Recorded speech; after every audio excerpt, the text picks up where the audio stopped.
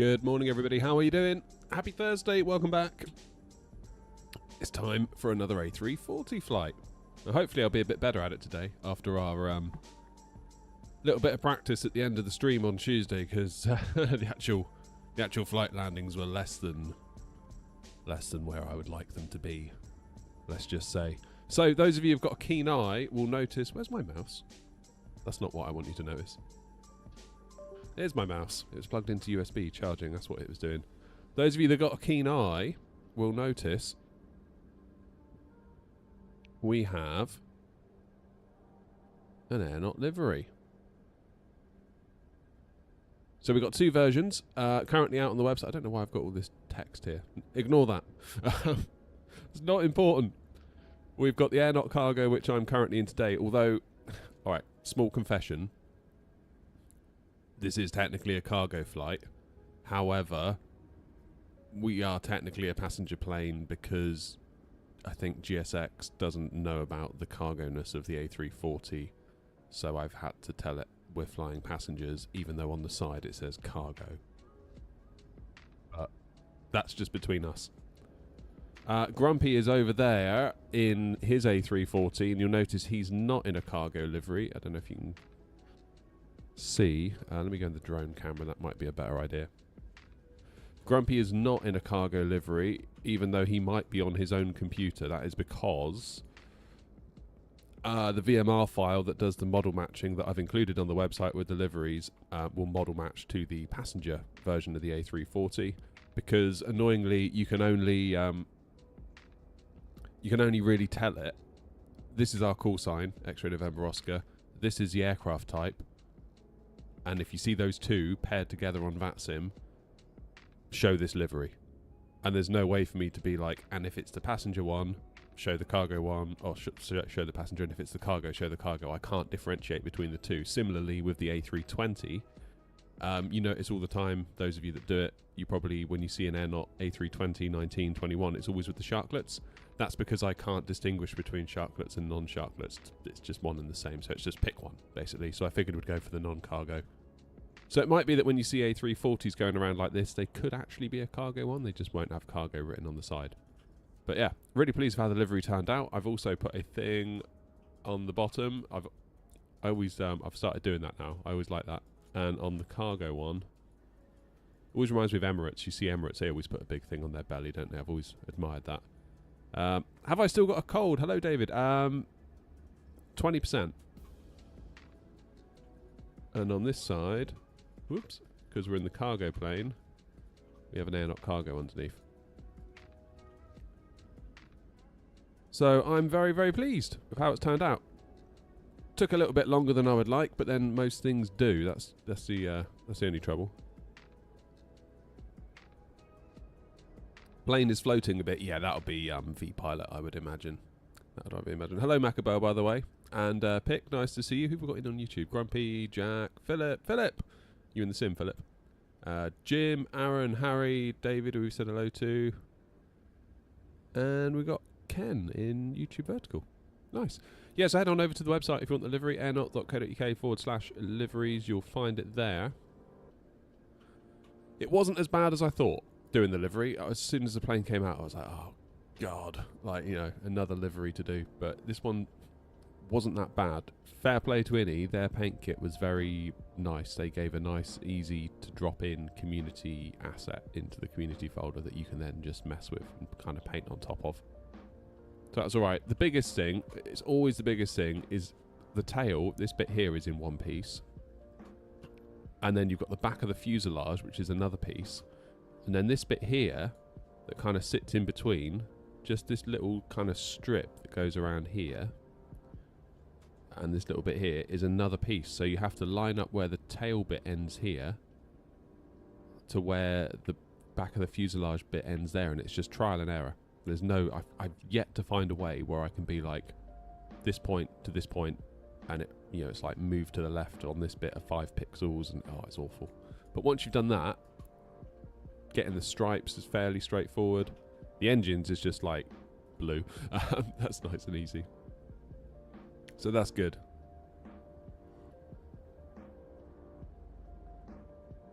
That is good. Fleet is looking good, Joseph. Really pleased with it.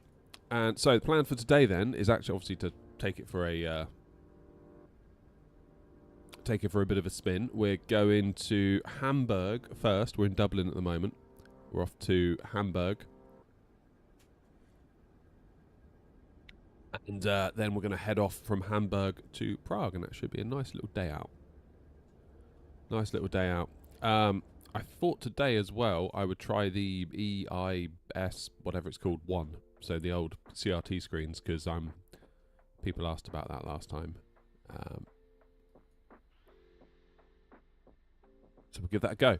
Right, let's... oh no, I haven't got my camera views. Hold the line, callers. Hold the line. I need to set this up, otherwise I'm going to be fighting it all day.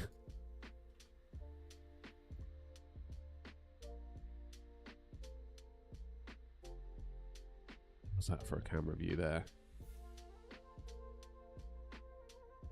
Alright, that's the top panel. This is such good content. You get to see me make camera views. That's a nice one. We go with that one.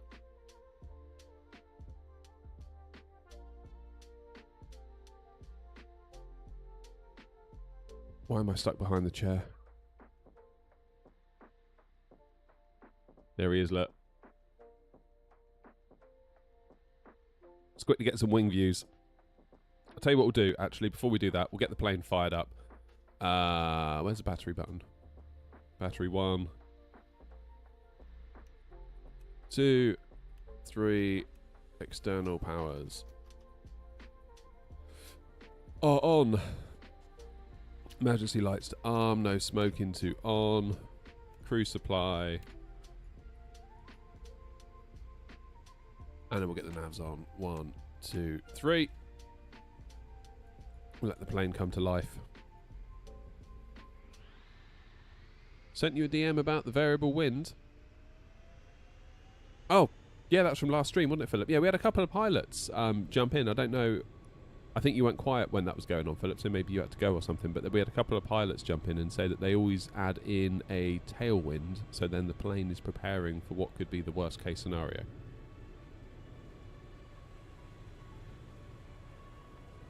Oh, how you doing, Tart?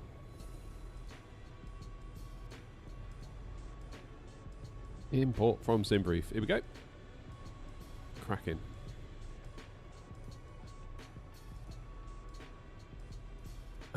Now. We can't... We're going to have to do an instant load, aren't we? Because I haven't got GSX figured out yet. Alright, instant load it is. That's what the message says. Oh, nice. I'm sure there was one guy that came in ages ago. And of course it started a bit of a, well, actually, conversation between lots of different people in the chat. Because I don't know if you've noticed, but most people that do flight sim, they do tend to know everything. And there was a few people that were like, no, it's this, it's that, it's the other. And then we had a pilot come in and was just like, no, it's that. I always love that when that happens. Because it's like, well, you've just been told, haven't you, basically? Like, who's going to know? Some flight simmer on the internet or a pilot? Probably going to go with the pilot.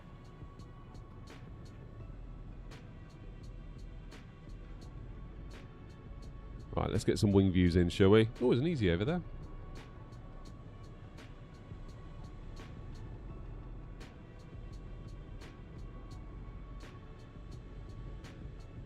Lovely. How's that for a wing view?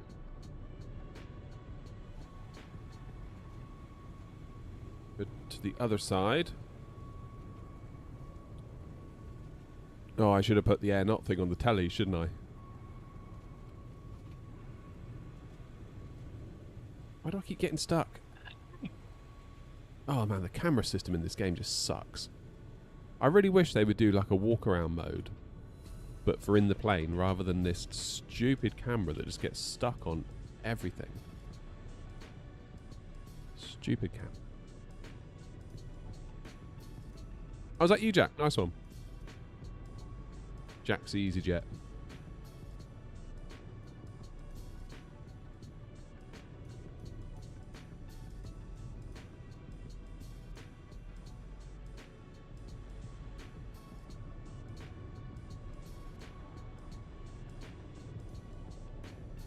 Brilliant, I'm stuck again. What do you want me to do? I need to get through here.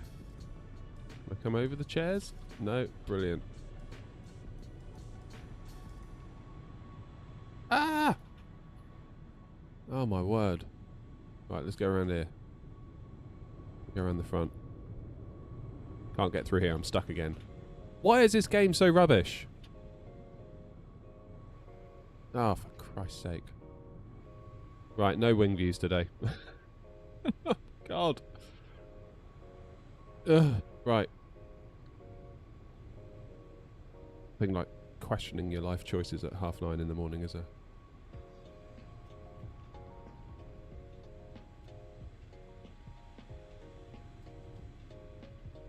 I booked a 9:05 New Sky departure.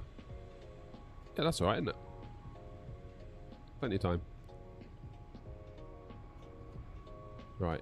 Init request.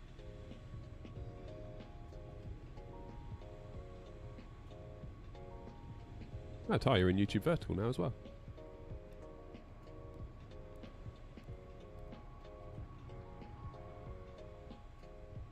IR line in 5 minutes. Good. Alright, we might as well make use of the 5 minutes and get stuck in the cabin again. I'm going to go... No, can't go there because we're stuck. Oh no, can we?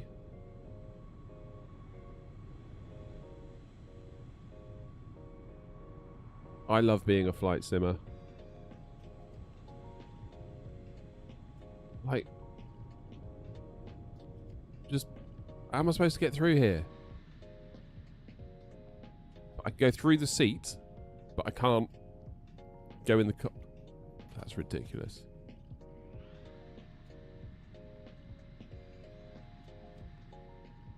It appeared to be stuck again. Alright, we'll just go through the chairs then, I guess. We're gonna get stuck on the wall? No. What? Oh, yes, we are now.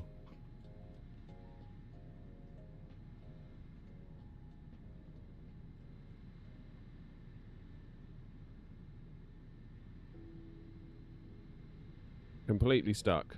Alright, let's go through the ceiling.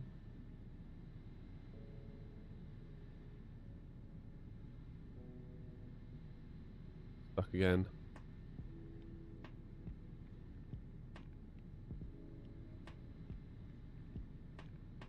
I've had more luck going through the interior than down the walkway.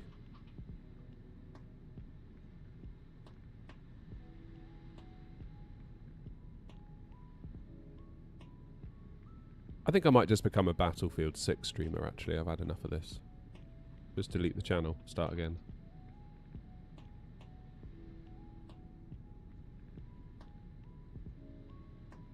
Oh. Brilliant. Now we're at the front again. Oh, I don't... You know. I've wasted my life.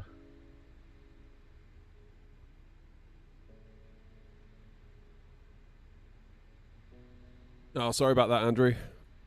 Andrew saying, watched a few of your videos and looking at getting a gaming PC in the next few months. Once it's in, my wife will rarely see me.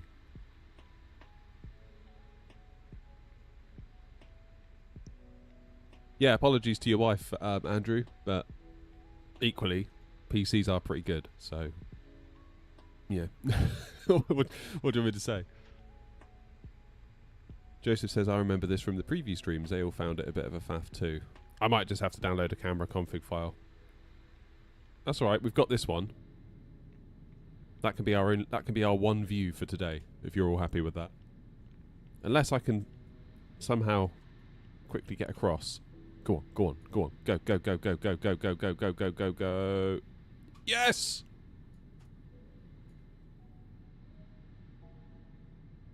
Alright, now can I... Yes, go through the chairs. I want to get a back of the wing view.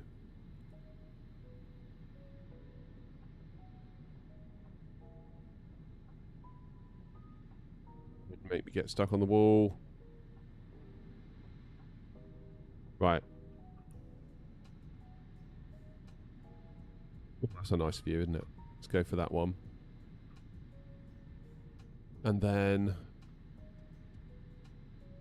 through the back of the chairs.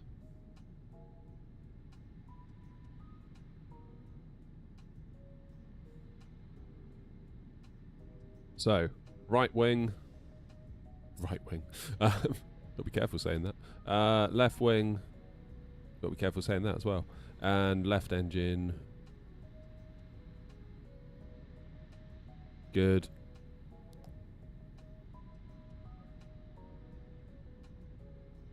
Then we've got our dash view. Do we have our wide view? Yes. And we can keep an eye on our good friend.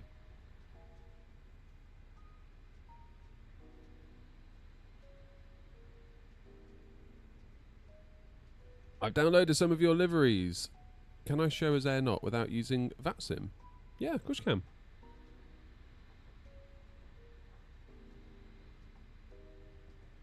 Yeah, I mean, you can just like fly for AirNOTT. You can, if you want to, you can just fly totally offline with our livery and just have fun. If you want to fly for the virtual airline, you can, and just fly offline and just earn, you know, do the flights, and as long as you fly properly, you'll get the scores and contribute to the airline in just in the same way as you would on VATSIM. If you want to do it with Say Intentions, if you want to do it with Beyond ATC, if you want to do it on VATSIM, that's fine too. Just do what you want. Like, don't let me tell you what to do. It's your sim. I find VAs can be a little bit like, oh, you got to do it exactly this way. It's like, well, it's not your sim though, is it? So why don't you button it? Right, out of Dublin, I'm using 28 right. Grumpy, are you on 28 right? I think you said you were.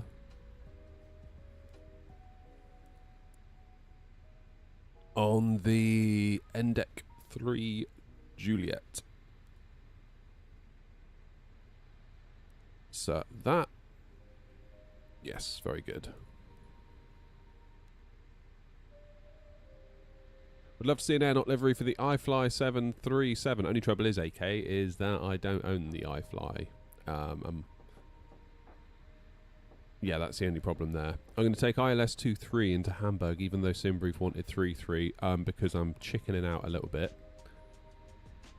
Much in the same way Grumpy is. In that we want to do the ILS, not the RNAV, because we're not 100% familiar with the plane. Even though we probably are. Don't want to be caught out, which is fair enough. I feel like New Sky is the most advanced of all the VA clients in terms of the amount of data they track compared to VAMSys, Pegasus, etc. Yeah.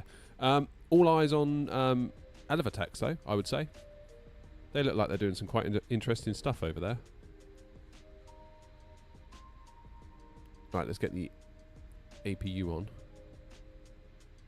God, you can tell that everything looks old in this plane, in the EIAUOS1, whatever it's called.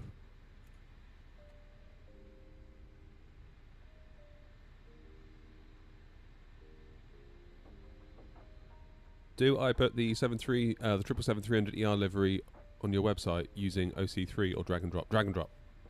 I don't think, unless they've updated OC3, at the time I made the livery, the whole PFP or whatever it was they were doing wasn't a thing.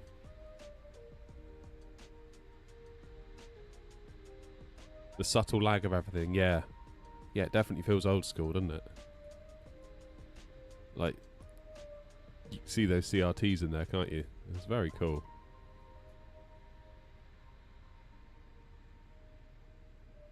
Is this A300? No, it's the 340. INOP Systems, Pack 1 and 2, AP 1 and 2, Cat 2. Okay. Why? Oh, you. Stand by. Grumpy, where have you gone? Or am I just not connected to VATSIM anymore? Yes, I am. Alright, controls.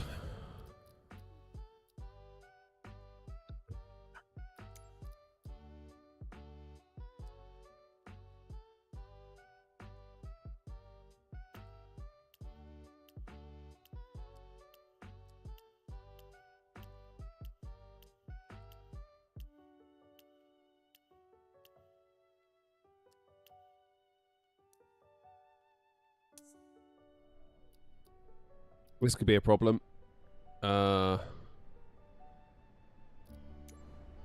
got my throttles. Oh, you can tell it's a streamed plane, can't you? Obviously, I have to do my throttles twice then for the Where do you go for throttle config? Okay, so I've got 1 and 2. So that ain't going to cut it, is it?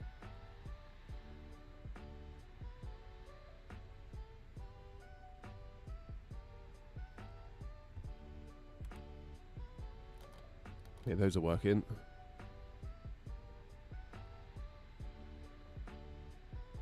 Alright, into controls we have to go. Sorry everyone.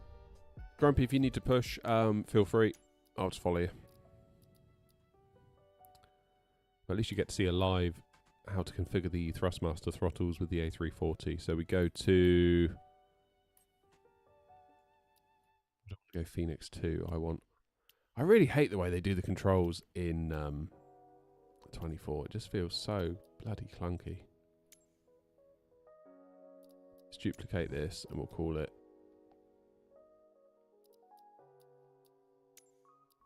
So I never know whether I should do general controls or airplane controls or specific A340 controls. It's just like, ugh, I don't know what to do.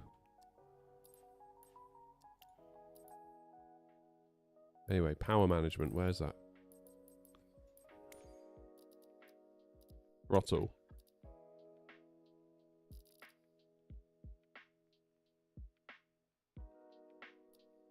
Throttle 1 axis is... Oh, God, which one is it? The L axis X.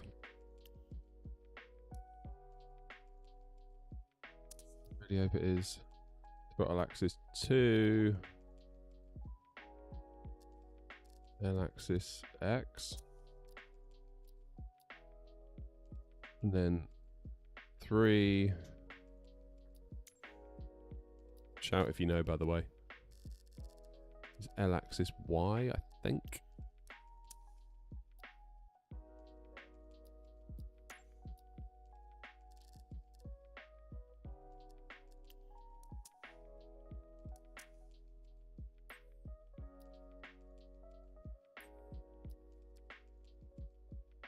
I just buggered up the Phoenix thing. I better have. So what does it save that under? I don't know. Honestly, whoever made the controls in this needs to have a word with themselves. So I've got...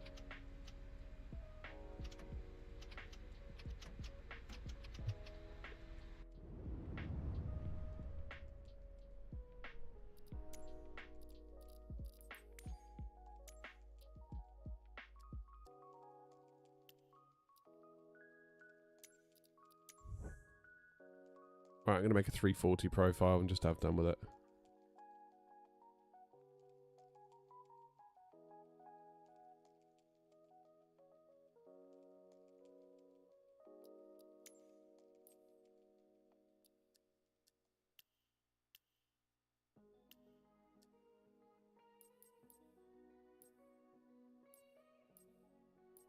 Let's try again.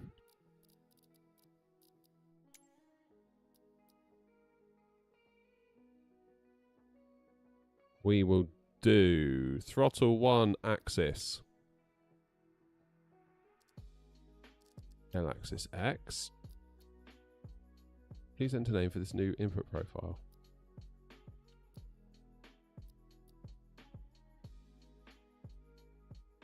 A340.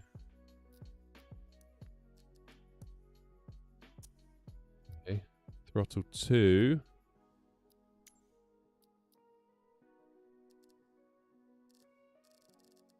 L axis X. I'm going to remove the 0 to 100% one because that causes trouble, doesn't it?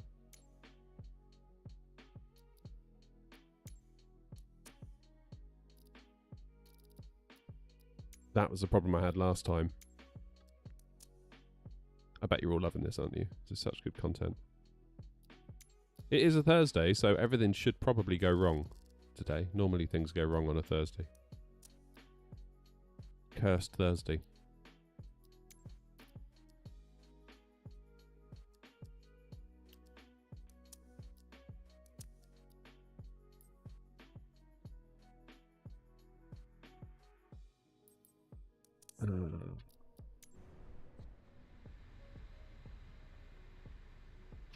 Okay, there's 2. Why is 3 still going? Why is that happening? I don't know why that's happening.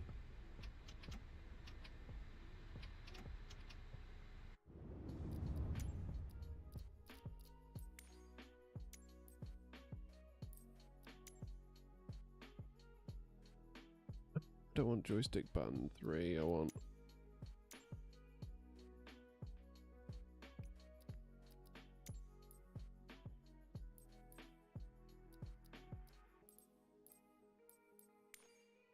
There's nothing that should...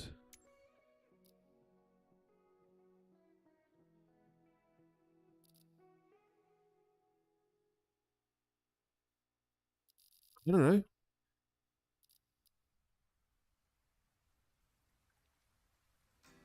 Maybe it's spad.next?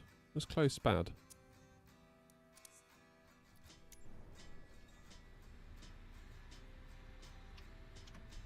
It was spad. Thank goodness. Okay, let's set max reverse. I think we're there now. Max reverse is set. Idle reverse.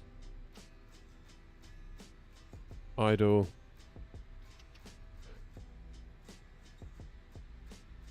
Climb. Flex. Toga. I'm going to take idle reverse down a bit more to like there. Now, do my speed brake still work? And do my flap still work? Yes! Right, we're in business. Thank goodness.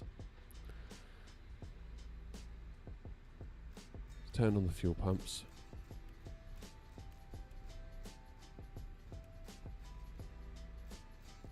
Let's get the passengers strapped in. Because we've got 2 minutes until we have to go. Bing, bong. And I still haven't done any of this.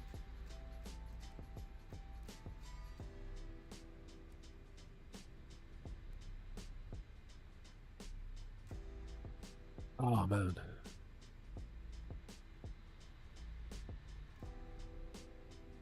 Macabel, to answer your question, yes. Oh, I see Joseph's helping out. Thank you, Joseph.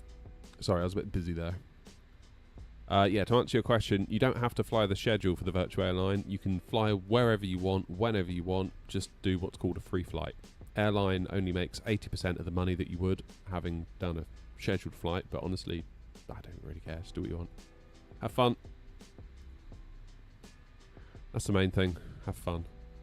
So if you're not having fun, then why? There comes a point where you have to wonder, like, why are we even, you know? Right, 0 fuel weight. Will these click through? No, they won't. I've done... What am I doing? I'm getting all rattled now, aren't I? Takeoff performance. That's what I want. We want runway 28 right. That's what we want. Dry. Sync the weather. Calculating. 53 degrees is the flex temp. Let's get that in.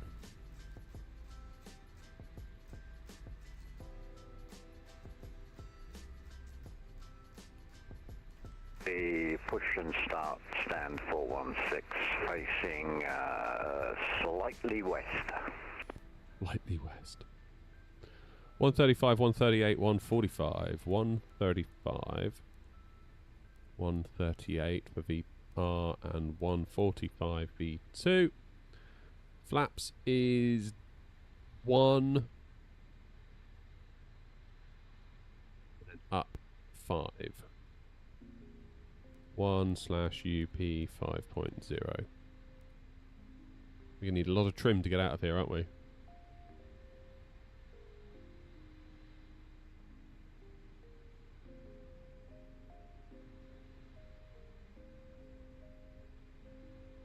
Annoying thing is, Philip, when I do the search by input, it like detects a button, I think, on the detents. Right, where's Grumpy? What's he doing?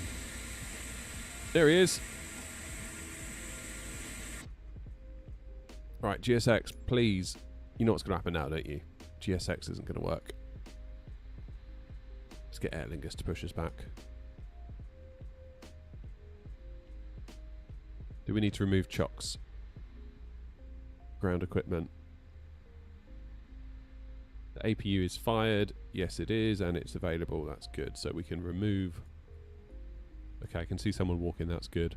Remove ground power and remove the chocks. So hopefully that will let GSX kick into life. Is VR good for Microsoft Flight Sim? Yeah, it's amazing. I've got the Pimax Crystal Light here. They let me borrow one of them. Very cool. And then they sent me the Super, and it's like, oh my god. Like, that's another level, that is. But you need a lot of horsepower to drive the Super. Thank you to Rajado Coffee for supplying today's coffee. The official in-flight coffee of AirNOTT. rajadocoffee.com/AirNOTT. No delay. What's Q&H? Departure checks completed. Bypass pin inserted.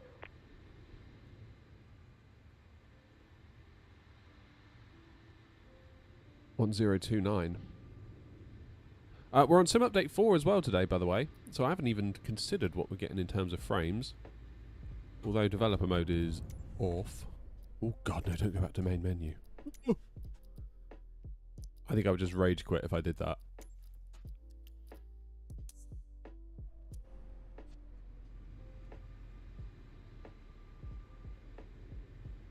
Too bad, 45 on the ground at Dublin. How you doing, Ryan? Locking gear. Nice one, Ryan, that'd be cool.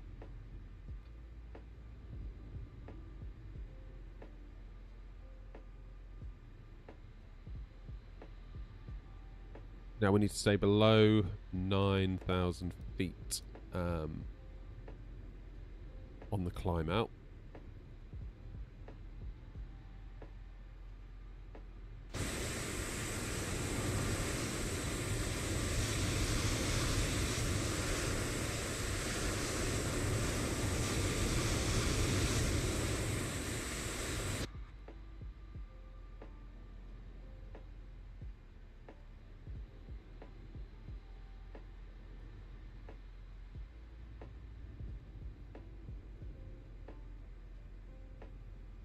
AirNOTT 5-6 Foxtrot. Are you ready to taxi, or can I push? You push. I'm still tinkering with the engines.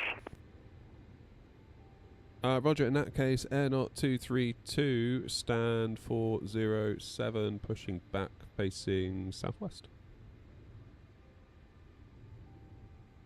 Nose left. Release parking brakes, please. Tail right. Commencing push. All engines clear. Started will.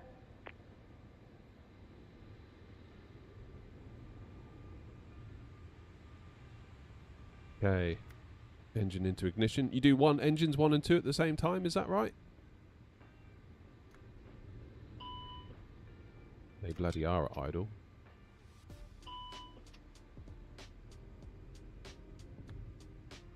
If it won't. There is a light whistle for attracting attention. There are 8 emergency exits off this aircraft. 4 in front of the wing and 4 behind the wing. Was the beacon on? In the event of an evac. I thought it was. It is now. By your crew now. Please note, the closest exit may be behind you. So I just heard New Sky beep at me, but I didn't get the pop-up. In your seat pocket for more information. Thank you for your attention, and we hope that you enjoy your flight.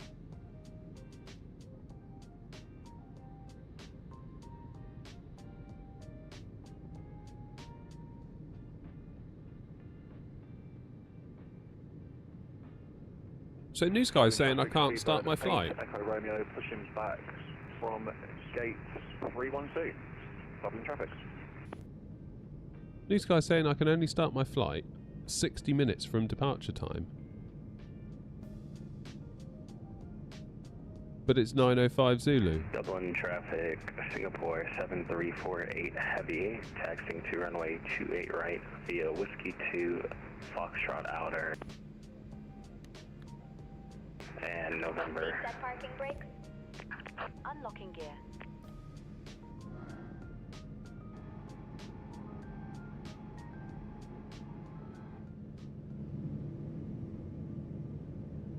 Yeah, so New Sky won't let me start the flight, so that's good.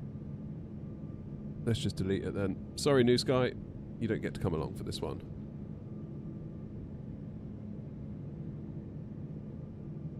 On the 340, I watched they wait for 10% on the N2, then start the next engine. Oh, okay, fine. Can't really hear a lot on these, can you?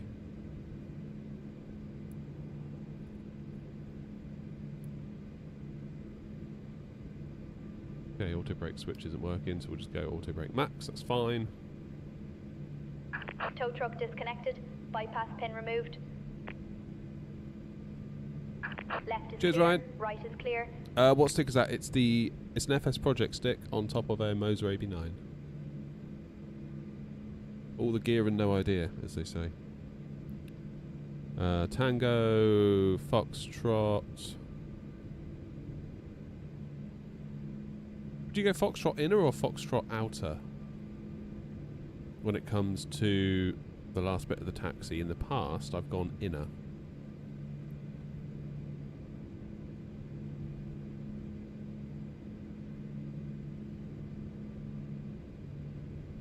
American 723, Dublin Hey, Andy boy. traffic, taxi 28 right, Foxtrot Ida, Charlie, November. Yeah, that's what I'm doing.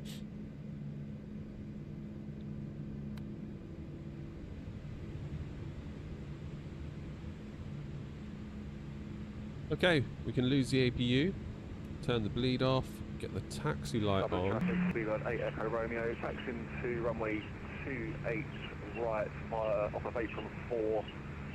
We'll taxi via the Foxtrot inner, take link 5 to the outers, and then continue the taxi to on November, and we'll hold November 1. Yeah, Dublin traffic, AirNOTT 232, taxiing from stand 407 to runway 28 right via Tango Foxtrot, Foxtrot inner, Delta Sierra, Charlie, and November, for November 1, Dublin traffic.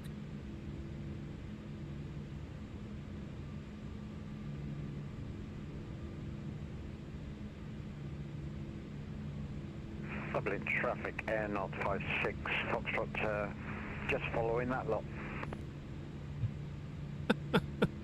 It's got to be the best Unicom call ever. Morning, Rob. That link 4 swap to outer.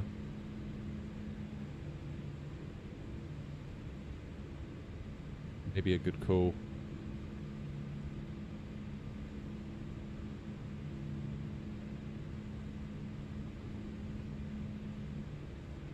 Singapore 7348, crossing runway 34. Dublin traffic.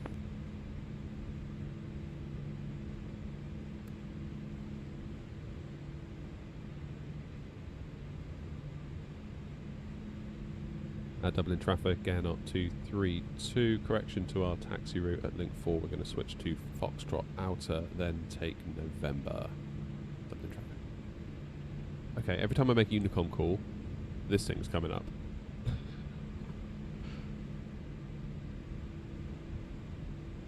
So that's fun. We'll have to fix that.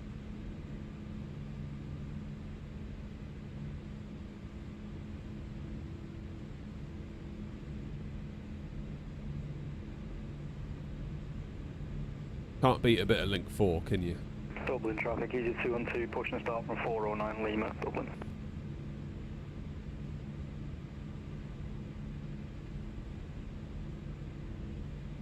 So I'm not really giving it any beans at the minute. This is just idle thrust that's getting us moving.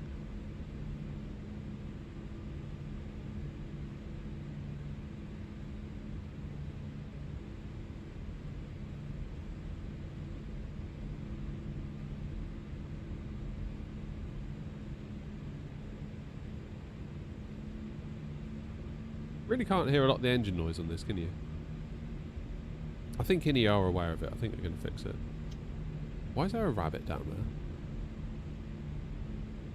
Dublin traffic, Shamrock 15 Mike Island, 2 left, 6 knots.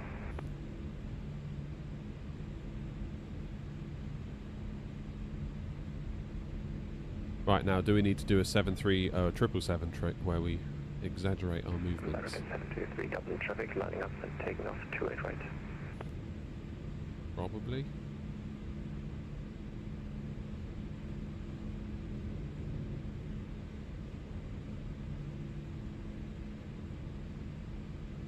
Yeah, I tried upping it though, Aaron, and it just didn't really do a lot.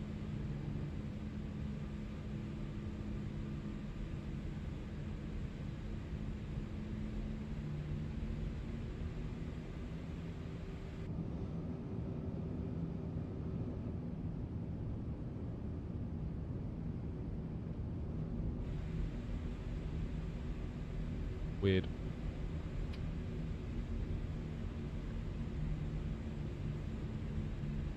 You'd stop my chair tipping. I like my chair to tip when I'm flying, so I can sit back and relax, but not while I'm actively controlling the plane.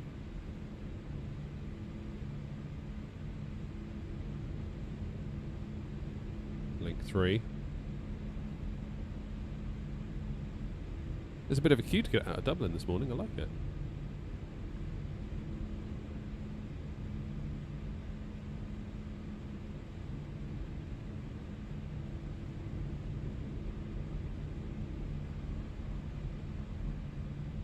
Thanks, Jim. Take outer.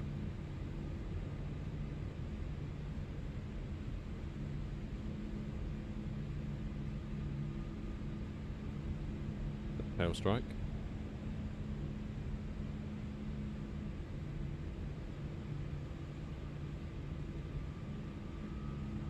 Is there a way I can share the wing views? I've literally only just made them, like, at the beginning of the stream. It took me forever.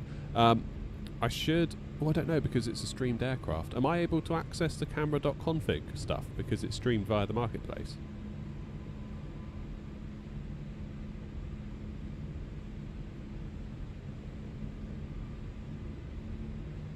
I hadn't considered that.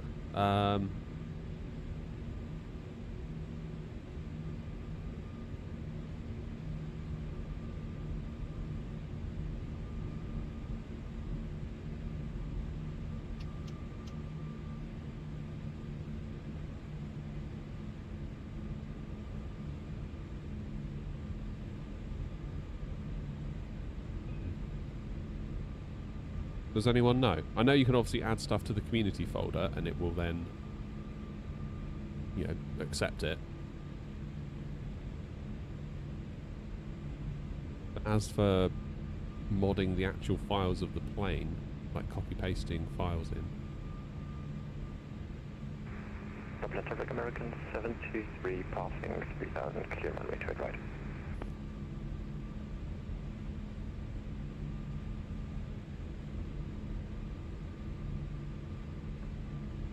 Dublin traffic, Singapore 7348 heavy, lining up for takeoff, runway 28 right. The wasm folder, so we can put stuff in there.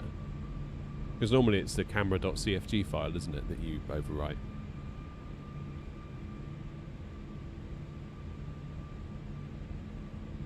Runway traffic, runway 42 Lima Bravo, taxiing to runway 28 right.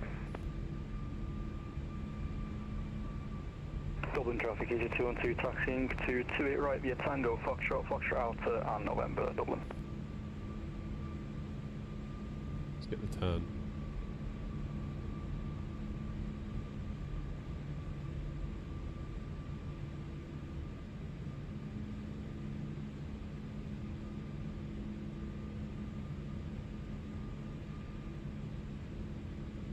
Dublin traffic, Speedbird 8 Echo Romeo, holding short at November 1 for the departing Singapore 777. Once that's departed, we will line up behind Dublin traffic.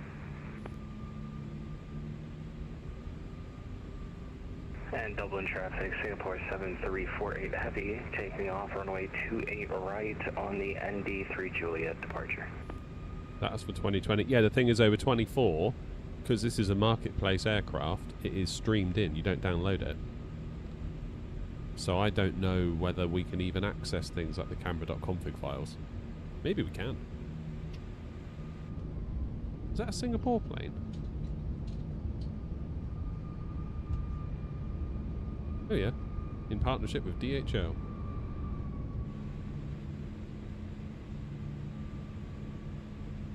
Yeah, so all you can do then is move the camera around and set your own. Just press Control Alt and a number to set it, and then Alt and the number to get it back.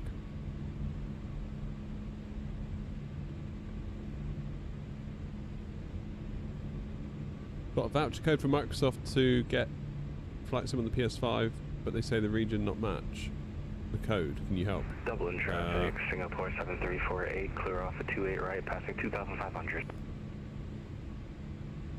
Still encrypted though, Grumpy, isn't it? Because it comes from the marketplace. Whether it's streamed or whether you download the content, I believe the encryption is still a thing.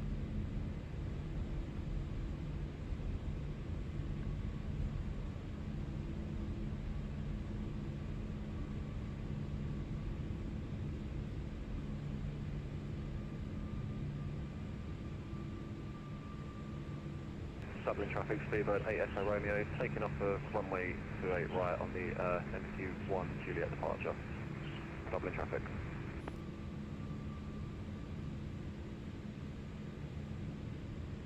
Just going to sit here for a minute. Why do my levers keep trying to go into reverse? Look, they just ever... If I just pull them on a little bit, they want to go into reverse. Don't know why that is. Okay. Transponder to on, predictive wind shear to auto.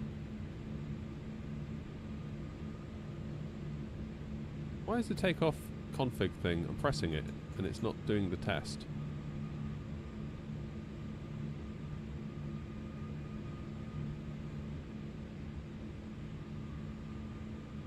It's bizarre.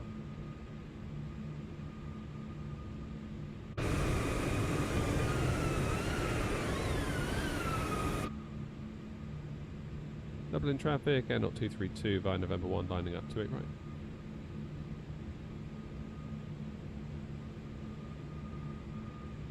Dublin traffic, Speedbird 8 Echo Romeo, airborne, passing 1000 on the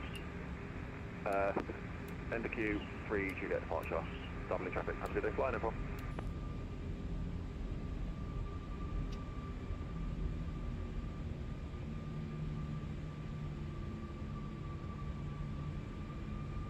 Did I have to fiddle with registry settings to make the sim work today? No, never have to do that.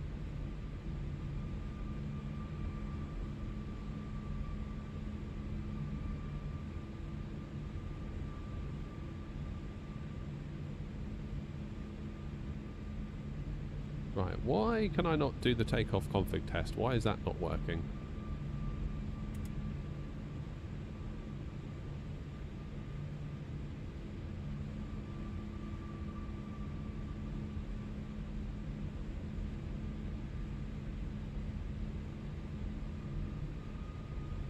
You can share views with 2020 and 24. It's just the fact that this is a marketplace product. Therefore, I'm not sure, because it's marketplace, it's therefore encrypted. So I'm not sure, in the same way that had any builds not released a paint kit, we wouldn't have been able to have made one by looking at the model and figuring it out, because the model, the 3D model, would be encrypted and we couldn't get through to it.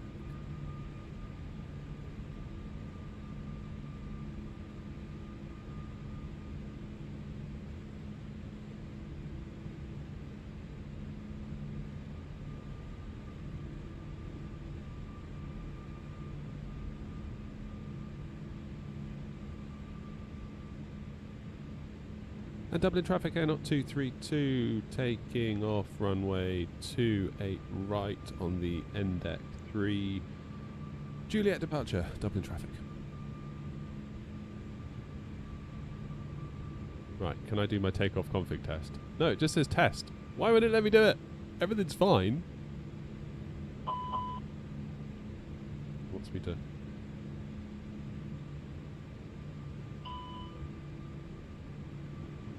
Maybe that's what it is. Takeoff config normal. There we go.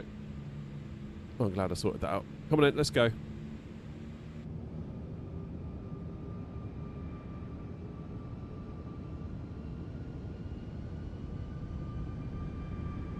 Very quiet. Dublin traffic, AirNOTT 56, Foxtrot behind the departing company, traffic lining up 28 right. SOS green, Manflex 53, auto thrust blue. We're looking for 135 for V1.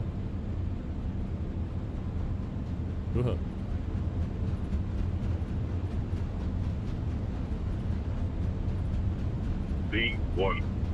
So,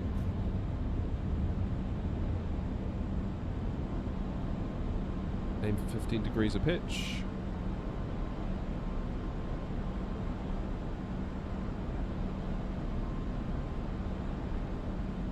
Gear up.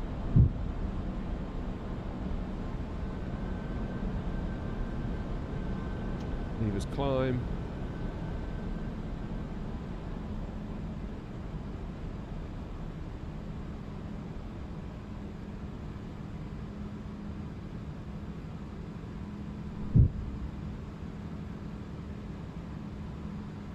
Yeah, I feel like the sounds just need a bit more, what's the word?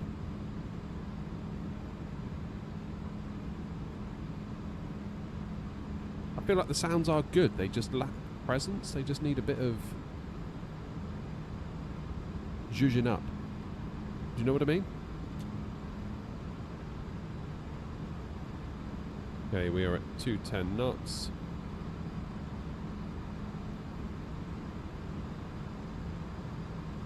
And Dublin traffic, AirNOTT 232, passing 3,000 feet clear of 28 right Dublin traffic. I'm going to have to get rid of that control bind in a minute, because that's going to annoy me every single time I do a comm on VATSIM. Dublin traffic, AirNOTT 56 Foxtrot, taking off, runway 28 right, index 3 Juliet departure.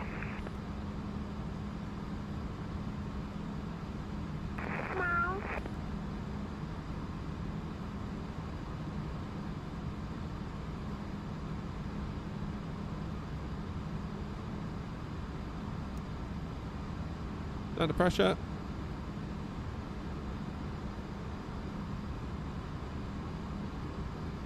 Ryanair traffic, Ryanair, question, Dublin traffic, Ryanair 42, Lima Bravo, sign up runner in 28 right, Dublin.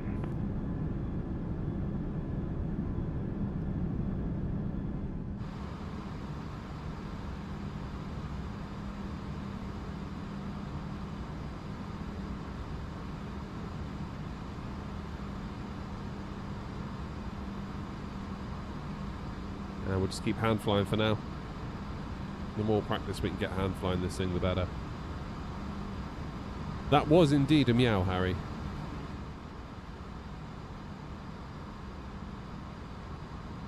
Someone must be off school poorly today.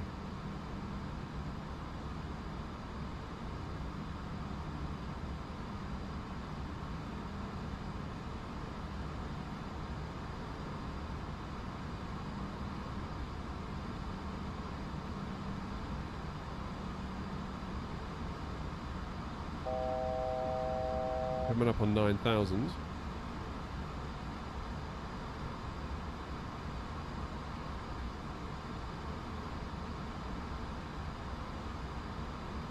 Get that autopilot on.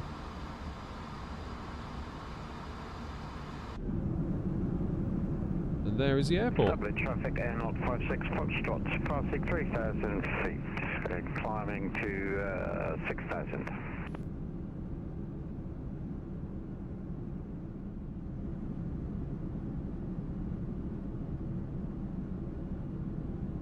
We are moving. Right, so I'm going to be good. I'm going to stick to the SID.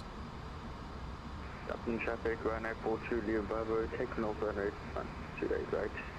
We are cruising 390. And our constraints after this waypoint are nothing. In traffic, AirNOTT 232, climbing now, flight level 390, double traffic. Right, I need to get rid of that keybind because that's so annoying. Dublin traffic, behind departing Ryanair 737, landing up runway 28 right. Go, open climb to 390.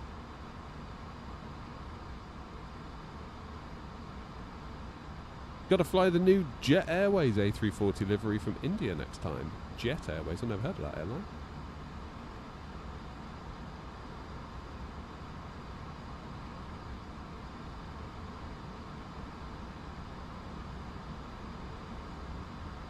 Never heard of that one. Stefan says a bit more Boris. Oh, yeah. Well, those of you that saw the video that went out yesterday with the Boris sound pack, it's very cool playing with that yesterday. Very, very cool.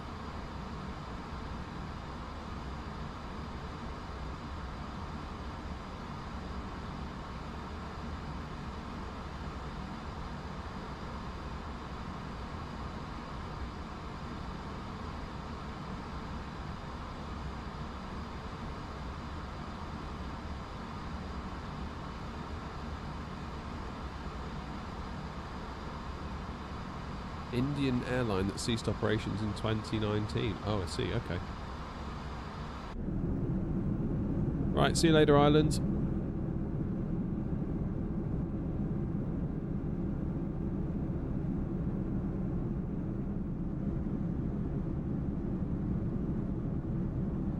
Nice.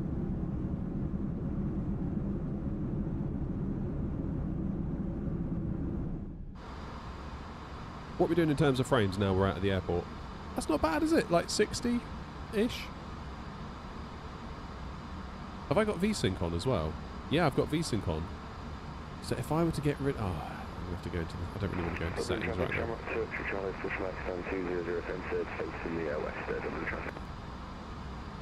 Dublin traffic, is 212 departing 28 right and 3 Juliet, Dublin.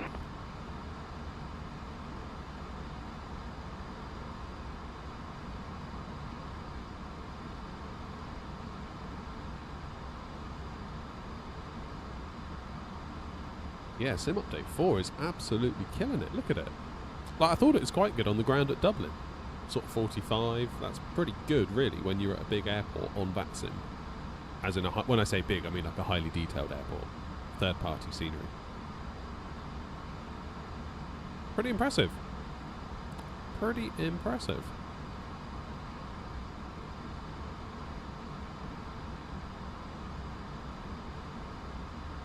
Someone's suggesting we do Truth or Dare. Probably not going to do that.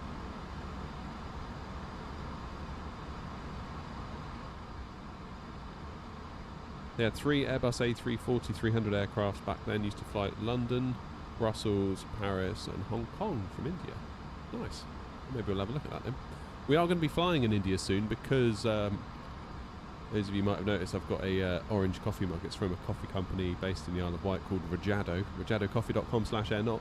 They do a APU blend, they call it, which is basically coffee for flight simmers. Because it turns out, despite running a coffee company, they are also raging flight simmers.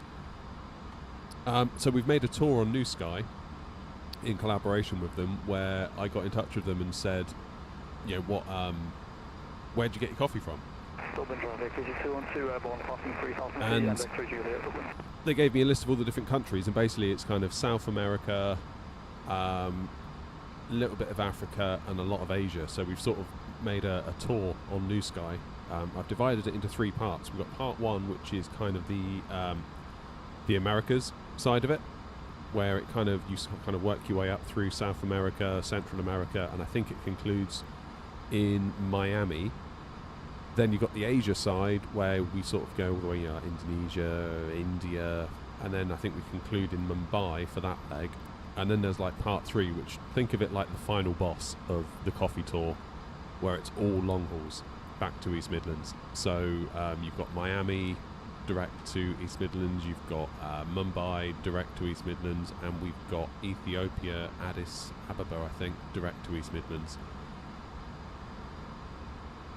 So I would totally understand if a lot of you did part 1 and part 2 and was like, nah, I'm not going to do part 3. But that's kind of why I did it, because there's obviously the potential for a lot of long haul in that one. But at the same time, I know not everyone's up for that. But some people love it, so it's like, you can do parts 1 and part 2 and call it a day or not. What was what, Andy boy?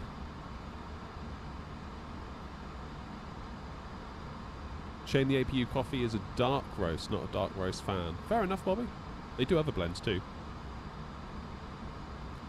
Oh, the coffee. Rajado coffee. R-A-J-A-D-O. If you wait a minute, Andy boy, in the top banner, it will roll around to it in a minute. You'll see it. Come fly with us. Join the AirNOTT videos. I swear no one ever looks at those banners. I might just get rid of them. Check out my setup. Yeah, check out my setup. Use the affiliate links. Do it. Twitch. Come on. There it is. Coffee for Simmers. The APU coffee blend.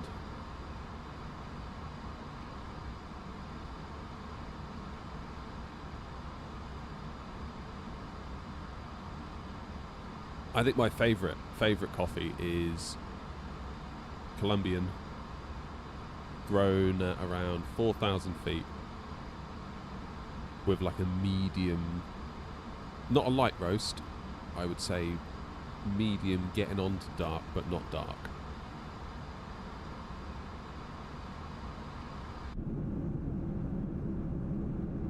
You get that like nice kind of nuttiness out of it. I love that.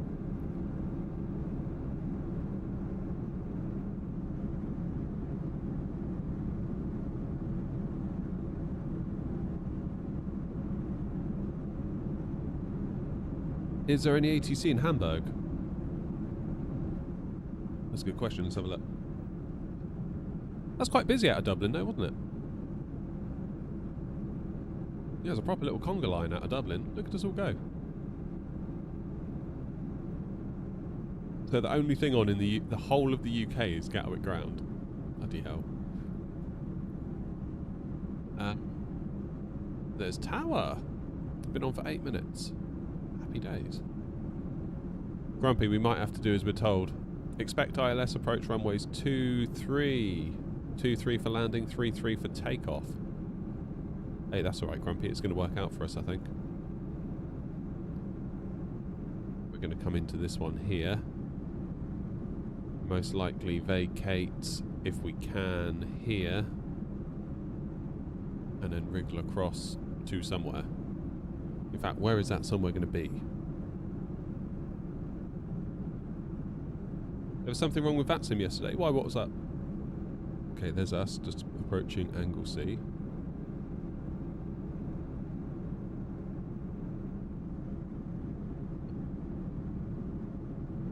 Wrong thing. Now, where is the cargo? Is there a cargo place at Hamburg?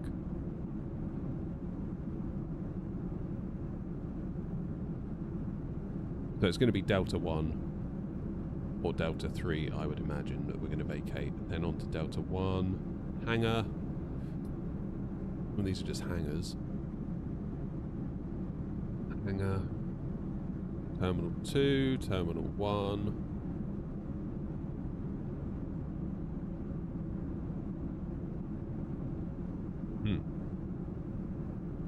Well, I don't know them.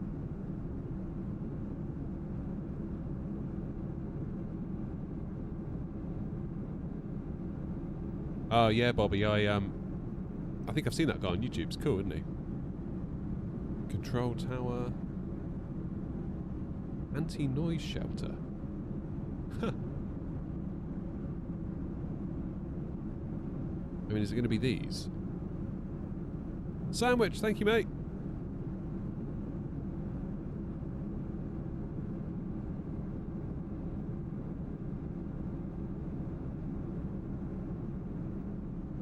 Yeah, don't know then, to be quite honest, where we're going to get put. Don't know if there is anywhere for us to be put that is explicitly cargo. But we're not technically cargo, are we? That's the other thing. Like, we're in a cargo livery, but we are actually a passenger plane, so... I don't know. Rob, did you say you've done Wordle today? I do like that ambient sound we're getting from the 340. It's good.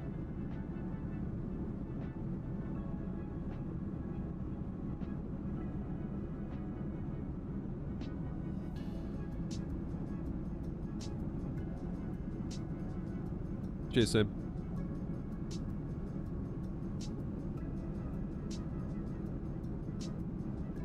Let's have a look at Wordle then.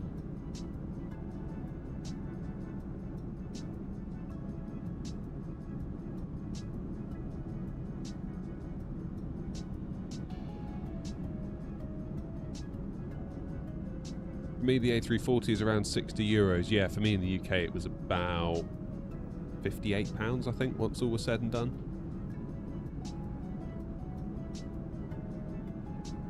Come on, Em. Let's get Wordle done. One of these days, it's going to be the word early. Oh, look at that. That's a good start.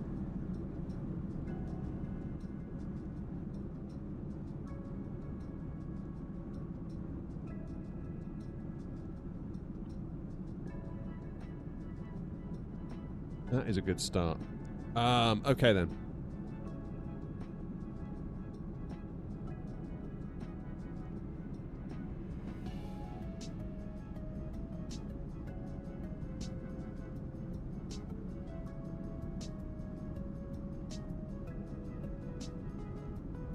Where do we go from here? That's the question, because we could burn a load of goes here if we're not careful.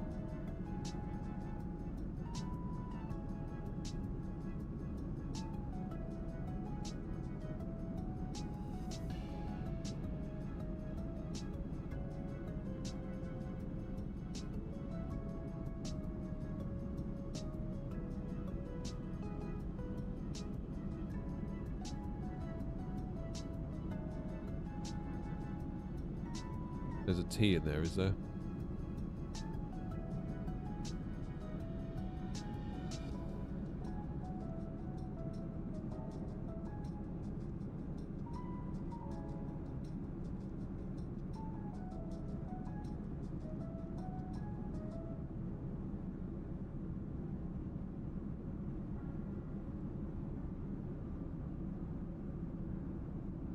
Fourth letter's a T, something A, something TY. I was going to say like salty, but that wouldn't be it, would it?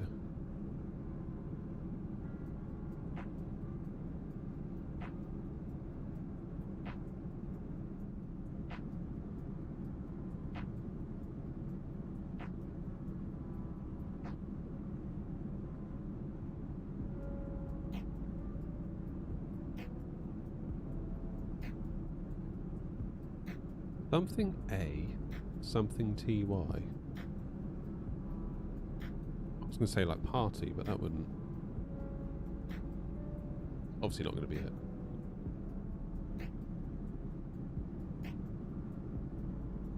Okay then.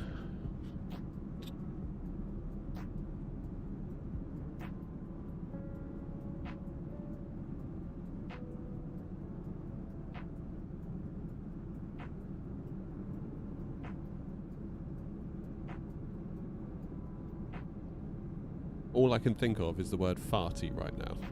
That's what I really out the word farty, but that's obviously it can't be right.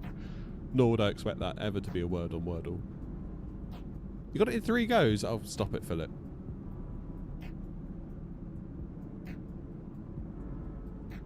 Yeah, it could be double T.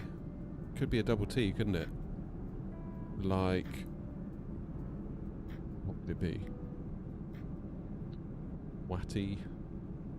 Hatty, Gatty, Fatty, Catty, Batty.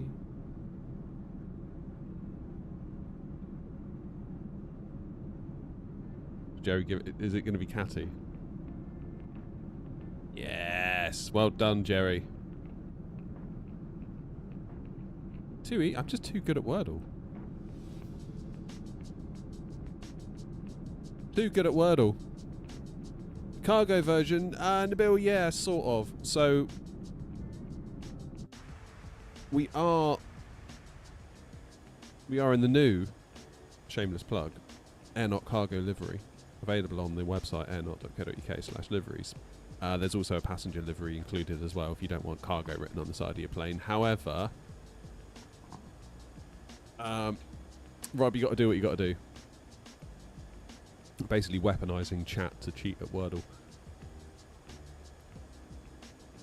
Yeah, so this is technically a passenger plane, as in not the freighter, as they call it, the passenger converted freighter, only because New Sky, the virtual airline software we have, doesn't recognise the freighter at all. Therefore, it can't give an accurate load, and it gets very confused. So, as luck would have it, you can run the passenger version, but also run a cargo livery on it. So it's a bit of a cheat, to be honest. I'm tempted to see what frames we get if we lose the frame gen. I'm going to very, very quickly lose frame gen, graphics, not frame gen, VSync. Quickly! Oh. Like 2 more frames, is that it? But we are nice and balanced. 15 milliseconds on the GPU, thereabouts on the CPU. What about in the cockpit?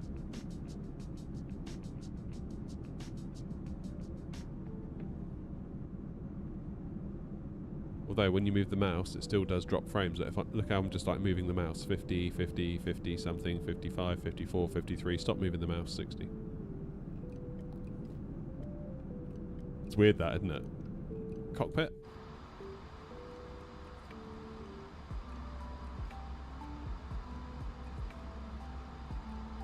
Don't think it does, Philip. Not now. They've got rid of that.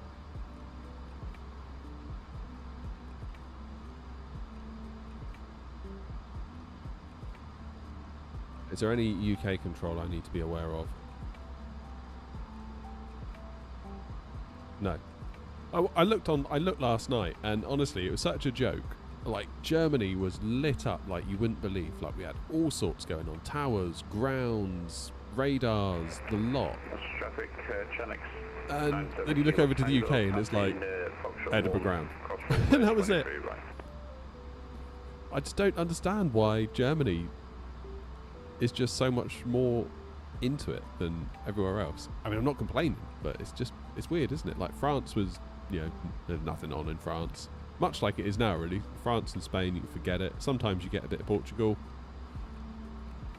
But Germany was just like, bang! It was amazing.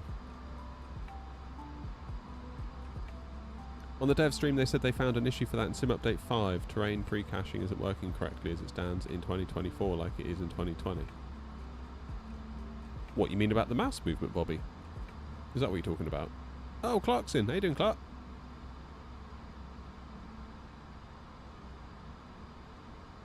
What time are we getting in just to plan things?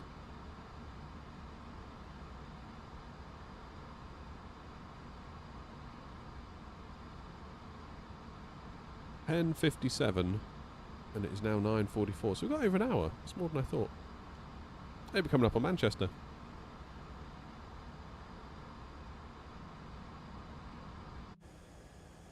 Oh God, I've just realised something. Done it again. Why does it always do it?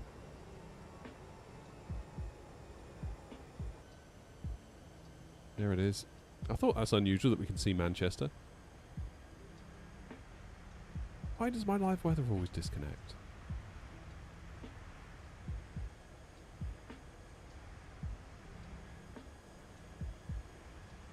So happy with that little bit on the belly. I love that.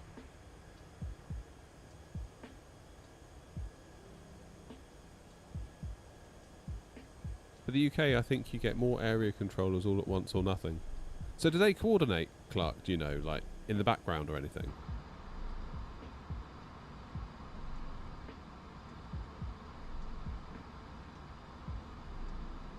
For me, selfishly, as a streamer, I think I would rather have less area and just a more comprehensive service at either end where I'm going. That's traffic. Chenix 97 Kilo Tango 23 left. Clear for takeoff.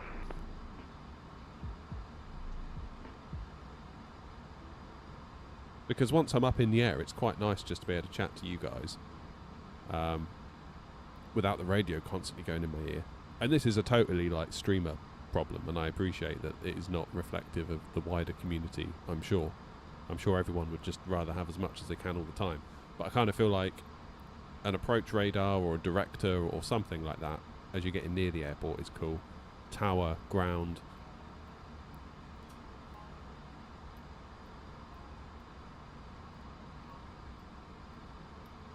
Could just be me. Don't know. That's the thing, Clark.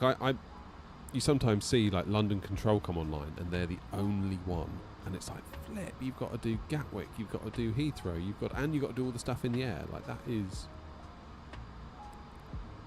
wild. Absolutely wild.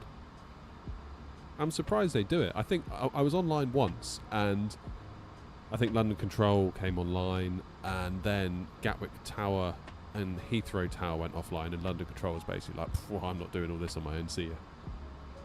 And I was like, you know what, I don't blame you. I really don't blame you. Because it almost seems unfeasible to be able to actively do all of that properly. Like, just, well, Clark, I'm sure you're aware, because you're doing your Heathrow Ground endorsement, aren't you? Just to do Heathrow Ground well is probably a very big task in its own right. And then to do Tower and Ground at the same time is even harder. And then to do effectively Heathrow Director at the same time, as well as Tower, as well as Ground, and to do London Control, as well as Director, as well as Tower, as well as Ground. Oh, and by the way, there's Gatwick. That's very impressive to see them do it, but I don't really feel like it's fair to ask them to. Good morning, Mackham. How are you?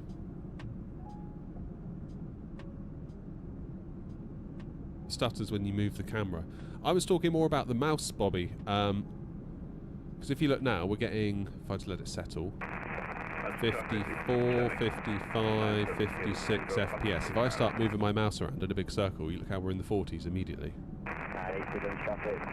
So it's like the mouse movement is just gobbling up mains red, and I don't know why, and then you stop moving it and it goes back up. Similarly, when you move the camera, same thing. So if you're looking straight ahead, I think you're okay.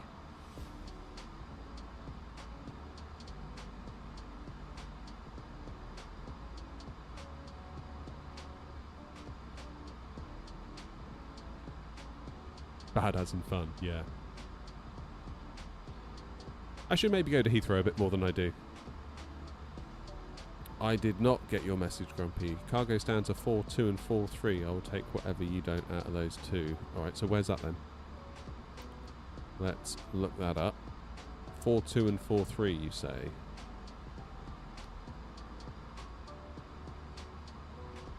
The devil is that? Oh, it's down here in the naughty corner. I see, so probable taxi in then will be vacate Delta 3 potentially, worst case Delta 1, depending on how well these reversers work, then take Delta 1, then Golf, then cross runway 33, presumably onto either Bravo 3 or Bravo 1, and then Zulu 5. I can do that.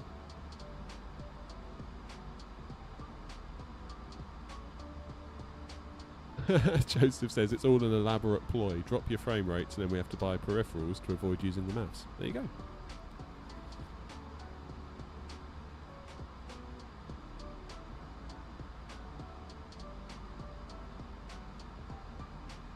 Oh, that should be alright then. I like it when I've got a plan in my head. I hate landing somewhere and being like, I don't know where I'm going to be sent. Because there was that time, wasn't there, where no matter where we flew, if there was ATC online, they would send us to cargo gates, even though we weren't cargo. Because we used to use the ICAO code X-Ray Alpha November. Cheers, Nazi. Yeah, we used to use the code X-Ray Alpha November when we first started out on VATSIM as AirNOTT.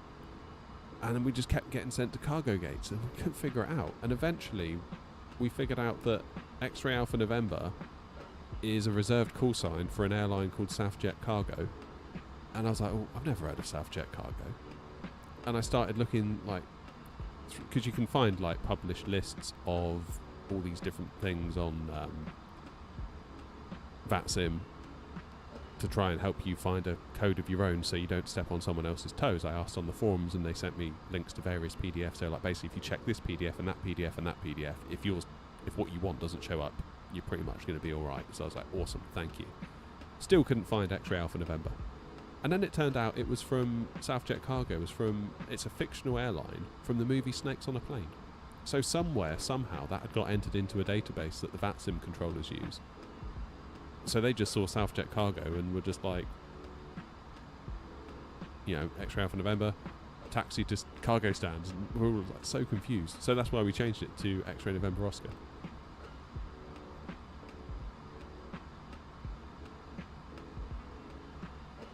So I don't know how that airline ended up in some sort of VATSIM controllers database somewhere, but it obviously was.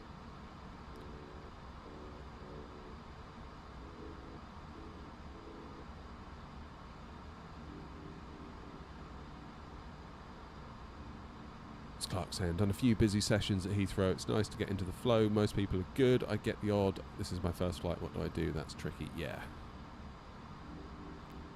Again, probably shouldn't do your first flight at Heathrow unless you spent a lot of time learning Heathrow prior to doing it. I must admit, I'm never sure when I land at Heathrow, Clark. I don't know whether you can help on this. I never know when I vacate whether I should turn left or right. I never quite know what to do because I always feel like... Hang on, let me show you. There's my charts. I feel like when you vacate, and this isn't just at Heathrow, this could be anywhere. Where's Heathrow? Bryce Norton, Bovingdon. Here we go. So, am I right in saying when you vacate, you have to your airliner, i.e., the tail of your plane. You see there, you got the orange line for Alpha 8. The tail of your aircraft has to be beyond the line. You have to be sort of the terminal side of that line for the runway to be clear for the next guy to land. Have I got that right, first and foremost?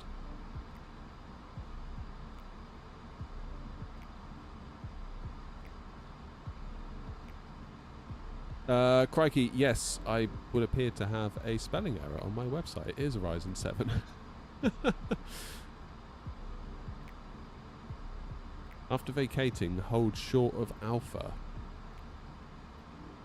How can you hold short of Alpha if you need to get past the other line? Do you see? That's my question. Really, is like if I have to get past the stop line. And when you say past the stop line, that does not mean your nose is past the stop line. That means your entire aircraft is... I don't know if you can see my mouse. Can you see my mouse? Yeah, if you maybe can just see my mouse. Your entire aircraft has to be this side of the line, right? So therefore, in order to get your entire aircraft that side of the line, you sort of need to take a position on which way you go, surely.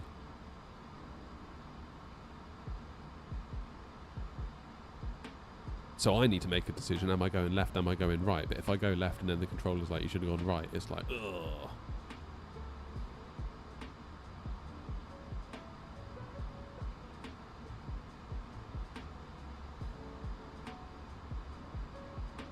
Crikey, yeah, the X3D CPUs makes a big difference to Flight Sim, because basically the flight simulator is very main thread limited. Sim Update 4, as you can see, is going some way to helping with that, because look, we're now getting frames up into the 70s.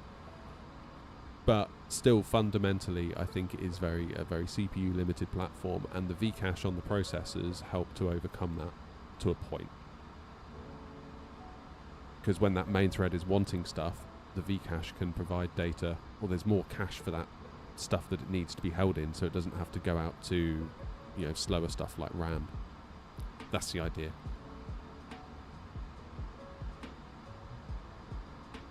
Don't worry about direction, only go in one direction if you want to head to that particular terminal. I guess that's the problem, isn't it, is when you fly as a virtual airline. Like if I was flying as BA, I would know roughly where like BA planes would go, so I could head in that general direction. If I was flying Virgin or Emirates, or if I was in a 380, I could take an educated guess of where an Emirates A380 might go. But if I'm flying as AirNOTT, it's a little bit like, I'll just go wherever I'm told, really, to be honest with you. Like, I don't really have a place.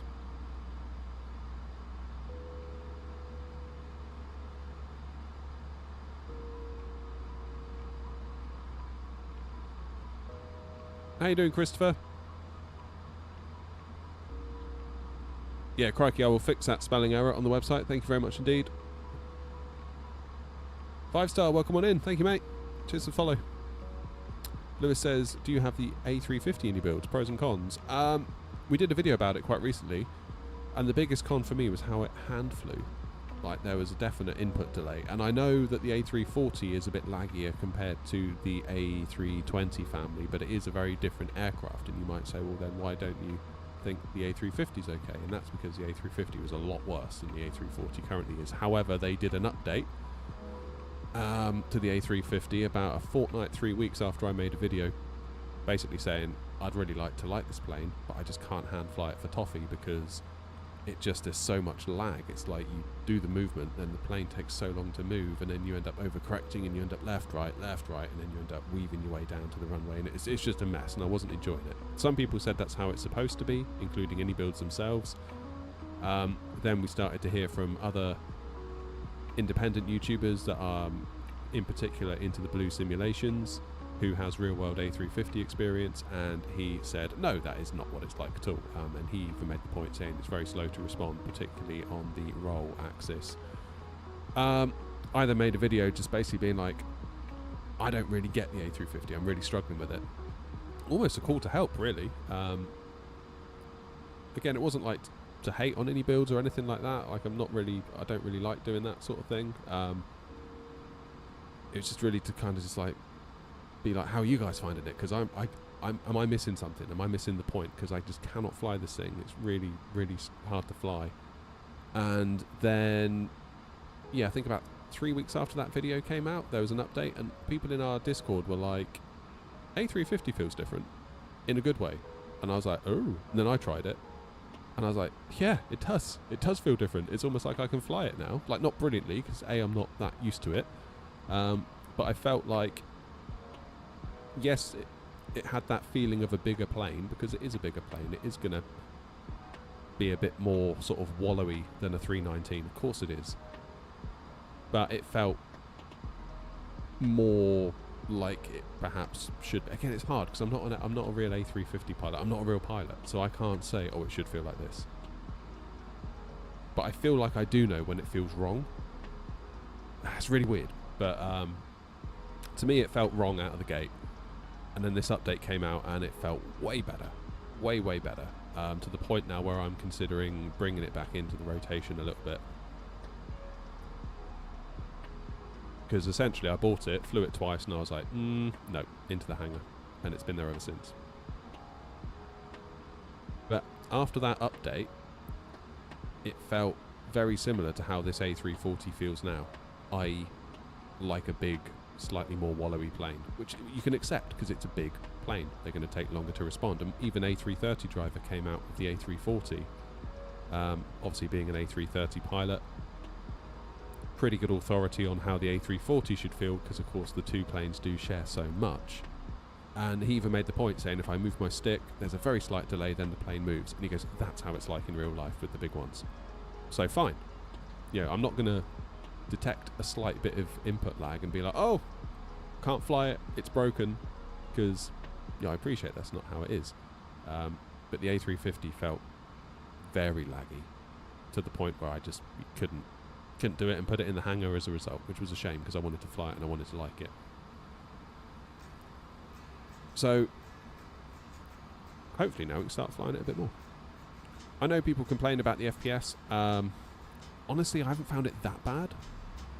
Not as good as the Phoenix, I wouldn't have said, but it's in the ballpark. But then I appreciate I've got a 9800X3D and a pretty big old GPU in the form of the 7900 XTX, which has got a boatload of VRAM. So perhaps I'm immune to certain issues that others that maybe on a more modest system might have problems with. Like if I was flying on my my streaming PC that's sort of right in front of me, all it does is stream 5600X from AMD and a 3070. If I was to try and fly the Indie Builds A350 on that, maybe I'd have a different set of opinions.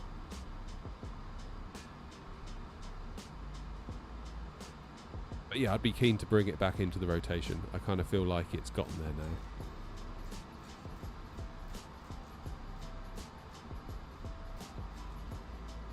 And it'd be nice just to fly again, it's like a long hauler, bigger airliner that we can fly with our lovely Airbus stick that we've got here. So much the better. I know it's like not. If I had to rank them, obviously you got Phoenix, which is just like top of the shop, isn't it? Like Phoenix is just flipping amazing. I would rank any builds below Phoenix, but not wildly below, but definitely below, if that makes sense.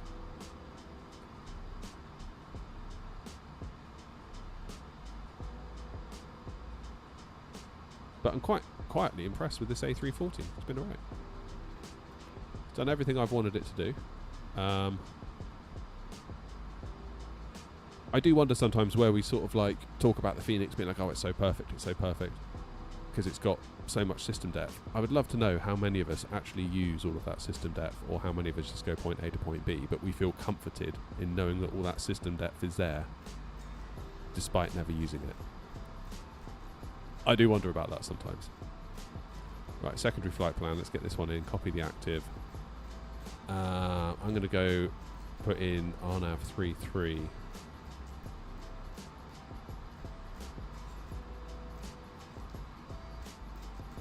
Not entirely sure what SID they would want me on though.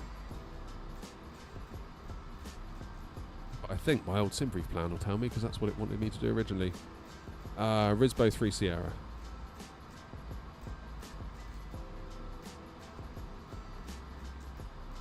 Via that one. Cool.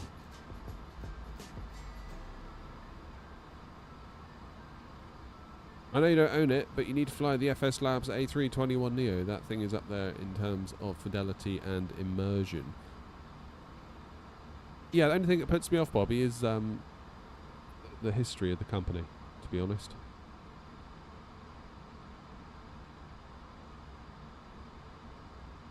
So, those of you might be noticing we've put in a secondary flight plan, but there's no way to activate it. Now, I asked on the InnyBuilds Discord, and they said you need to put the plane into heading select mode. So if we do that now, there you go. Now you can activate the secondary flight plan. And I asked them about it. I said, oh, it's my understanding that in the Phoenix at least, piss off Xbox. I said in the Phoenix it's always there, regardless of whether you're in heading select mode or managed or nav mode. And they said it depends on the manufacturer of the MCDU, and even the software version within that, which I thought was an interesting tidbit. Cheers, 5-star. How do I get such smooth FPS? With great difficulty, to be honest. I mean, Sim Update 4 is doing a lot of the heavy lifting. The other day when we were in Sim Update 3, we were getting like half this. So,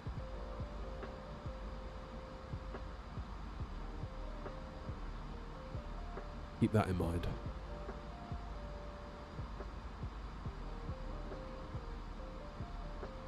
Right, I feel like I want to just turn VSync back on because this sucks. Very quickly, into settings. VSync back on. Boff. There we go. Struggling to install my liveries on the Phoenix A320. Does it go in the Phoenix liveries folder or the community? Just in the community, Harry. Will I buy the InnyBuilds A380 when it's released based on my experience with InnyBuilds previously? If you'd asked me a month ago, or 2 months ago, I'd have said no. Now I'm a bit more like, maybe. My issue with the A380 is that I never even flew the fly-by-wire version. That was my problem with it. It's just not an airliner that naturally meshes with my style of flying. I love it. I adore it. Every time I see one in real life, I'm like, oh, it's an A380. But I don't feel that pull to fly it in the sim. This is Flight Sim 24, Fries. We're flying to Hamburg.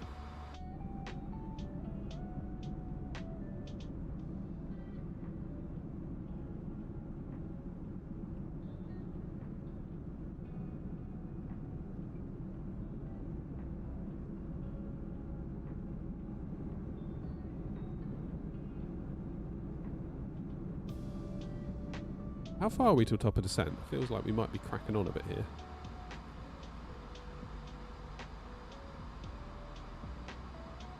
Top of descent 177. Do nicely. Cost index is 160. Oof.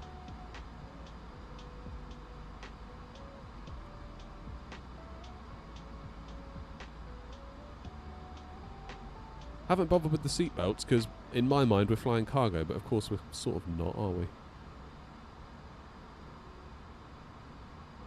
Is it pre-recorded? No. I'm doing it. Obviously the plane's in autopilot at the moment, so I can just sit here and drink coffee and natter to you lot. Right. Where are we? We are past Norwich. Hey, Amsterdam ground's on. I give Hamburg approximately... I think we'll get to about here, just over the coast, and then they'll probably go offline. It's my prediction.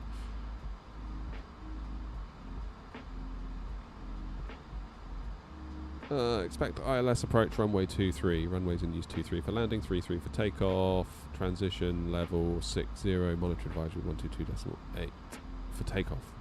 That is. Wind 300 degrees 7 knots, variable between 260 and 320. Visibility 10 kilometers. QH 1021. So there's no real reason for me to mess this up, is there? Which I'm not entirely in love with. Hey ho. The landings give away that nothing's pre-recorded. Joseph, what are you talking about?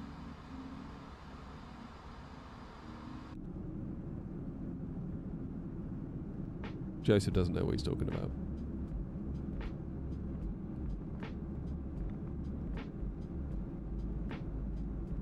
So far, on the only thing I'm miffed about with the A340 is that you cannot pop out screens. According to INI, it's to stop copying. What do you mean to stop copying?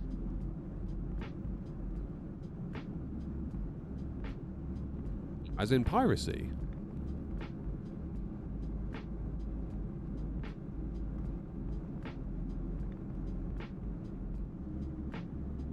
Astro, I've never added it up, and I don't intend to because it would probably frighten me to death when you say how much is the setup. If you want to add it all up for yourself, go to my website, airnott.co.uk/setup, and all my parts are listed there. And if you want to get the calculator out, feel free.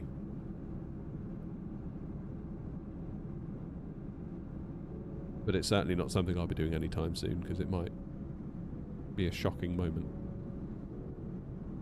Can I please share my experience with the side stick? Cost and feel differences from previous stick. Yeah, I mean, it's really bloody expensive. There's no two ways about it. It's, I would say, probably the finest stick you can buy. So the joystick base is the Moser AB9, and the stick on top is from FS Projects. The Moser AB9 retails for $549 here in the UK, and the FS Project stick comes from Italy, so I paid in euros, and after all the conversion and that nonsense, I think I was in for just over £200.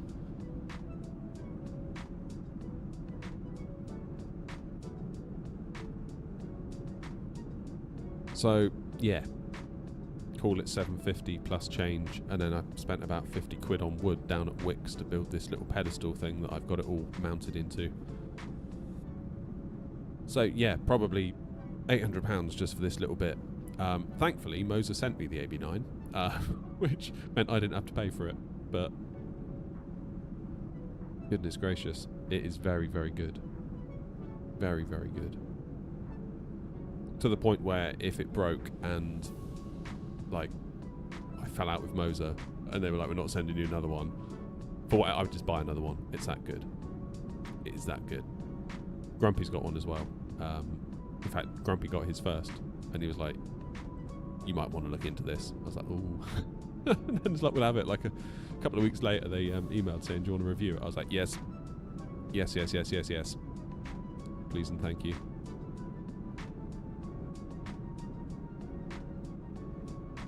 Yeah, that strikes me as weird that they're saying that, Grumpy. I don't know what to say. Just chalk it up to more weirdness from any builds. But in terms of the feel, Lewis, I think it's as close to the real thing as us simmers are ever likely going to get. I feel every time I see a new joystick come out now, whether it be like if Winwing were to come out and be like, we're making a force feedback one, or if Thrustmaster were like, we're making a force feedback one, it's like, that's great for the market. Competition is good. You know, could probably bring the prices down, for example, because Moser might be like, oh, holy shit, we need to drop 100 quid off the AB9, or I don't know, and then Thrustmaster might be like, we're going to be super aggressive with price because there's other people playing in the market. That's good. That's what we want. But equally, would I rush out and buy one now I own an AB9? No. Like, I don't think there's anything else I could get now that would make this stick feel any better. Like, it's just end game Airbus side stick. But it's a lot of money. Good alternatives if the money is too much and you don't want force feedback, or rather you want something else that's cheaper. Thrustmaster Ava base, had a great time with that base. We flew that a lot on the channel. And again, this FS project stick fitted right on top of that as well, which is really nice. Because the Ava base isn't force feedback, but it does have adjustable adjustable springs inside of it. So you can put in different sorts of springs, lighter, medium, heavy style springs. And you can then, of course, tension them to get them exactly where you want them. And you can fit different cams in, so as the stick moves, these sort of cams roll over, like the little wheel thing that does the movement. And they've got different styles of cams for different styles of aircraft. So you can get quite a high degree of customization without the massive bill of force feedback.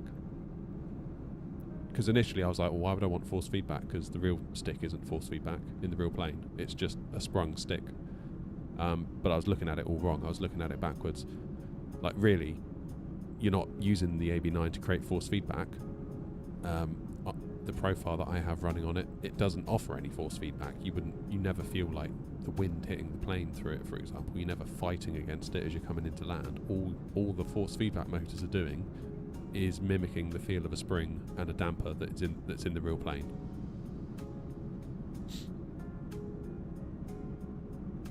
Jim says it's all about piracy. Marketplace at the moment is the only safe place for devs within 2024. Even if you download the aircraft, they still keep activation files. Yeah, because it's all encrypted, right, Jim?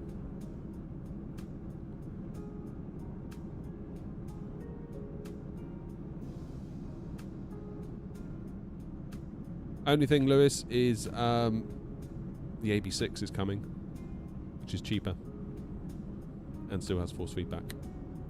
So keep your eyes peeled for that. Oh, Grumpy, are you serious? Have they gone offline? Have they actually? Copenhagen controls on as well. Let's refresh. Oh, they've gone! Oh, no. Literally. Literally, they knew we were coming.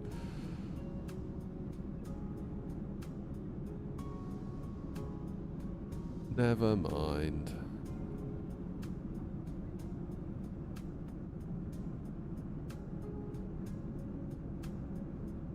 What are you going to do, eh?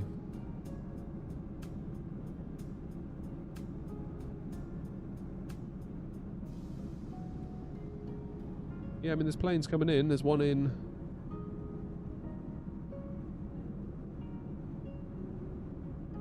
Yeah, I mean, there's a few that we might clash with, actually, Grumpy.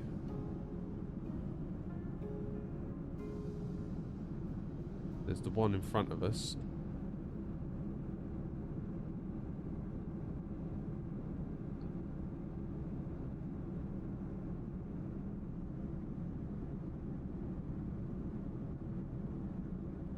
Yeah, keep an eye on this one, just coming up over the Netherlands.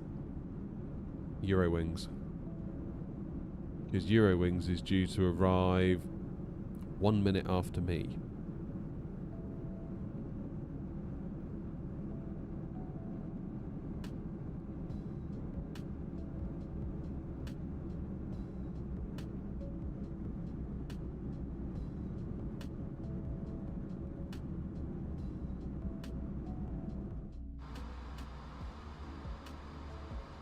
So we might have to keep an eye out for that one.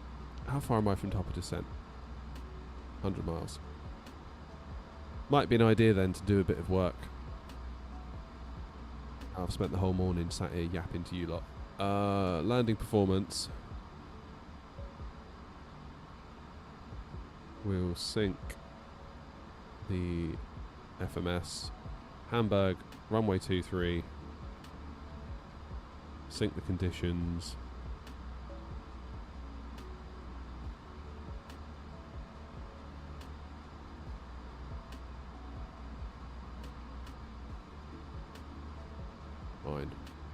Fine.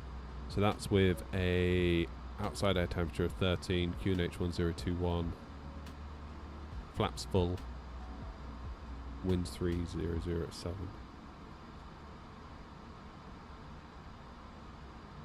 Let's pop that in now then. Oh, you can feel the lag on these, like the computers just feel slow. It was 1021, wasn't it? Yeah, 13 degrees, 3007 knots. And the Barrow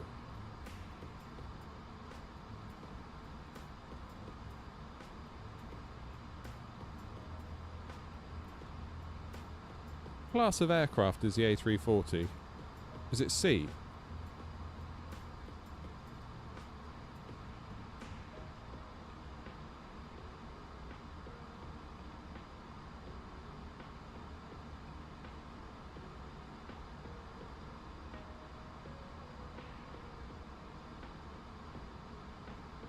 Now we're in a 340. We're class C or category C or whatever they call it. D. So that's 272 then. For the Barrow. An extra 10 feet. D.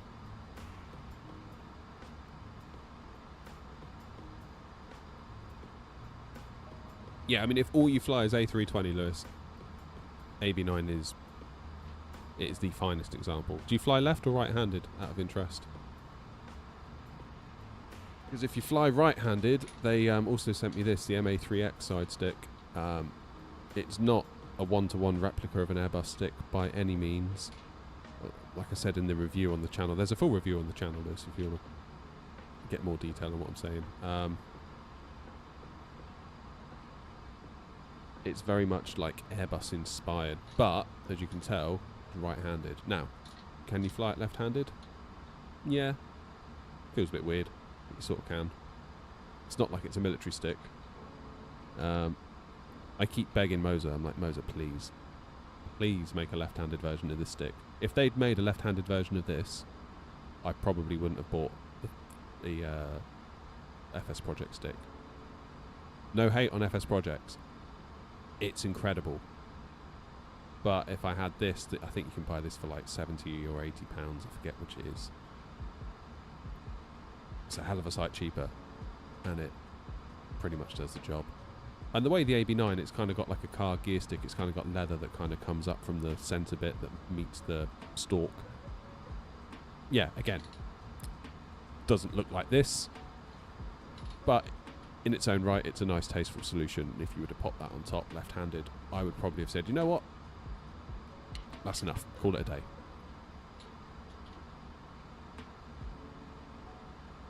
So hopefully they will do that at some point. Every time I talk to them, I'm like, just saying. You should really do a left-handed stick. I don't know whether we're just the vocal minority. That's the thing. What's the Barrow and where did I find it? Just over... Oh, sorry, you're thinking... What we're talking about? Charts, Jim. So on the ILS charts for runway 23... It's down here, look. Straight in landing, and you've got different categories, A, B, C, and D.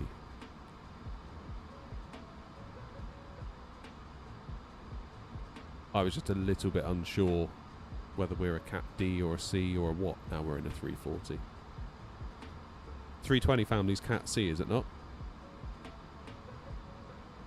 Yeah, bold is Barrow.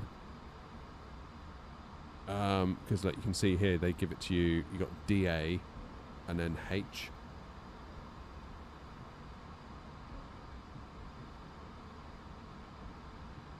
I believe the H is the radio altimeter. So 229 would be the radio altimeter. 272 is the baro, I believe. And the runway elevation is 43 feet. You can see there. And what's the difference between these two figures? Lo and behold, 43. So that's why the difference is to account for sea level. So obviously your radio altimeter is looking down at where the ground actually is relative to the plane. Baro is obviously barometric.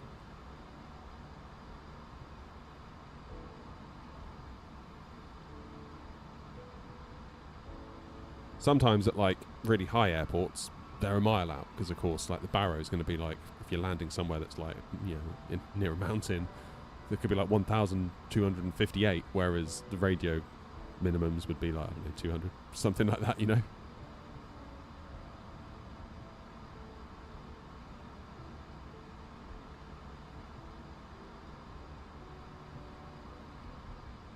Yeah, fingers crossed we get a left-handed stick out of Moser soon. If they do, I'm taking full credit for it. I'll have to tap them up for a royalty. Cheers, Addicts. Hope I'm saying that right.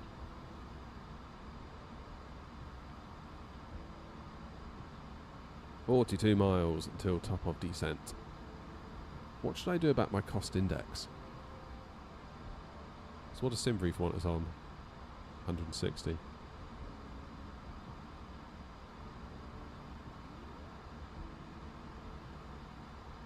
Alright, Abdix, how are you, mate? Just getting ready to potentially guff up a landing into Hamburg in the A340.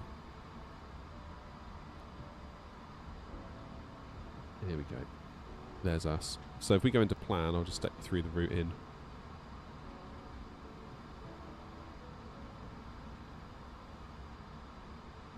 So there's Gastu, that's the next waypoint. Then you can see we basically do a little wriggle out and around. It may be that when I get to Delta Hotel 634, based on where that Eurowings is, it may be that I decide to vector out beyond here and then sort of come in long, because I don't want to clash with that Eurowings, because there is a Eurowings on the way. Where are they? They are...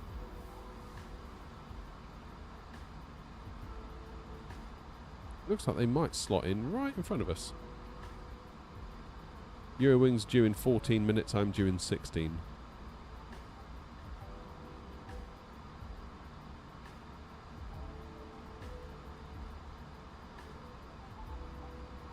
There's another one coming up as well. Goodness gracious.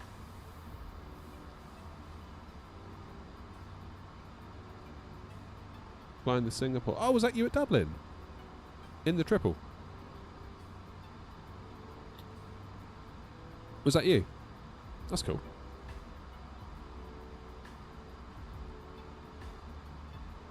What am I playing on? Yeah, PC.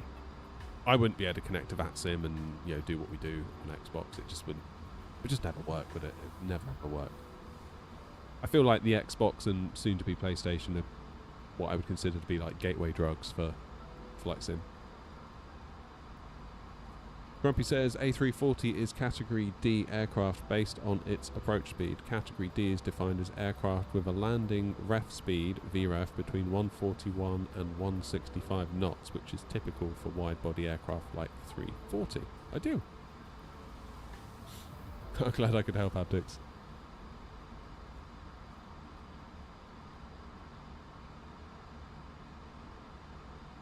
What's that?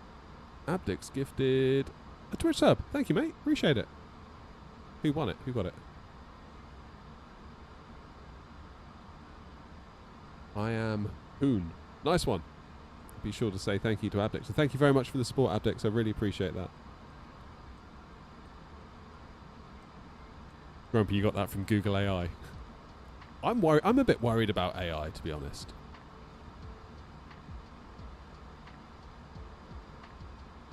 I feel like it's going to remove our curiosity because we're just going to search for questions, and rather than like looking at 5 different websites that could give 5 slightly varying answers and then we use our brains to come up with an actual conclusion that we feel is reasonable, we're just going to read what AI says and be like, okay.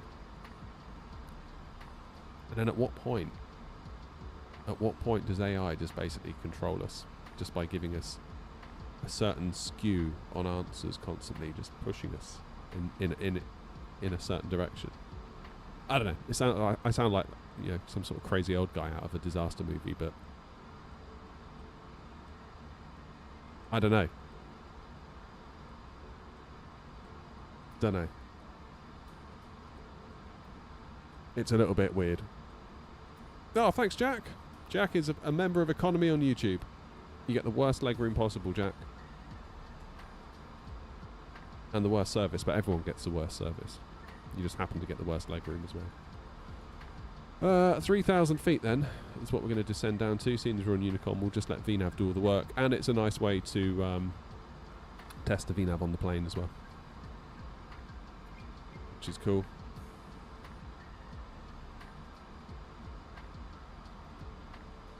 Welcome, Jack. Jack, are you in the Discord?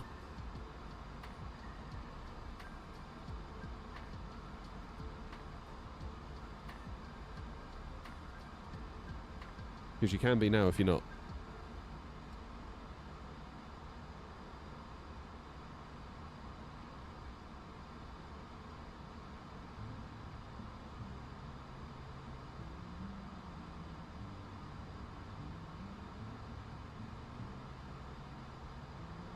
Let's get ourselves down to 3,000 feet.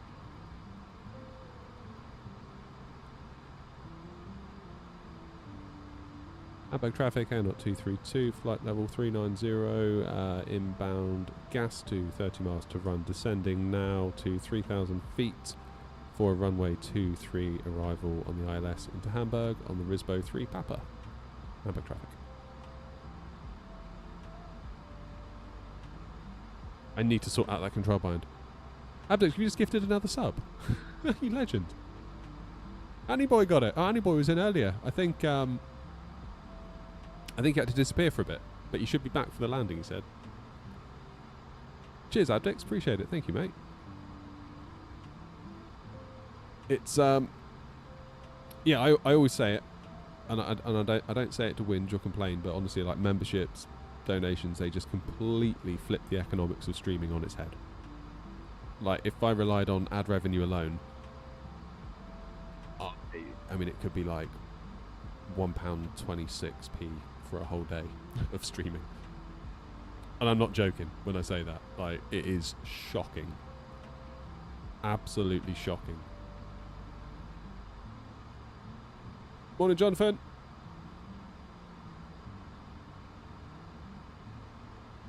Yeah, there's always part of me that when I go live for the day, it's like, am I just burning a day here? You know, there's always that worry.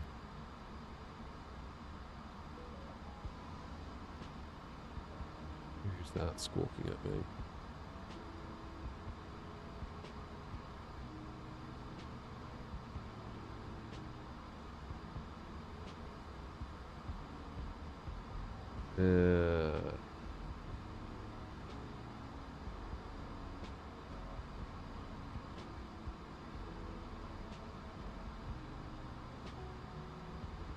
Who's that? So we've got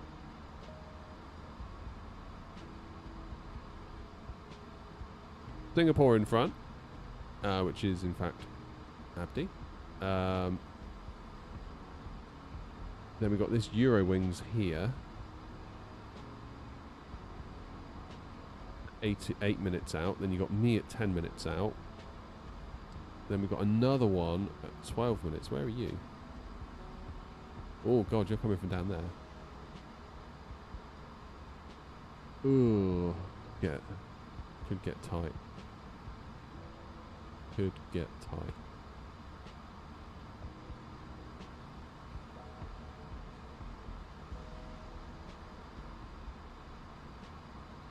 Yeah, Joseph, I think you're right. It definitely has its place, AI. I just worry that people use it a bit too much.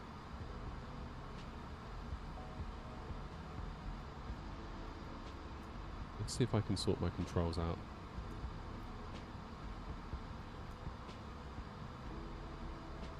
Remove that.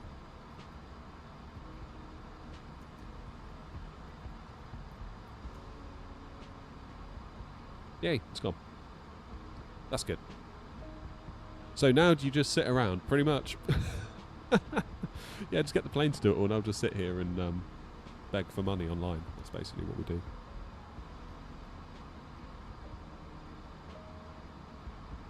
Have I come out of standard pressure? Wasn't the plan. When did that happen? I must have hit a button or something and not realised it. Extend speed brake. Out they come. Welcome, BG. Nuclear's in as well. Will I ever stream the A350? We did at the start, when it first came out, and we had a bit of a rough time with it, and we put it back in the hangar. And it remained, for me at least, very difficult to hand fly, but apparently, well, not apparently, I know now that it has improved. They've improved it. So I think it feels a bit more accurate on the roll axis, because it was just not enjoyable to hand fly. I felt it was unrealistic. Anybuild said it was realistic. Others in the community that have got real world A350 experience that aren't affiliated with any said it isn't quite right. And I made a video being like, oh, what do I do then? Like, do I just not fly it? Because it's not, you know. And then 2 or 3 weeks later, unrelated to my video, I'm sure. I'm not trying to say, like, because I made the video, they changed it. It felt better. Felt way less wallowy. And it feels similar to how this A340 feels now, which A330 drivers seem to think felt realistic, particularly with the Moser AB9, which I have. So it's like, yeah, pretty good. Maybe we can start flying it a bit more. We definitely need to get used to it though again, won't we? Because it's like a new gen Airbus, isn't it?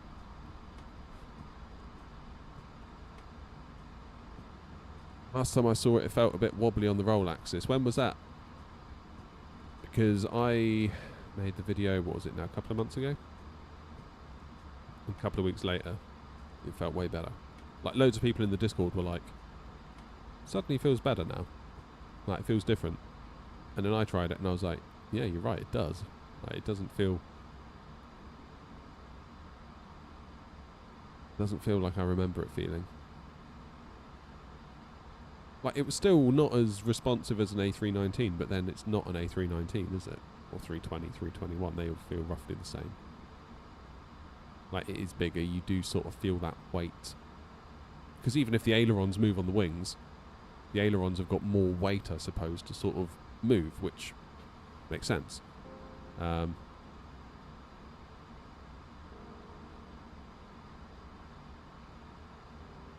Jack, if you go to the channel page, there should be a tab now for you with a link in there. Now you remember. Yeah, try it again, Abdi, because I mean, honestly, had I waited like 3 weeks to make that video, it would have been a very different video, which is a bit unfortunate in a lot of ways.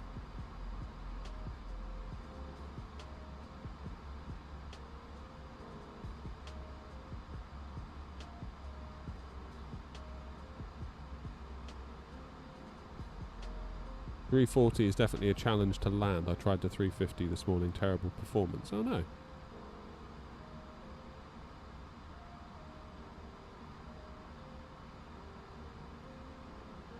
Yeah, I'm definitely struggling with the A340 because I'm just not used to it. I don't think it's because it's in any way not right. Like when the A350 launched, I'm convinced it wasn't right. Convinced it wasn't right. People saying, oh, it's your joystick. It's like, are you kidding? I review bloody joysticks for a part-time living. Like, I've got so many... if another joystick turns up, my wife's just going to give me, like, a people's elbow, followed by a stone-cold stunner, and I'll be out. Like, there are boxes and boxes and boxes of joysticks at the top of the stairs now, and she's like, seriously, what the hell? Like, when are these going to stop turning up? what are you going to do with all of these? Like, make a plan. I'm like, oh, okay, and then I forget about it, and then a month goes by. And so yeah, I feel like I've got enough joysticks to be able to accurately tell whether or not it's a joystick issue, because I tried the lot. Thrustmaster Warthog, Thrustmaster Ava, Thrustmaster Airbus, Moser AB9, Thrustmaster T-Flight HOTAS 1. Even on the Boeing yoke it felt weird. So I don't know. Don't know.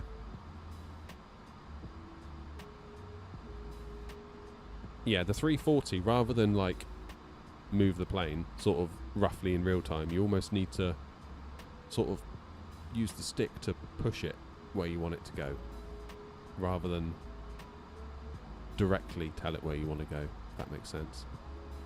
And you could say, oh, why couldn't you have just done that with the 350 when it came out? It's because you really needed to push it where you wanted it to go, which made it borderline impossible.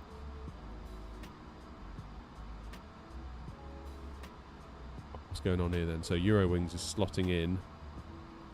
How fast are you going? 343. How fast am I going? 401. Time to slow down, I think. Oh, I can't use my thing, can I?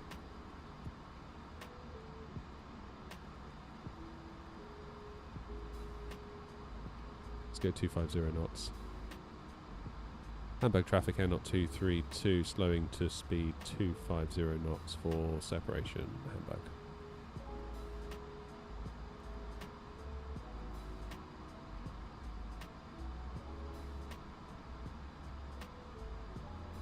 Yeah, Abdi, give it another go. I would give the A350 another go.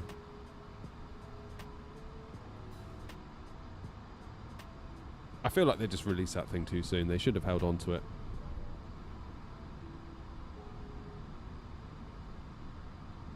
But yeah, biggest tips I can give you, Nori, for the 340, because we did a bit of a landing practice session at the end of our flights on the last stream. Things that helped me the most were flaring more than perhaps I thought I should.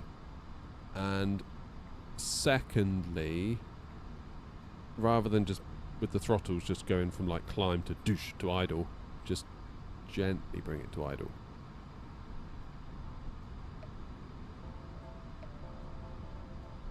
That seemed to help quite a bit. Grumpy, presumably you're good to manage your speed with me at 250?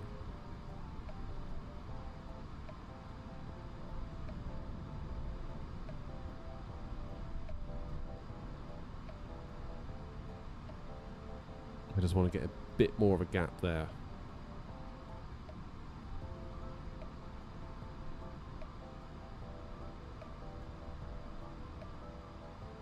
You have to manually set the baro on the secondary altimeter, although I don't think New Sky notices. What, on this one, on the 340? Alright, Linus.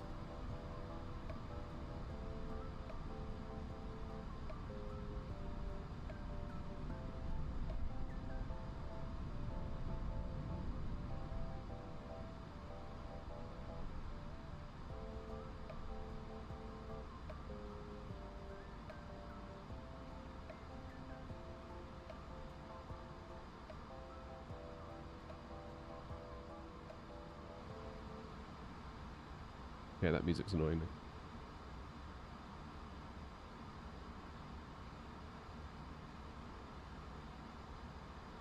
How you doing, Roger?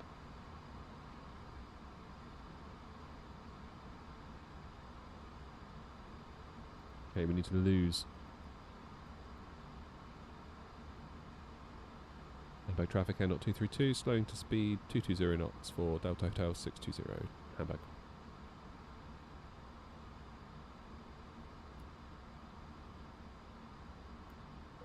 Passengers in. What's my auto brake setting going to be? Low.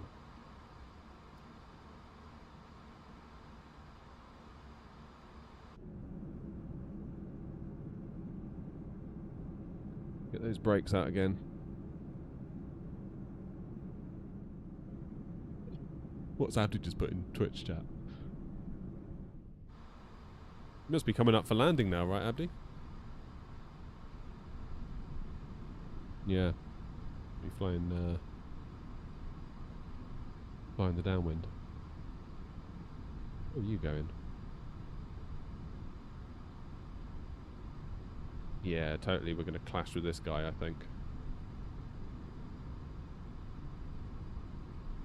Not hearing many Unicom calls, I must say.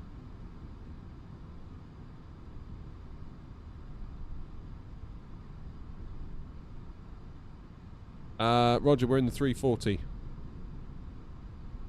Airbus A340 this morning. There it is. With the new AirNOTT livery. Which wasn't as bad to make as I thought. I thought it was going to be a lot worse than it actually was.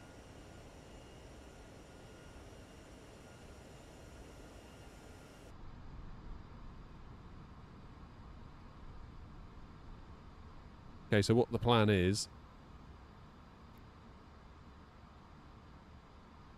Keep an eye on this Eurowings. I suspect I'm going to just vector on out further. Then...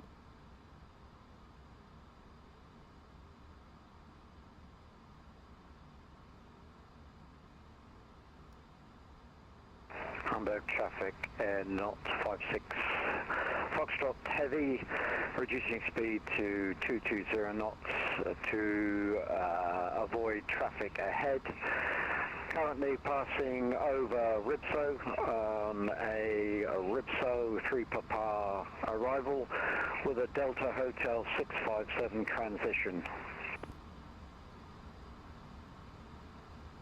Yeah, we'll just vector. If I download your A340 livery but on Flight Sim 2020, would I still see it since it's 24? No, like the plane doesn't work on 2020, does it?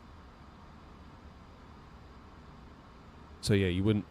You need the 3D model to be there in the sim that you're on for it to work. So you need to own the A340 for it to call the 3D model, for it to then paint the livery on, for you then to see it as a model match plane on VATSIM. That's kind of how it works. Cheers, Jordan. Thank you, mate. Nice one, Roger. Thank you.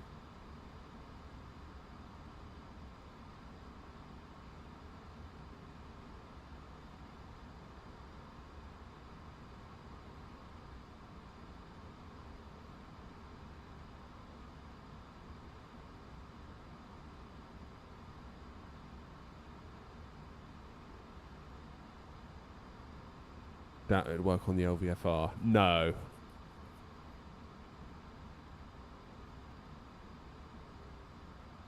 Here's that Eurowings look coming in. I do love these CRT screens. That's super cool. Kind of dig it. Right, let's consult the map again then. Okay, so this Eurowings is going ahead of Abdi, which is an interesting move.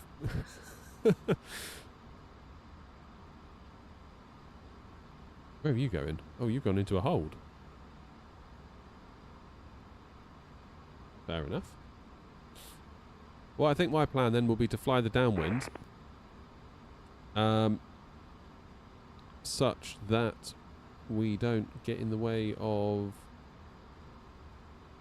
Abdi. Potentially to keep an eye on this Eurowings. We haven't heard anything on Unicom from him yet.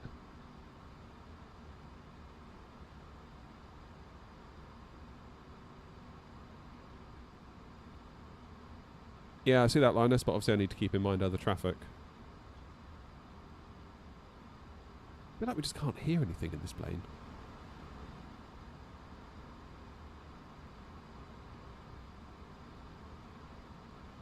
Turn the AC on, it's getting hot in here.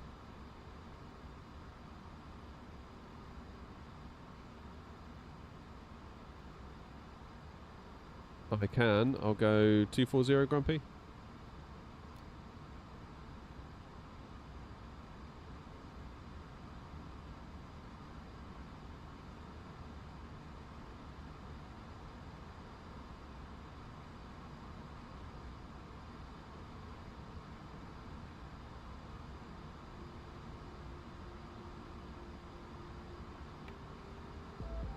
240 it is. Let's have the music back. It's feeling a bit dead. I feel like the engine sounds aren't enough to carry the stream.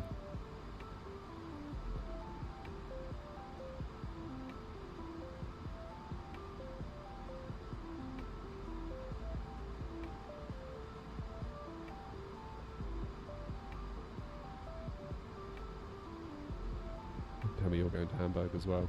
Bloody hell, you are.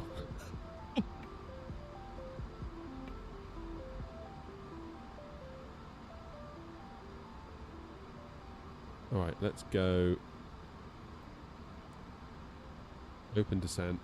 4,000.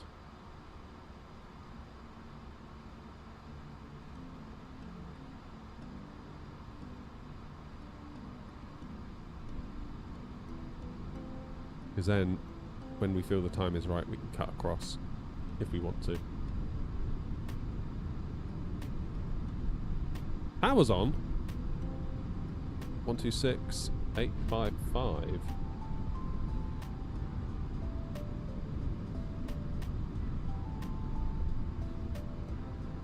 Power's on, Grumpy.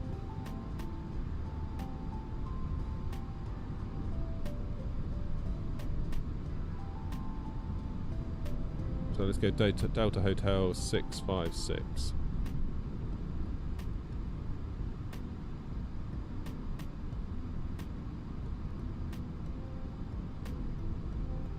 Hamburg traffic, AirNOTT 232, going direct to Delta Hotel 656, and then over to Tower, Hamburg traffic.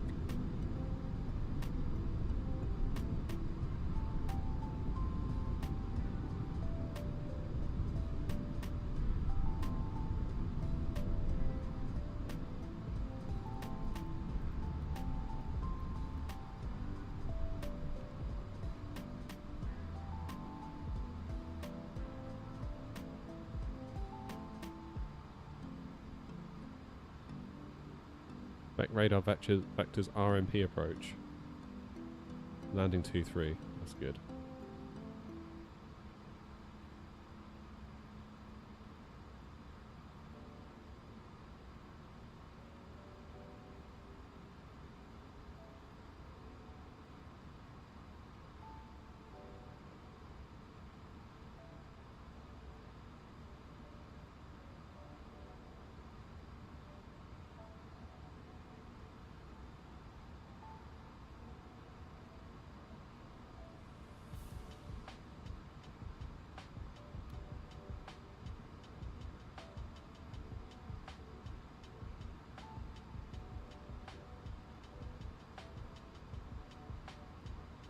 Hamburg traffic, AirNOTT 56 Foxtrot heavy, turning on downwind for runway 23. Will vector as appropriate to avoid company traffic in front. Thanks.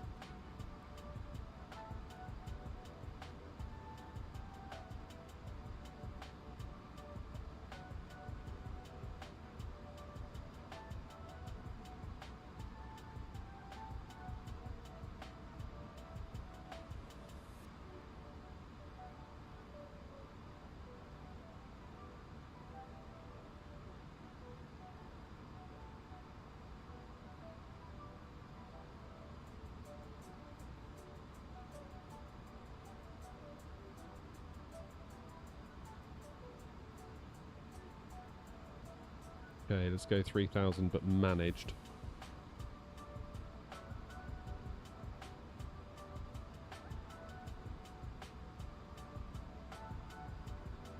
Hamburg traffic, AirNOTT 232 on an 18-mile final for runway 23. It is Microsoft Flight Sim 24, yes.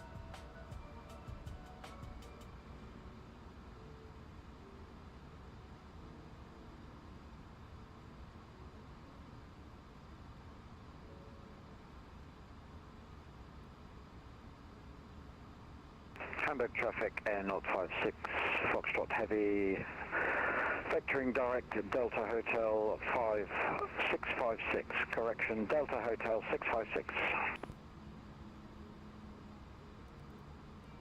Let's go 200 knots.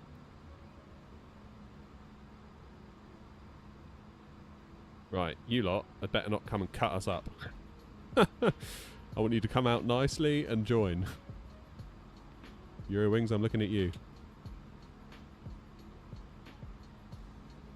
Okay, let's go flaps 1.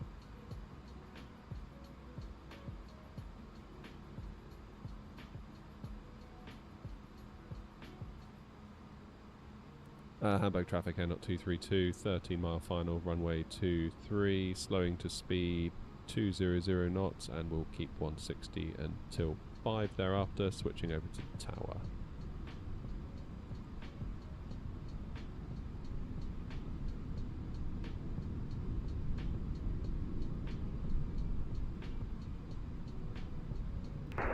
Ocean 100 request push and starts up gates at ramp 12. Ocean 100, push back and start up, approve face south, squawk 7336, please.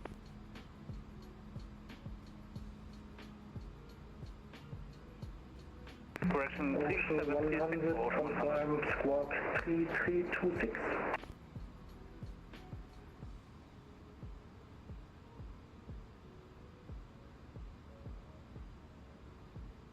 Tower, good afternoon, AirNOTT 232 on a 10 mile final for runway 23.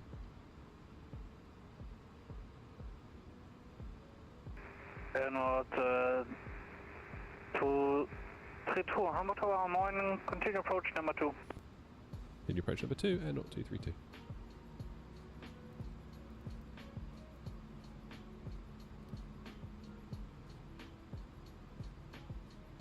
Okay, glide slope is captured.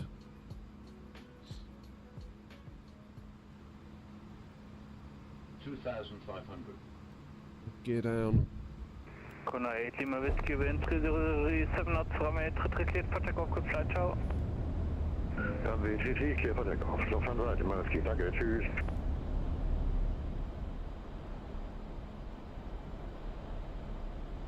Okay, VAP is 133. That seems awful low.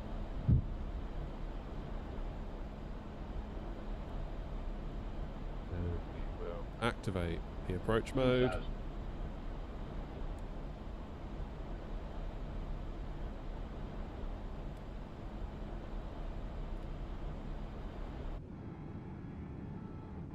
Get those flaps out.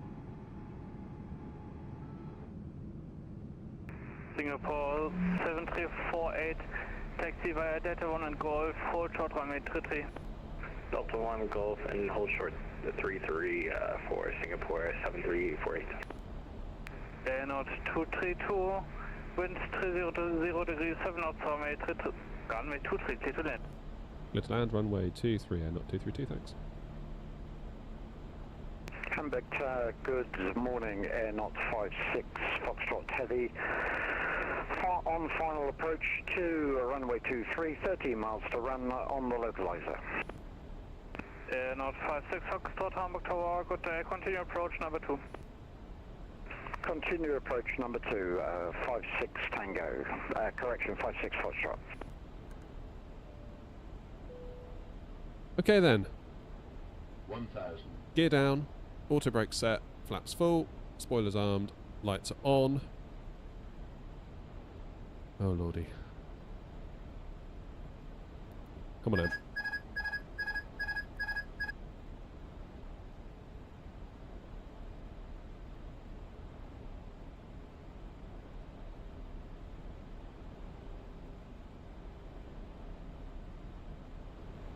Still can't hear those engines much. It feels very quiet, this plane. Eerily so.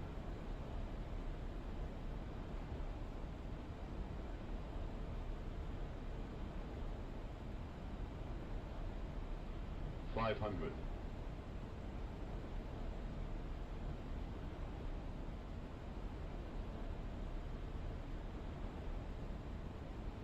$400. Come on you, over to the right please. Not too much though. Oof. 300. It's down as well. 100 above. 200. Minimum. Continue. Singapore 7348, for your information, you're still on Delta 1, not Golf, no problem. Continue taxi to gate 07, cross runway 33 approved. Taxi via Delta 1 and Zulu 5, Zulu 1. We apologize. To gate 07 via Delta 1, cross 33 for Singapore 7348. Whoa, those rudder pedals felt a bit iffy. Oh, good.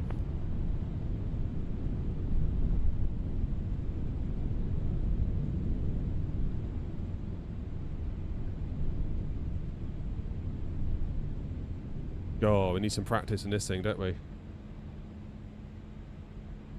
Oh, how do we turn off the auto brakes? They are off. That's good.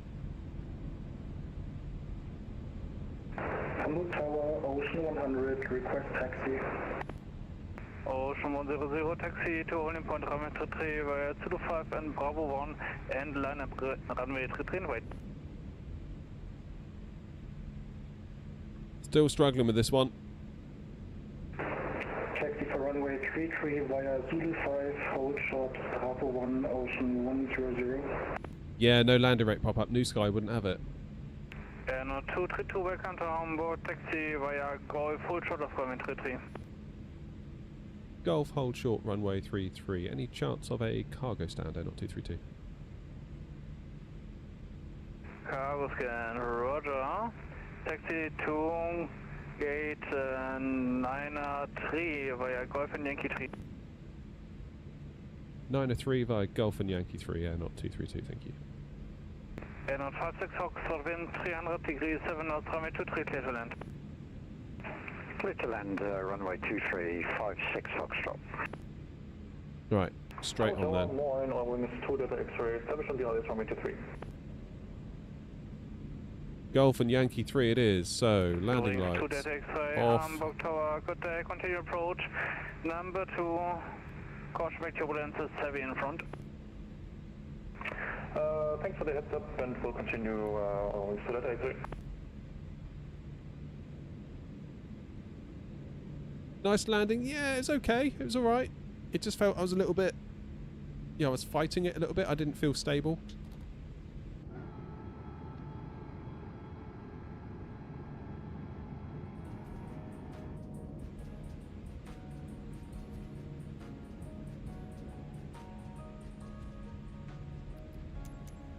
GSX. Ocean 100, question, are you able for immediately departure? Say again, Ocean 100. Ocean 100, are you able for immediately departure? I'm ready for immediate departure, Ocean 100.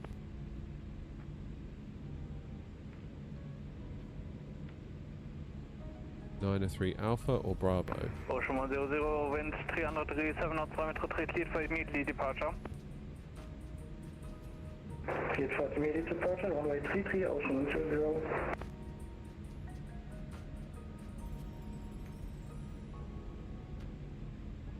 I was more worried about, Linus, to be honest, how I was doing a bit of left to right. Going to that X-ray, roger, yo, passed.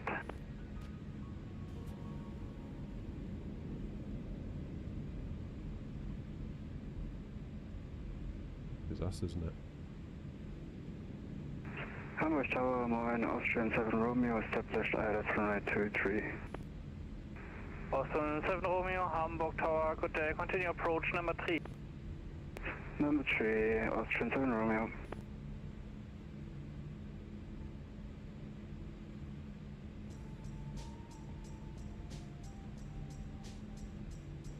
AirNOTT 56 Foxtrot, turn left via Delta 1, taxi to gate 902 via Delta 1 and Yankee 3.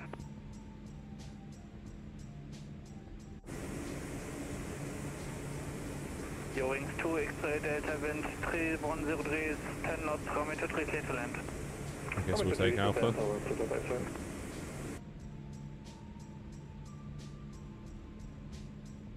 Tower AirNOTT 56 Foxtrot, sorry I missed your taxi instructions, all sorts of alarms going off. Can you repeat? AirNOTT 56 Foxtrot, no problem, taxi to gate 902 via Delta 1 and Yankee 3. Taxi to gate 92 via Delta 1 Yankee 3, 56 Foxtrot.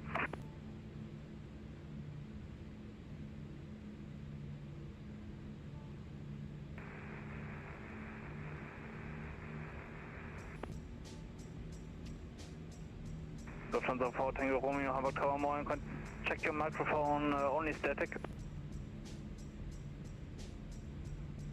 My apologies, Lufthansa 4 Tango Romeo set the is runway 23.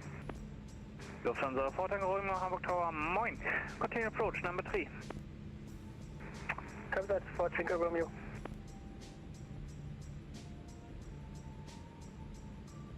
Don't crash me into the sign. Really? Okay.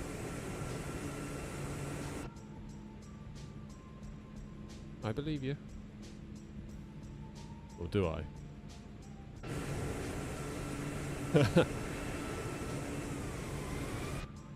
No, I'm sorry. I'm not buying that. That's absolute bullshit. I'm stopping here. Right. APU is on. In which case, engine's off. Please. And thank you.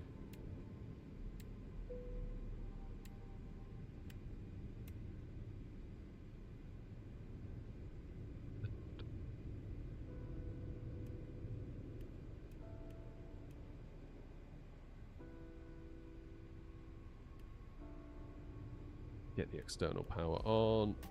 Lose the APU. Should have turned off the APU first before turning off fuel pumps.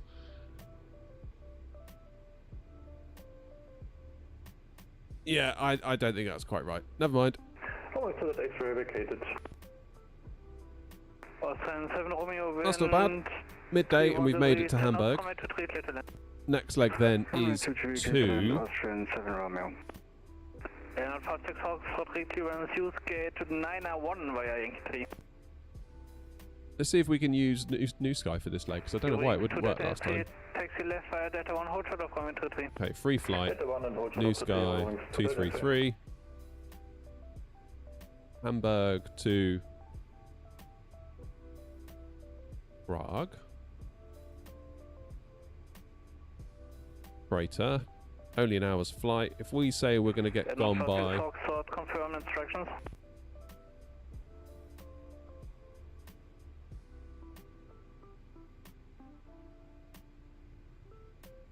What's going on with Grumpy? Hamburg Tower, AirNOTT 56 Foxtrot. Instructions Delta 1 Yankee 3 to stand 92, correct? Reclearance, use gate 901 when able.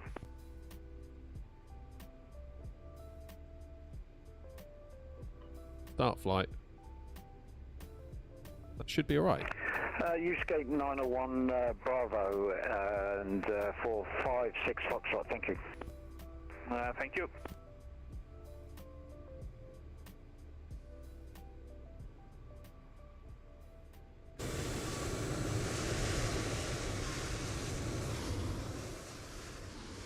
Here he is, look. With his ground power attached, of course. Let Eurowings just go through Grumpy. Eurowings 2 Delta X-ray, cross runway 33 approved, taxi to gate 02 Bravo via Zulu 3 and Zulu 1 Blue Line. 02 Bravo via Zulu 3 and Zulu 1 Blue Eurowings to the date. Austrian 7 Romeo going round. Austrian 7 Romeo, roger.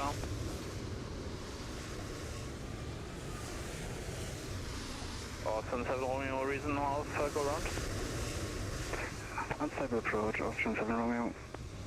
Ah, right. Roger. Is everything alright, Grumpy? That sounded like things got a bit tense for you back there. Austrian 7 Romeo, proceed Mr. Approach procedures, monitor advisory 122, that's made, see you later. Proceed, go around, procedures fired, monitor advisory, see you later, Austrian 7 Romeo. Lufthansa 4 Tango Romeo, wind 3103, 10 alright, let's do And a request send. 23, clear to land. Lufthansa 4, Tango Romeo. Yeah, I mean, I think you're all being quite kind with that landing, really. Like, I thought that was a bit crap, but you all seem to think it wasn't too bad. I didn't feel like I was too low. Like, I was low on the ILS and I was low on the Pappies, but visually I thought I was all right. Maybe I was about 10 feet off. 10, 20 feet lower than I should have been over the numbers. But I always feel like to get a nice landing near the touchdown markers without having to just says it's disconnected. And now it's back. I'll watch it back later, but pretty much whenever I go for 2 reds, 2 whites and keeping the ILS on the markers, it seldom goes well for me. And yesterday, when I was doing the PMDG 777 sound pack video, the landings I did in that video, that was with the auto-land system. And it was following the crosshairs of the ILS, and it was 2 reds, 2 whites, and it was a mile off, I thought, to be honest. Which is so weird to me, given that this is a flight simulator. If you know what I mean. Right then, let's file this flight plan, shall we? To Prague. Is there any coverage on in Prague? I noticed there was stuff on earlier. And now it's all gone. Ideal. Never mind. Right, what was I doing? To Prague we shall go. Right, let me make some notes. We'll take some notes before we get gone. New Sky gave you a 10. New Sky won't give me anything today. Okay. X-ray November Oscar 233. Tatman! Nice to see you again, mate. How are you? Have you been lurking? Thank you very, very, very, very much for your €10 donation. Appreciate that, my friend. Thank you very much indeed. Hope you're well. Fun story though, the channel is growing at its worst rate since it began.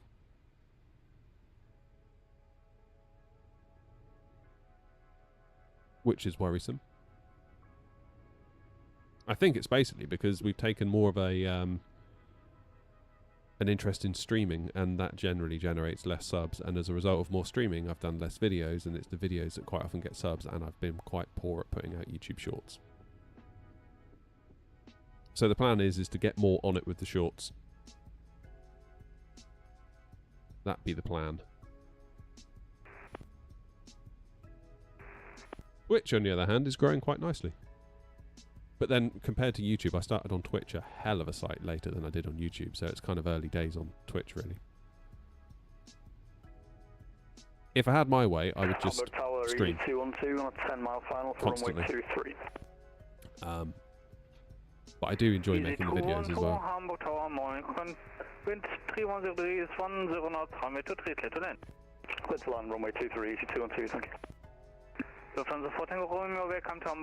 Oh, thank you anyway, Tapman. Thank you for the donor. I really do appreciate that. Lieutenant Delta, hold short over 33, Lufthansa 4, Tango Romeo. Appreciate you all. Even grumpy.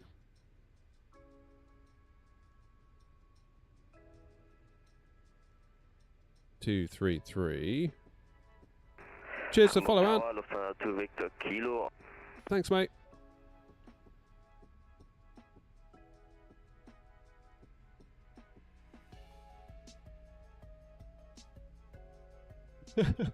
Nice one, Abdi. Cheers for cheering 70 on Twitch. Right, I am back connected to...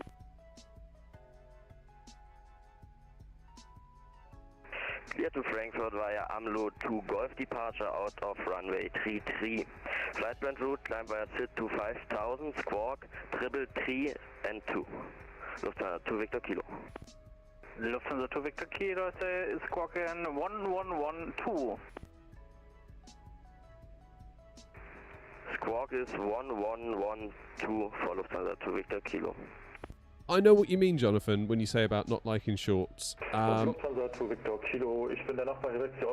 find my opinion on shorts is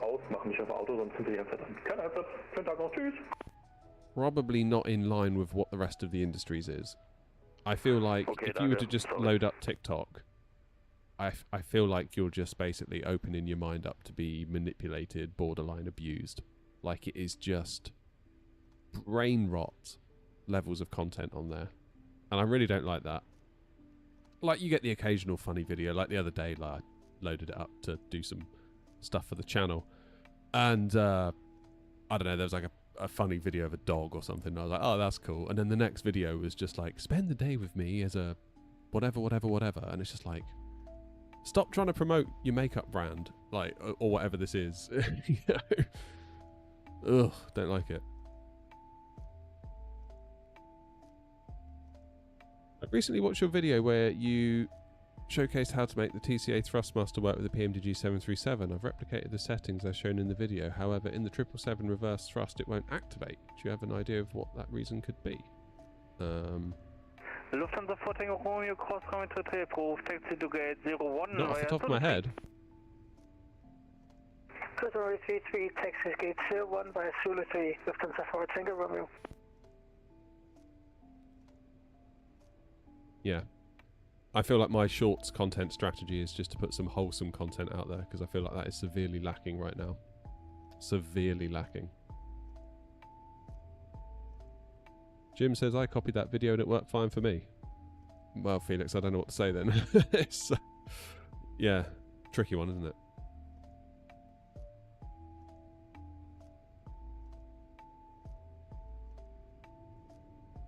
I do get a lot of comments in that video being like, rubbish, doesn't work. It's like, well, not saying that's what you're saying, Felix, but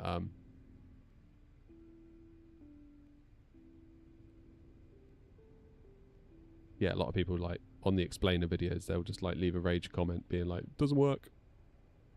Information Charlie.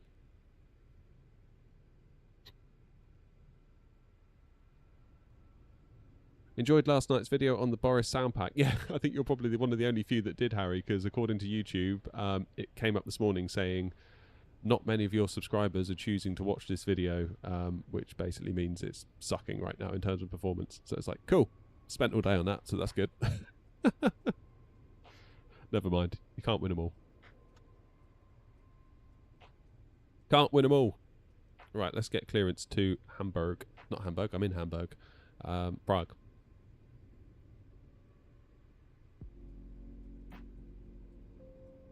Tower, AirNOTT 233, stand 903 Alpha, information Charlie on board, aircraft type A340 300 with IFR to Prague, please. AirNOTT 233, Hamburg Tower, welcome back. Information Charlie is current clear to your destination via Rama 6 Golf departure out of runway 33. Flight plan route climber sit to 5,000 feet, squawk 7606. Good to Prague on the Ram R6 Golf departure via runway 33, climb via SID to 5,000 feet, and squawk is 7606, AirNOTT 233. AirNOTT 233, rate back correct. On Hamburg Tower, easy 212, vacated 23, holding Delta 4. Easy 212, welcome to Hamburg, taxi forward via Golf and hold short of runway 33. Okay, squawk is 7606. Taxi Golf and hold 33, easy 212. That'll do. Yeah, it's weird, Felix. It's a really tricky one for me because I have 50% of the people say it's it works, and some people say it doesn't work. I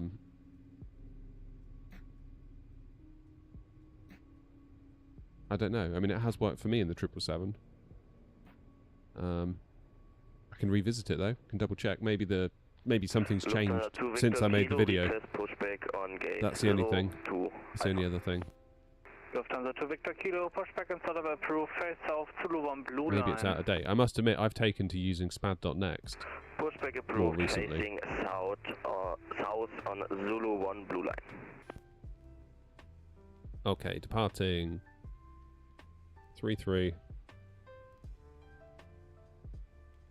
Ram 6 Golf. Insert that. What we looking at into Prague? It was 2. Hamburg Tower, hello again. Austrian 7 Romeo, ILS 2-4, wasn't it? ILS 2-4. Romeo, Hamburg Tower, welcome back. Gallop 4 Sierra. Runway 23 is clear to land, Austrian 7 Romeo.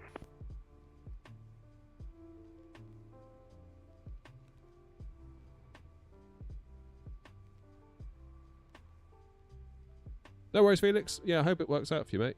And to be clear, I wasn't including you in what I was saying then. It's just like some people just leave drive-by comments and leave a thumbs down on the video. It's like, did you even persevere?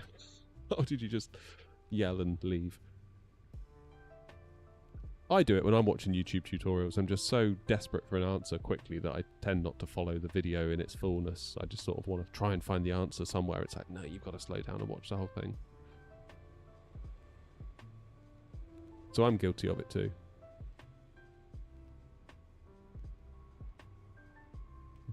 Irazu, we'll go via Irazu.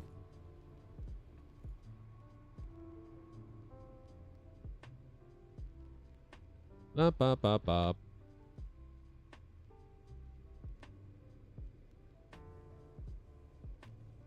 Good. Let's do init page B.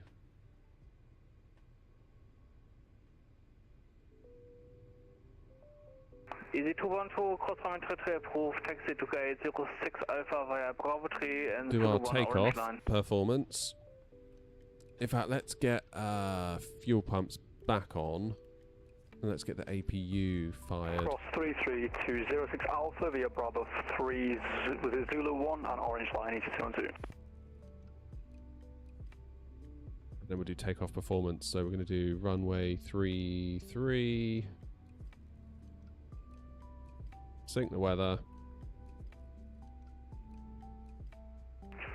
Tower, good afternoon again. AirNOTT 56 Tango, stand 91 Bravo. Request Okay, flex temp. clearance to Prague. Aircraft A4, correction A340 heavy and information Charlie on board. Flaps 1 up 4.8.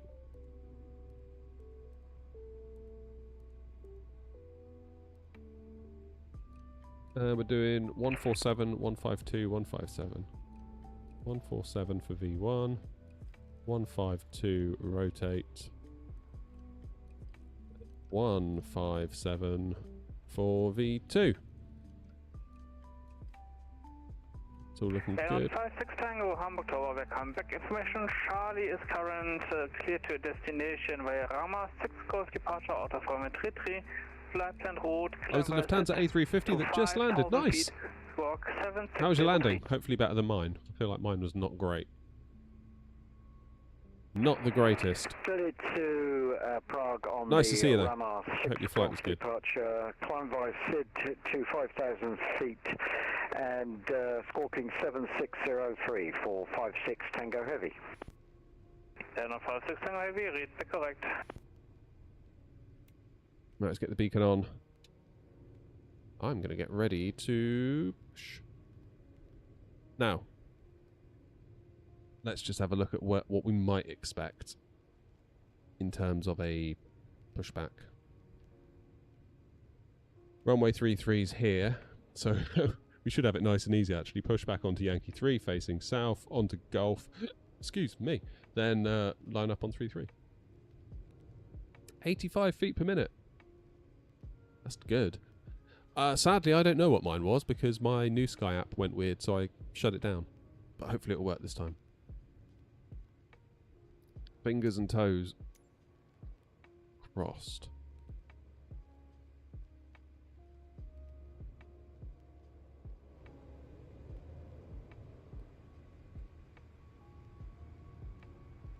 Alright, prepare for push and start. Yeah, I feel like mine was alright. Just not used to this aircraft. I think I gave it too much input. That's what I did. I overworked it at one point and then I had to recover it and well, you know what it's like when that happens.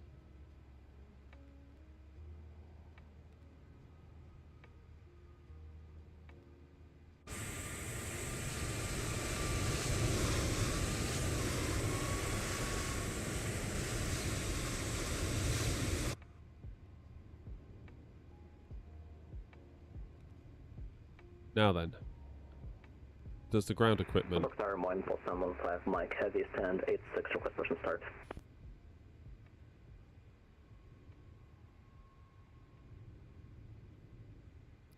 it not doing anything?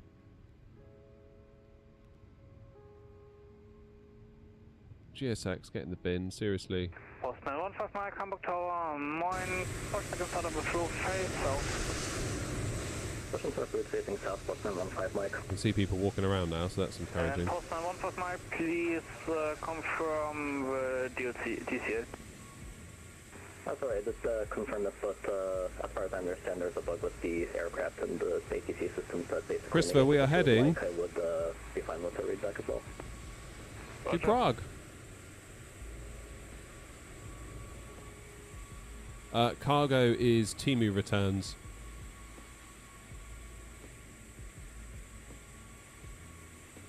Yeah, I don't know, Nori, why GSX is the way it is.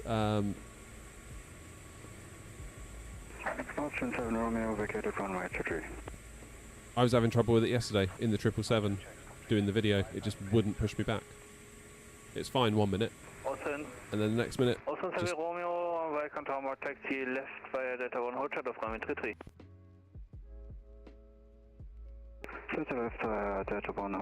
A340 has just released, yeah. I think what I'm struggling with is that it feels a lot different. Like you sort of got to nudge it where you want it to go, and if you nudge it too far, then it's kind of hard to pull it back. Whereas with the 320 family, you've got a little bit more directness to the input, if that makes sense. It's good fun though. It's good fun to learn something new.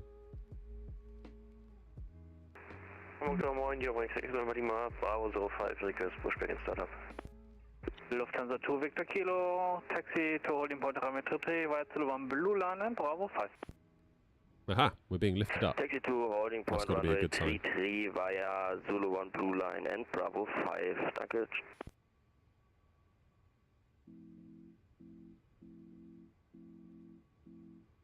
Hamburg Tower, citation November 1 Whiskey Tango with information Charlie requesting IFR clearance to Prague. During 6 November Lima, Hamburg Tower, moin, pushback inside approved, face south to the 1 Orange Line. Okay, we're south Orange Line, during 6 November Lima.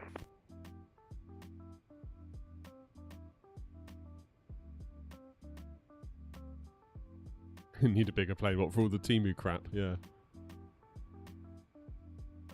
Tower, AirNOTT 233, stand 903, Alpha, ready for push and start. AirNOTT 233, pushback inside approved, face south. Roof face south, AirNOTT 233. November 1 Whiskey Tango, Hamburg Tower, moin, information Charlie's current. Clear to your destination via Rama 6 Golf departure, out of runway 33. Flight plan route, climb by sit to 5,000 feet, squawk 7607.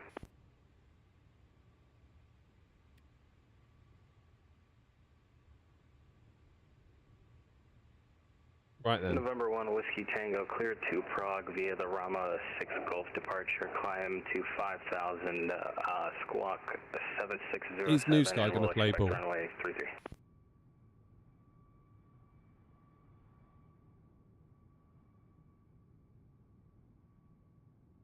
Seems to be. November 1 Whiskey Tango, say again, sorry.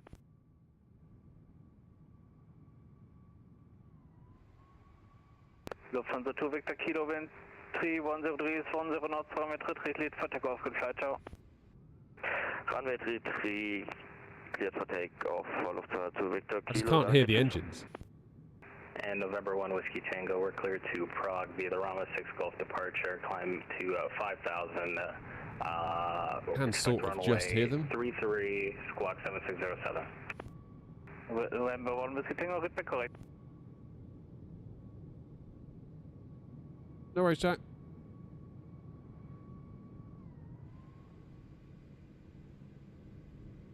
Yeah, so those engines are starting.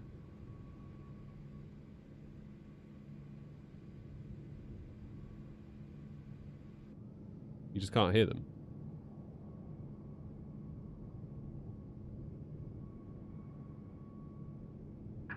Please set parking brakes. Unlocking gear. Bizarre. 915 Mike, custom taxi. So we'll wait until N2 gets beyond 10, is it? Postman 15 Mike, taxi to runway 33 via Golf and line up runway 33 and wait. Taxi to runway 33 via Golf, and we're not sure if we'll be ready upon reaching Boston 15 Mike. Boston 15 Mike is again. We might not be ready upon reaching that fact things, Boston 15 Mike. Roger, Boston 15 Mike, then taxi only holding point runway 33 via Golf. Taxi to home point runway 33 via Golf, Boston 15 Mike, thank you.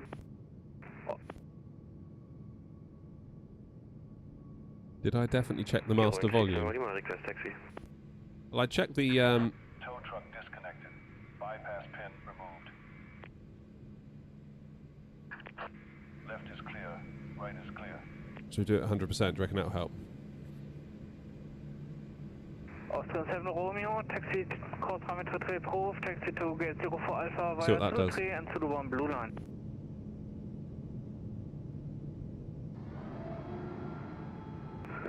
Cross runway 33, taxi gate 04 Alpha via Zulu 3 and Zulu 1 blue line, Austrian 7 Romeo.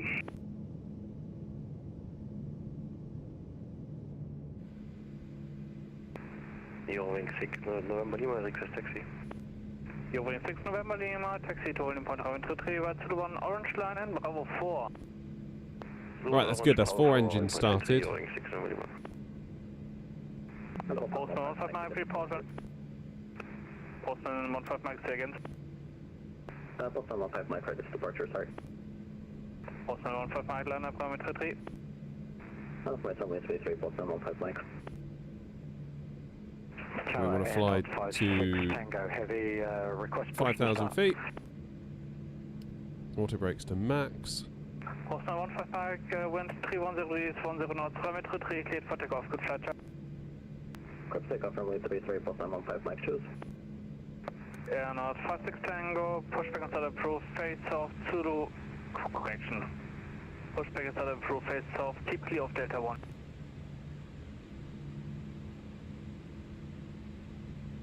Pushback approved, face safe, keep clear of Delta 1. 56 Tango Heavy. And tower AirNOTT 233, ready for taxi.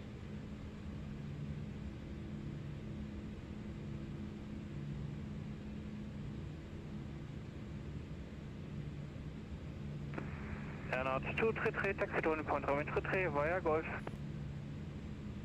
Holding point runway 33 via Golf AirNOTT 233.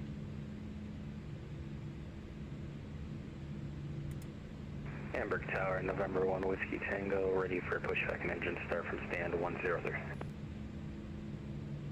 Come on in.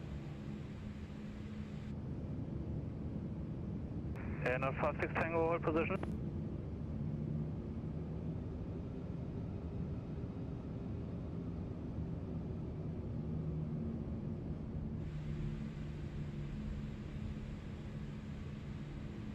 November 1 Whiskey Tango, taxi to holding point runway 33 via Delta 1 and Delta 9 now. Yeah, the sounds definitely need a bit of. For runway 33. Yeah, they need a bit of something. November 1 Whiskey Tango. Tower AirNOTT 56 Tango, did ask GSX to push me facing south, but we're going north. Oh, good. Standard day with GSX. Eurowing 6 November Lima, ready for departure. Eurowing 6 November Lima, roger. I want to be first for heavies out. Have you time enough?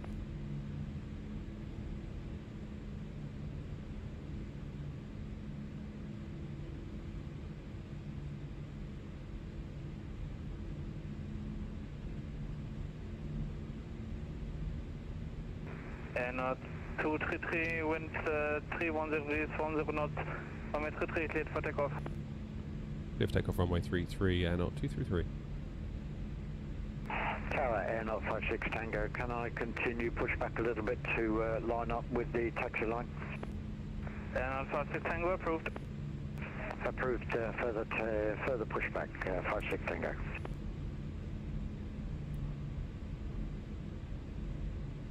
Okay, lights.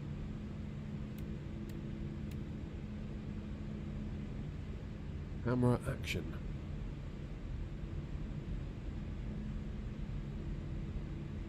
Oh my god, my TV wants to turn off.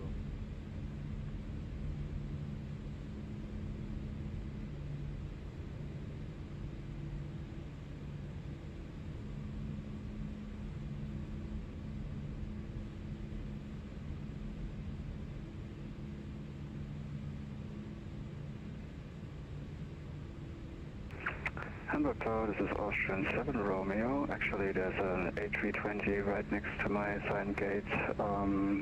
Maybe you can clarify?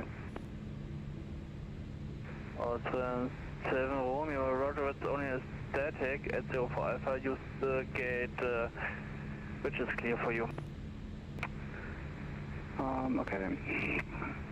Thanks, Austrian 7 Romeo.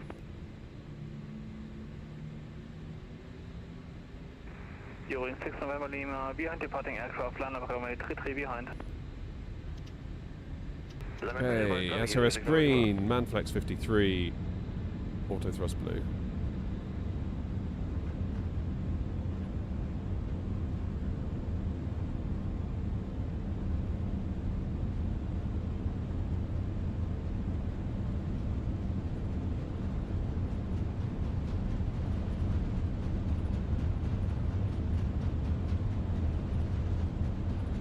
D1.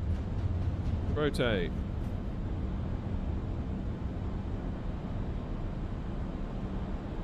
Positive climb. Gear up.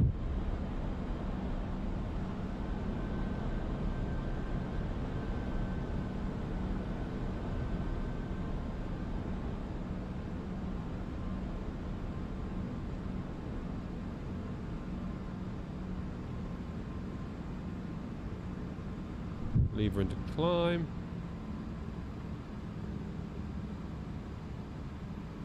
Did that gear come up? Yes, it did.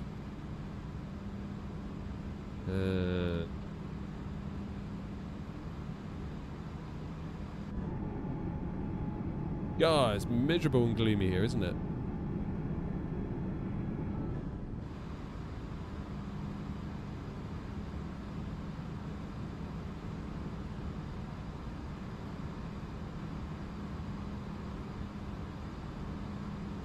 During 6 November Lima, wind 310 degrees, 20 knots, runway 33 cleared for takeoff, good flight, ciao. And sorry for waiting. 6 November, ciao. And sorry for waiting.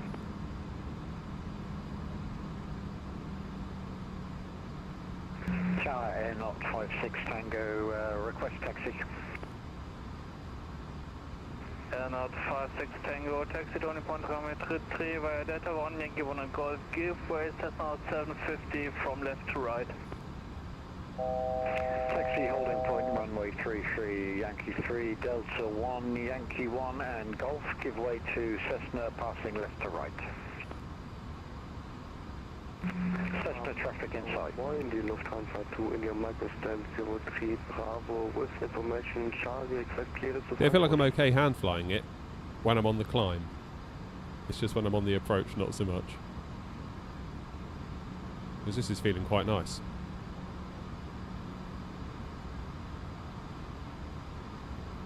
Lufthansa 2 India Mike, Hamburg Tower, moin.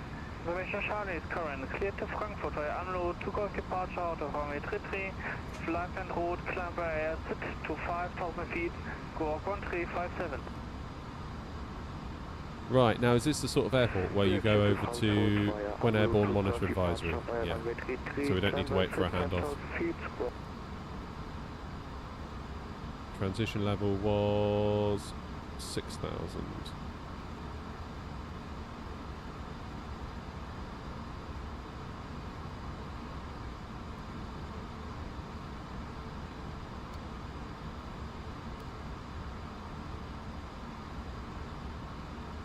Going up to 350. Hamburg traffic, AirNOTT 233, departed Hamburg runway 33 on the Ram R6 Golf, climbing now flight level 330, Hamburg traffic. Correction, 350, AirNOTT 233.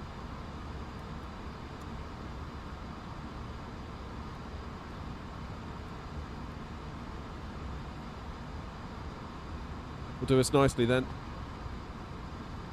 Now, in terms of ATC,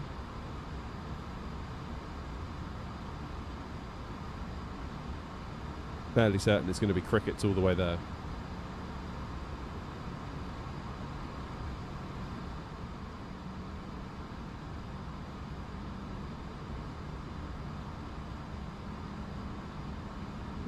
Ooh, excuse me.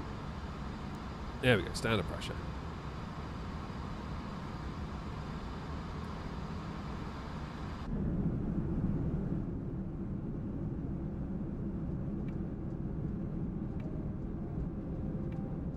Did you customize the flaps on the throttle? Yes, I did.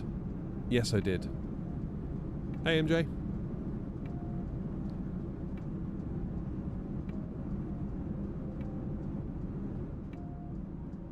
Yeah, I did. There's a video about it on the channel. 3D printed it all. Some of the models that I printed you have to pay for, but it's not much. It's only like a few pounds, like single digits. The others were free.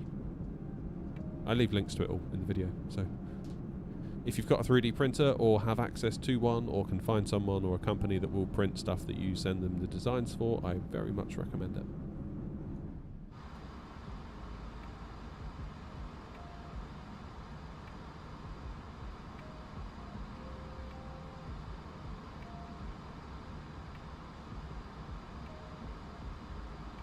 Ever thought about adding the arm the spoilers onto it? It's a bit trickier, that one. It's a bit trickier to do. Kind of felt like the 3D prints that I was doing, that was kind of the limit of my skill, really.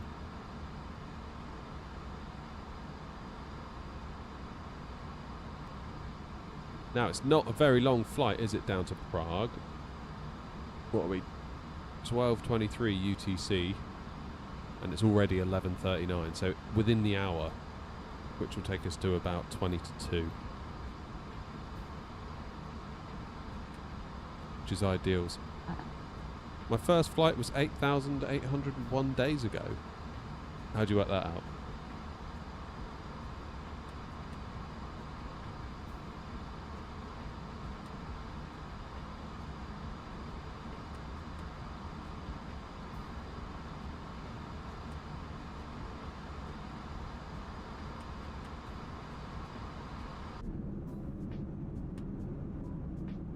How are the frames looking?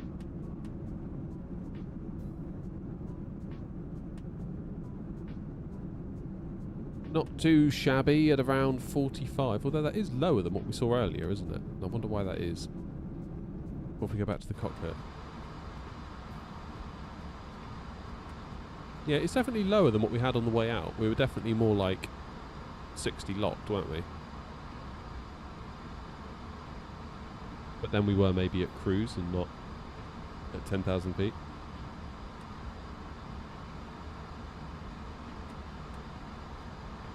Alright, Ames. How are you, mate?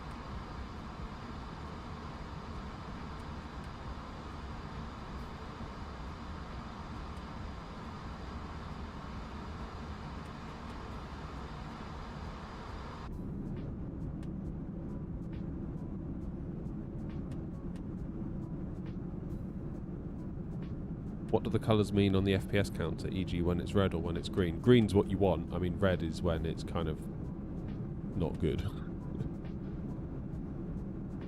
In terms of like frame time.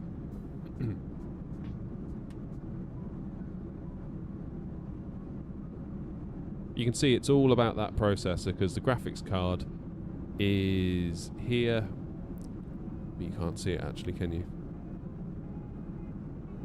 Hold on.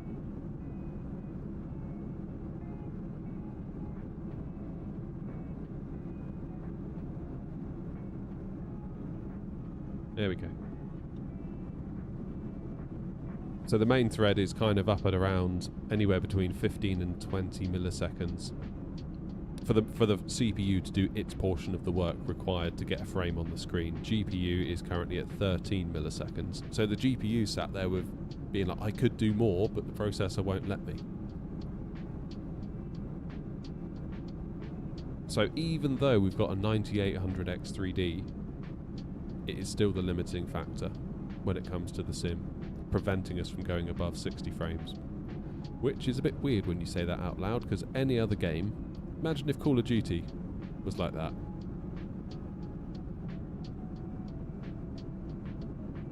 Can't get above 60 FPS because your 9800X 3D isn't powerful enough. Like, that would be unacceptable, right?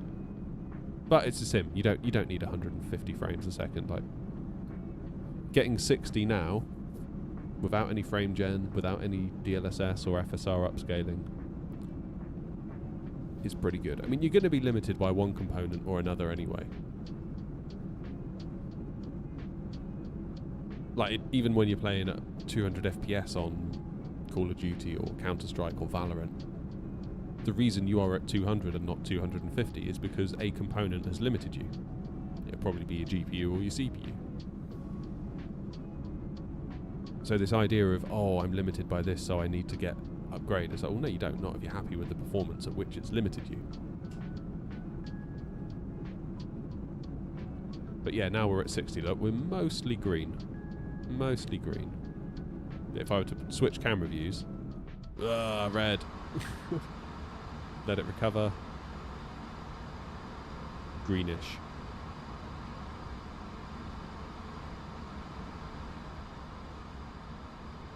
Yeah, I feel like even though those sounds are louder, they just lack presence. Lunchtime, sausage and chips and gravy from the chippy. Philip, that sounds like such a northern thing. No offence, you would never get gravy on stuff from the chip shop down south, I don't think. At least not the ones I've been in.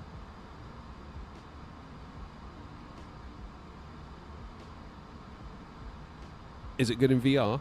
As in what? The flight sim? Flight sim's very good in VR. But you need a big old rig. You need a big old rig to play that. It is simulating some impressive stuff, but at the same time, throwing top end hardware at it, to still not be able to get above 60, it does seem a bit weird, doesn't it? Is it worth getting an RTX 5090 along with a 9800X 3D? Jonathan, probably it is. I mean, Grumpy's the one to speak to because he has that exact combo. He'll be able to tell you in detail what it's like. I think he's probably busy flying the departure out of Hamburg at the moment, so he might pop up in chat shortly. But he has that exact combo. However, don't be thinking it's going to solve all your problems, because it won't. Oh, the A340, I've not tried it, Lamar. Sorry, mate. Tampman, I have tried BF6, and I am struggling with it. In fact, Robert, that you can see up there in chat, if you scroll up a bit, I play with Rob, and I get the impression, Rob, you're enjoying it more than I am. I'm not saying that I don't enjoy it, because that's unfair. Like, I do enjoy it to a point. I don't know whether I've just become like a little dopamine-addicted idiot, but I do quite like Call of Duty multiplayer. Just running around like a fool, mincing people. Maybe that says more about me than it does the game, I don't know.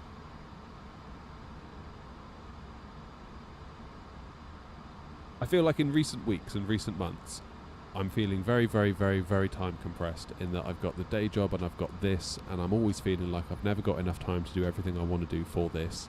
But at the same time, I'm afraid to leave my job because this doesn't make enough money, potentially, to lose the income from the day job as well. So as a result, I'm time compressed.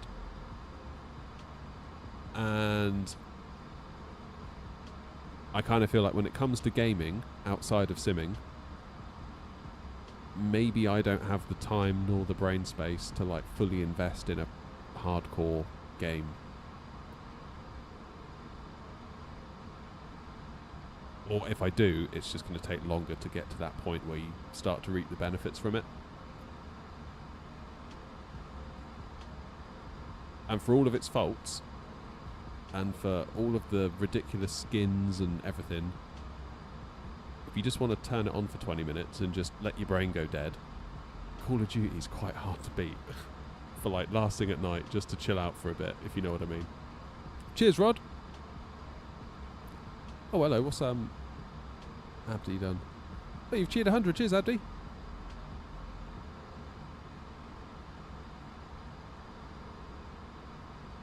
There's a custom mode on BF6 called Portal, and there are remakes of COD maps. Really? No way. That's got to be community stuff, right?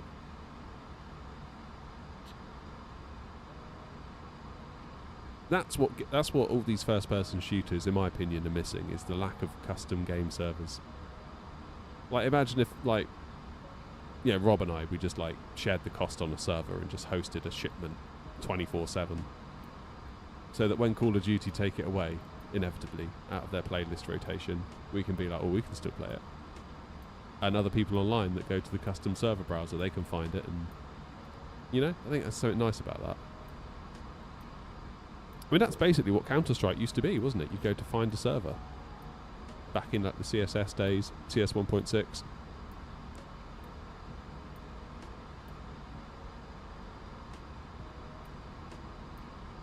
You in the Discord, Tatman?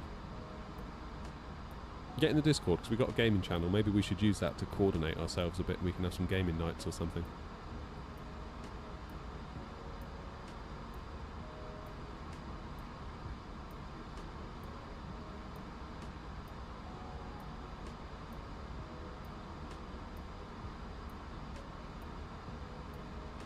Not sure how streaming it on this channel would go.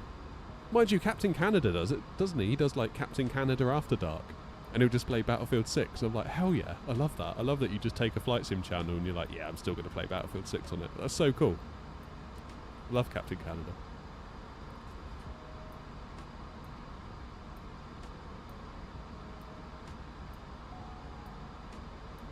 I bet there'd be a couple of others up for it. I know OG would be up for it. I think who else? Lanky might. Thanks, Lorenzo. Lorenzo says, I love you so much. I imagine you do.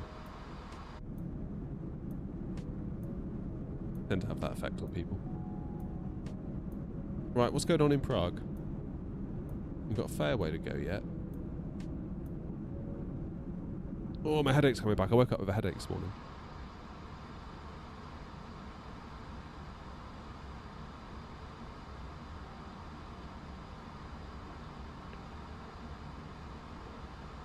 What is the weather doing into Prague? My flight. Wind is 250 and 7, and we're landing on runway 24. So it's only a 10-degree offset. So I don't really have a lot of excuses, do I, other than, sorry kid, you suck.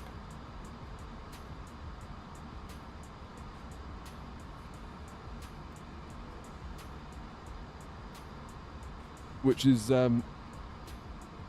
good in one way, but not good in another, because without my excuses, what am I? If you know what I mean.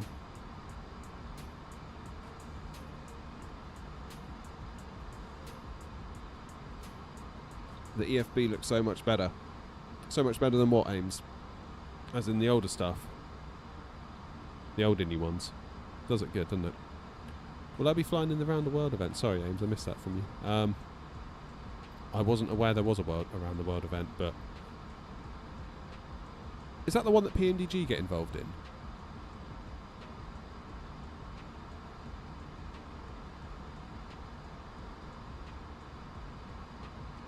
Is that the one?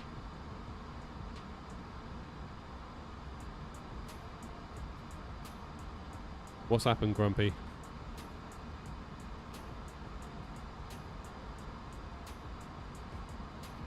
Did you not start your flight?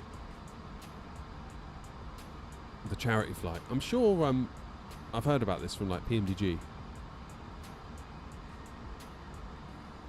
Like, is it Matisse from PMDG that has some sort of hand in organising some portion of it?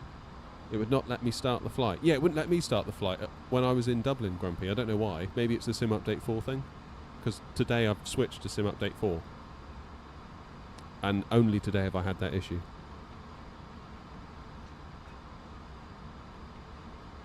It said to me that I had to be within an hour of the start time. It's like, well, I am. Oh, actually, wait, I wasn't, was I? Because I didn't have live weather on. Is your live weather turned off, Grumpy?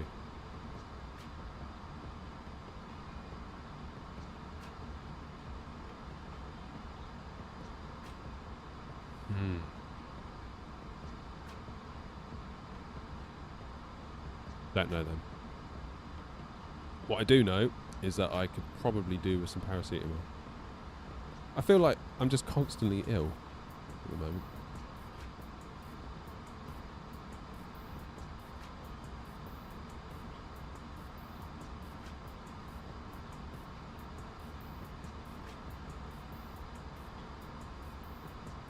Oh yeah, but Tapman, I mean, like the Discord thing is only really the only reason I put a paywall in front of it is just to stop drive-bys coming along and causing trouble. More than happy to share the link with you if you shoot us an email.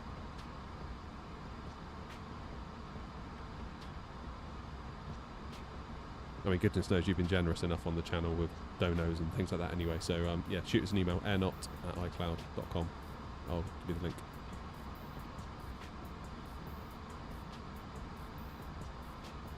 I do maintain, though, that was a good bit of advice I received from someone.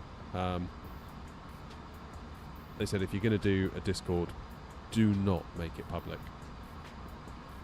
Like, just, even if it's $1, just put $1 in front of, a $1 membership will let people. It's only $1, but you'd be amazed at just people that would just drop in and, see one of your videos and see the Discord link in the description and just come in and just make a horse's ass of themselves. Just $1 stops that. I was like, okay. He goes, you're not going to get rich off the $1. Like, that's not what it's for. And as far as I can tell, you could like make a membership, join the Discord, and then quit the membership, which is fine. Like, I don't require you to pay indefinitely to retain access, but it's just like it just keeps it nice in there, you know. Do you know if the A330 has a sim rate multiplier?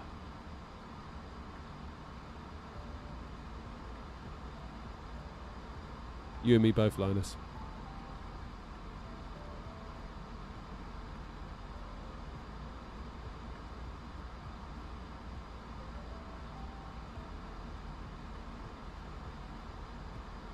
Oh, Ryan.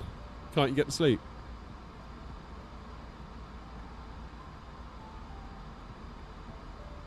Yeah, Grumpy, I mean, all the Skalaki stuff will come in time, though, won't it? But Grumpy, Jonathan was asking about 9800 X3D 5090 combo earlier, and I said that you have one, or have that combo. I think I'm right in saying. So, perhaps you might be able to field a few questions. Man flu alert. I don't feel like it's man flu. I just feel like constantly not quite right. For like the last month.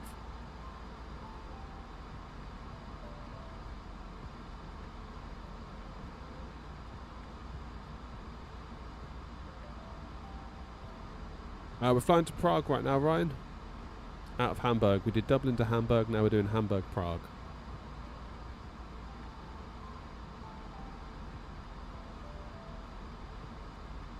There must be moments, though, Grumpy, where it's not like, the sim is still the sim, ultimately, no matter how much. Oh, yeah, the overlay. I got rid of it to show people the FPS count. Let me put it back. There you go.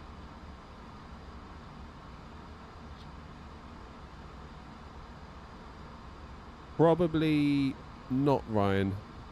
I don't think I'm going to have time to do a turnaround and get anywhere. Maybe I will do some FSI panel. Oh, we should check out FSI panel, because they've updated for the 340 now. So maybe once we land, we'll do half an hour or so of that.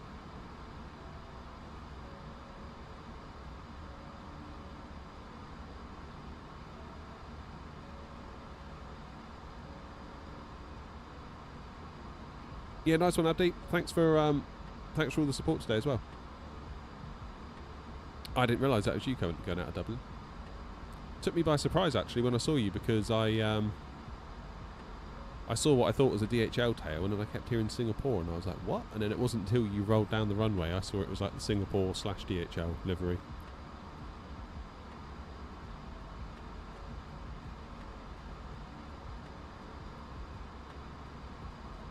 There you go, Jonathan. You heard it there from Grumpy. No longer need the dev mode.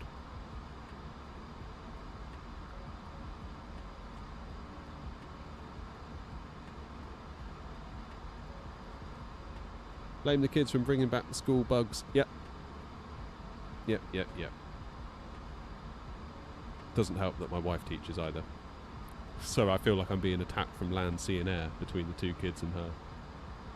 So basically I lock myself in the shed and remain in this, what I would say sterile environment, but I'm in here huffing and puffing, making a mess with it. But yeah, I spend all day on my own, which is fine by me. I'm very much an introvert. And then in the evening I just get bombarded with germs from probably a collection of 100 plus people that they've been in contact with. More than 100 plus people, in fact. Yeah, so I just basically get machine gunned with germs in the evening.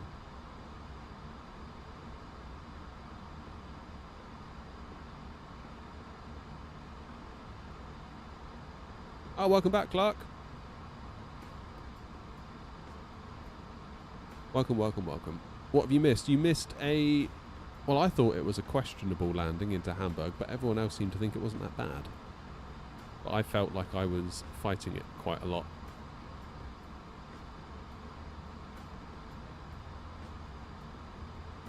I just feel like I know what it was. I felt the moment I messed up, I felt that I was trying to catch the crab and I overcooked it, and then I had to sort of pull it back, and then I vaguely overcooked that as well a little bit.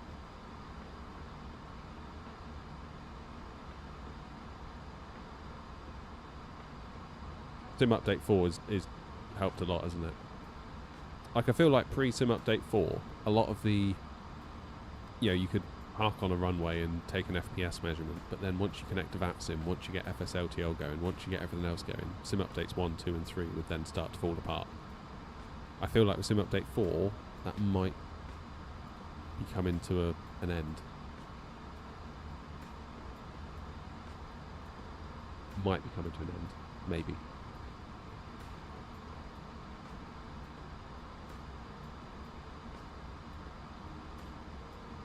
You feeling rough as well, Linus? That sucks, man. Thing is, though, I suppose like we could all be getting rough now and not actually know if it's like COVID or whatever. 'Cause you don't test for it anymore, do you? I mean, probably should, but don't.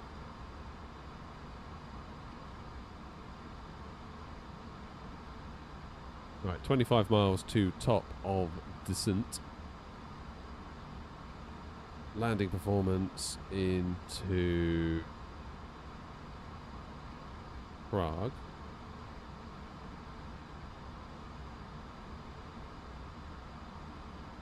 (1022).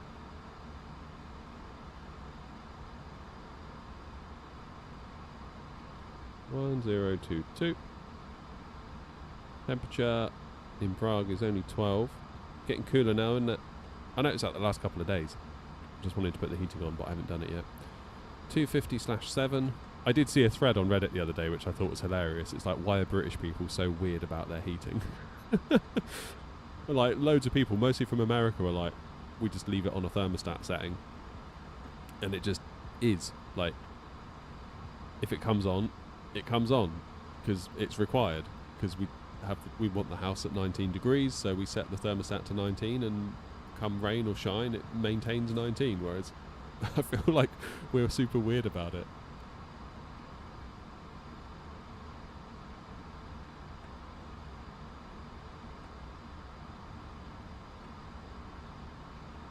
Vision height 1258. Because Prague is quite high, and we're doing flaps full.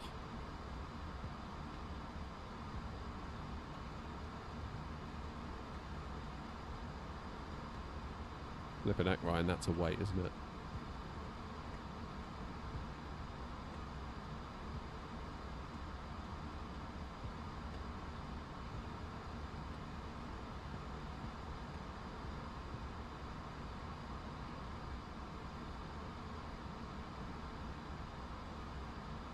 You feeling rough as well, Clark?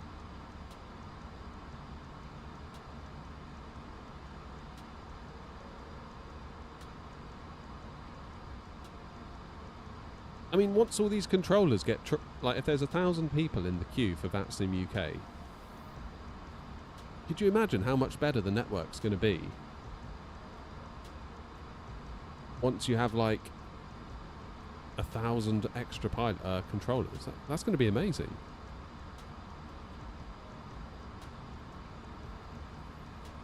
Let's go down to 4,000.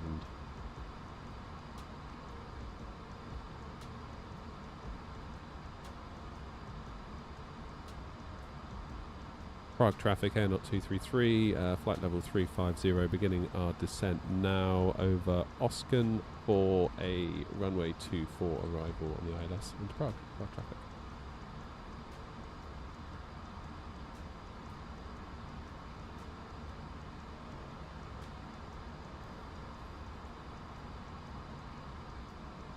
Yeah, I suppose by the time... So even though that list is 800, it might be half full of people that aren't actually going to do it.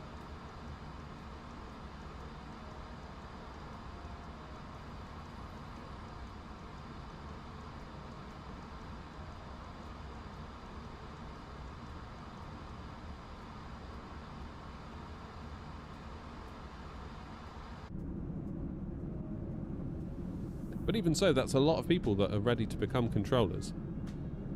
I just hope that a lot of them are kind of like retired people that have got time in the day, because then VATSIM can light up a bit more in the daytime.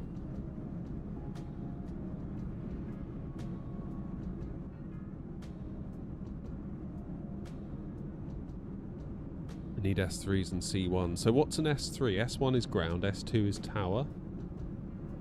What's an S3? That's...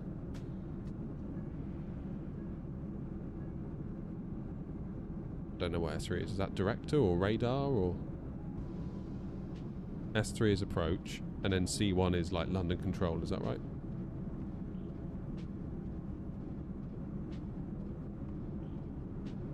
Do you think there's a lot of people that get their S1 and stop at S1?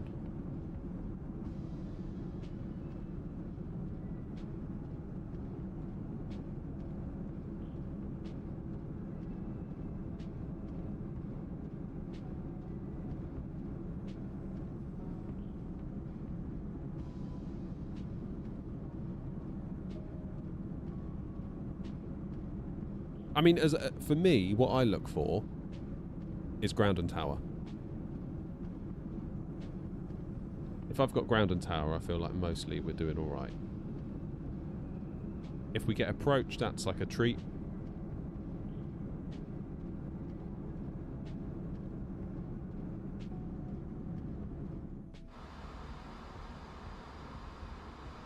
Yeah.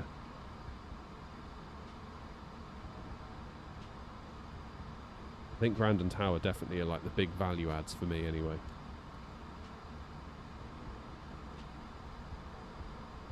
With approach as well, because approach you can get vectored in, which is nice. But I find that if I'm in a big cruise, I'm not that desperate to have control online. I'd almost rather there wasn't any control online.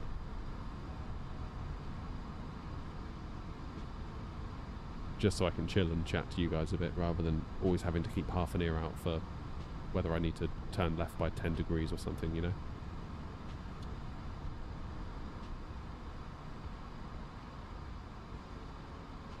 But then if I wasn't streaming, I would probably want all of it all the time.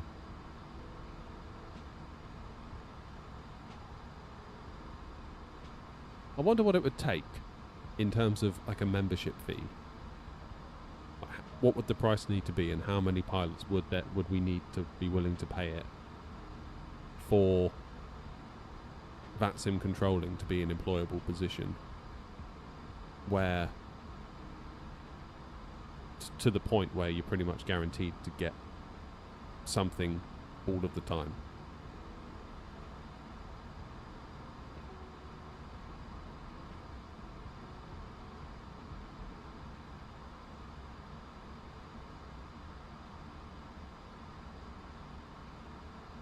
There is a thing, isn't there, in America?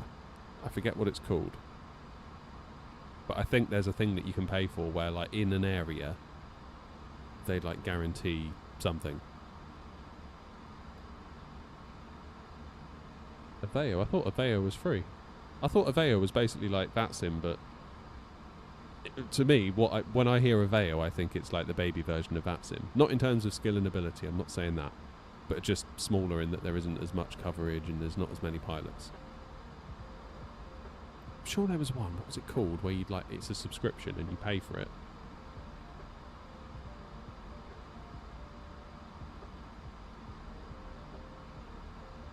Have I flown any long haul on VATSIM yet? And if you do, any tips? Pilot Edge. Thank you, Joseph. That's what it is.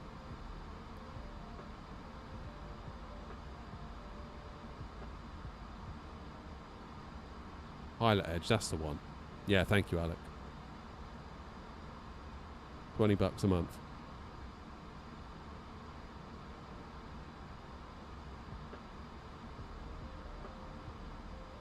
I mean, yeah, it could get expensive. I'm just curious, what is that number? Or what are the two numbers? How much per month and how many pilots is required? I guess you would have, like you say, you'd have to do it by region, so you'd have like a VAT UK subscription.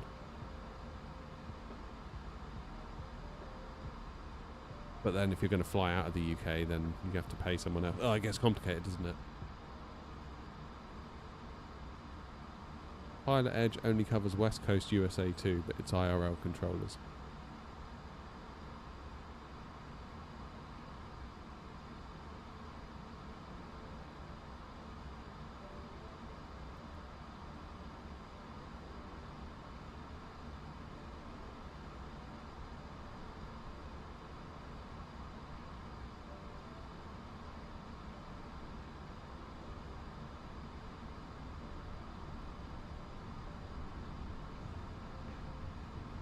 Would be pretty cool though, wouldn't it, if that could be like a genuine career.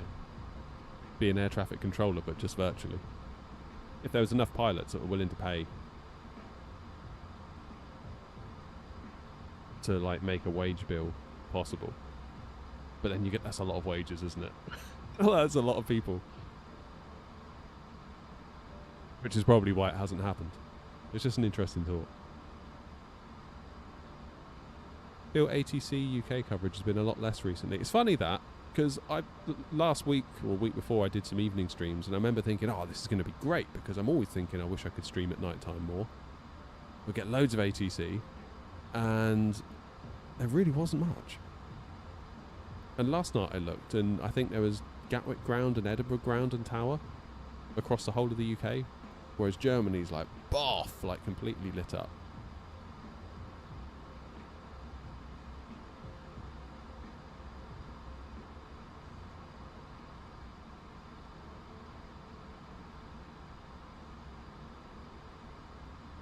Easiest way would be to stream doing it. Oh, what, as in to make a wage for yourself, Clark, so that it can become a job.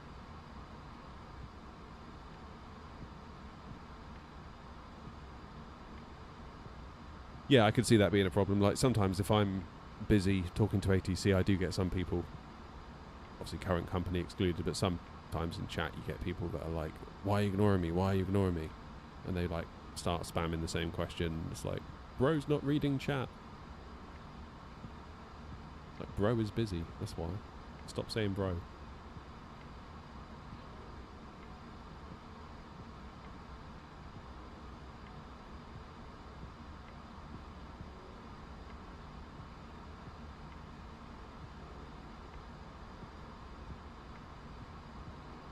Now, do I fly the whole SID or do I cut a corner?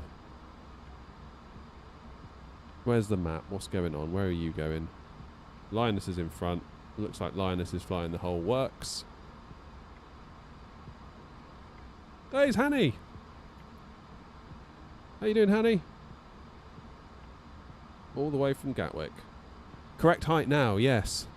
Thanks to... well, yes and no. Yes and no. So compared to your sim,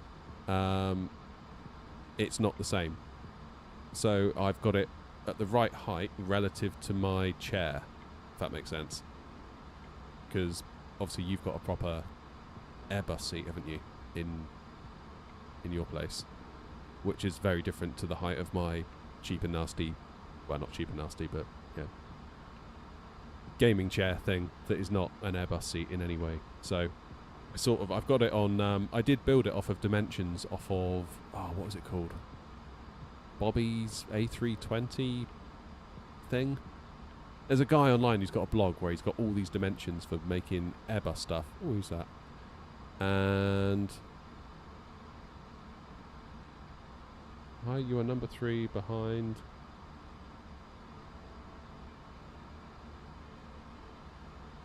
Okay. Someone's telling me I'm number 3. Nice. Yeah, so I built it off of the dimensions.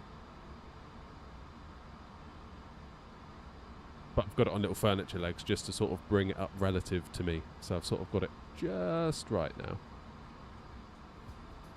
What was that guy saying on VATSIM? Eurowings.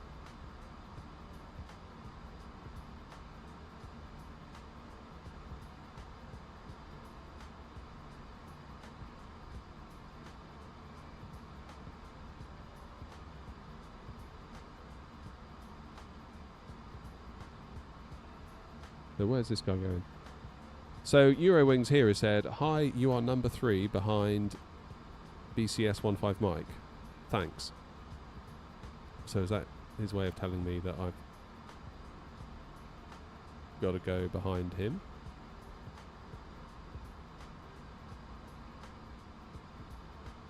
Yes, he is.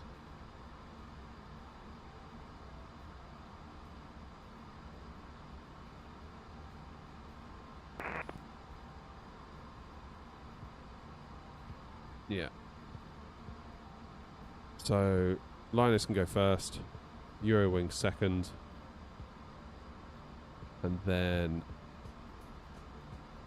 I'll go third. It may be that I have to extend my downwind.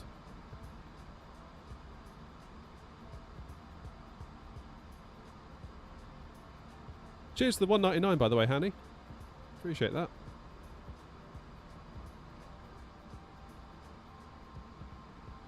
Yeah, it's made such a difference. I remember when I came to see you, I was complaining about it, wasn't I? Speed brakes required. It's because I had it desk mounted and it was all the way out here, so I'd be sort of flying like that and I'd pull right as I pulled back, and obviously it was a mess, whereas now my arm can be relaxed. I don't know if you can see it, I've got a little armrest as part of my chair. My elbow just catches the armrest. That's sort of how I know I'm in the right place. In a weird way.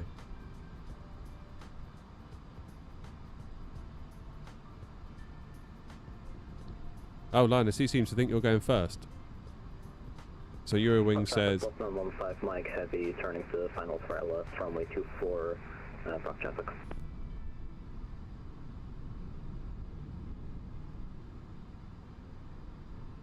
Prague traffic, AirNOTT 233. We're going to extend our downwind to give way to Eurowings 3348, Prague traffic.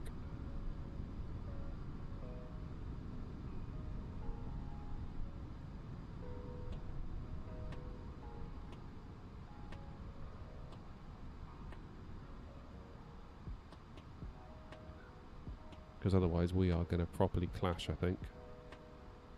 It's a little bit close. So I'm going to come out here and around. Eurowings, if they sort of cut in behind Linus. Where's Grumpy? Is Grumpy still? Yeah, there he is.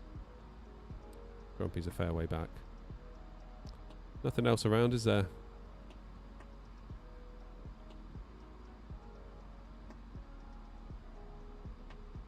Rob says, tell Eurowings he's not as important as me.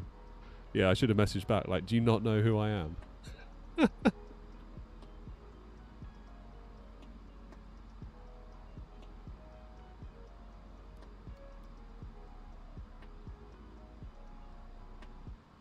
So rather than turning at Arezu, I don't know. 5 miles to Arezu, you're out there. Yeah, I'm definitely going to extend my downwind. That's too close. I don't like that.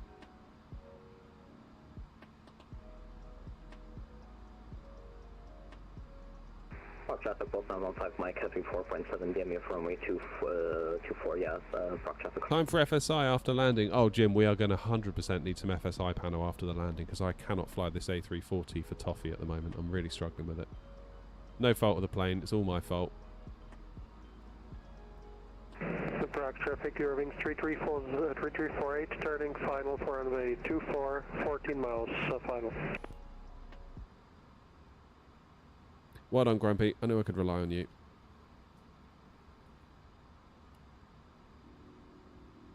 Better put the seatbelts on even though we're flying cargo. We're flying cargo, but we're not flying cargo.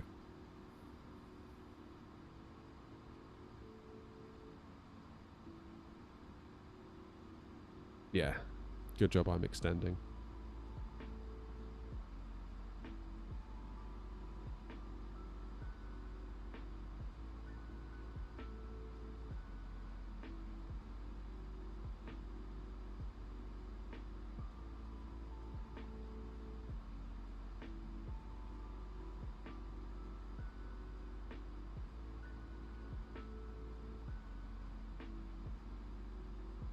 Then what's the plan when we land?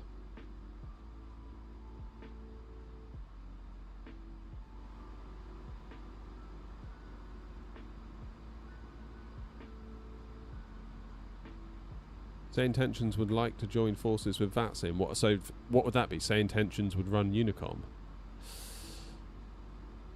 I don't know how that would work. Because they're going to require money, right? For say intentions to be hosted as like a server-based product. Let's go PR32. PR532 even. Traffic, AirNOTT 233, flying direct, Papa Romeo 532 for the ILS into Prague runway 24, Prague traffic. Traffic, Federal 52 Alpha, line up 24.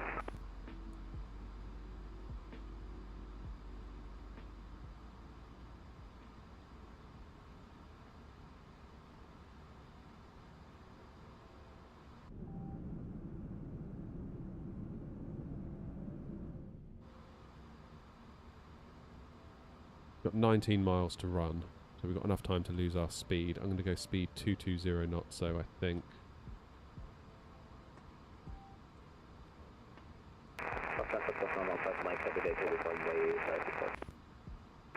Maybe I won't. It's alright, Jim, I get it. Yeah, no time for another flight, you're quite right. It hasn't happened yet, but one of these days, I live in fear that I'm going to be late picking up the kids from school. And then, yeah, like the headmaster's going to come out and be like, what the hell? And I'm going to be like, yeah, sorry dude, I was playing Flight Sim. I wish I had a better reason, but I don't. But do like and subscribe.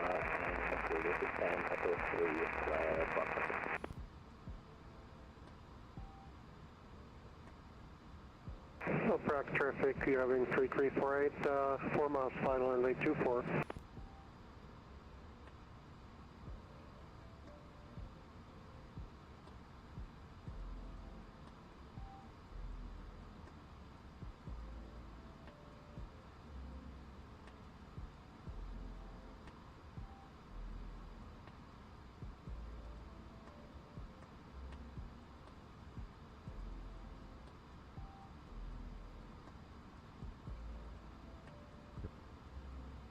Level 52 Alpha, airborne.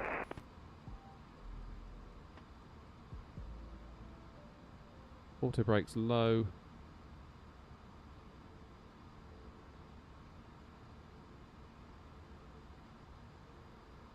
Yeah, so I got stuck in a hold.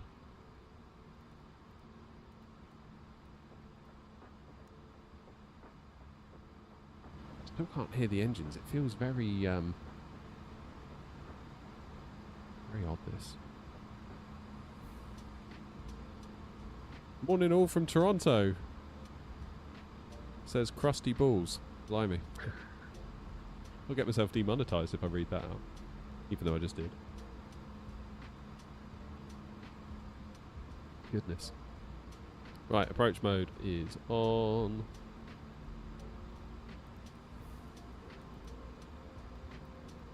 Go down to 180 knots. Flaps out.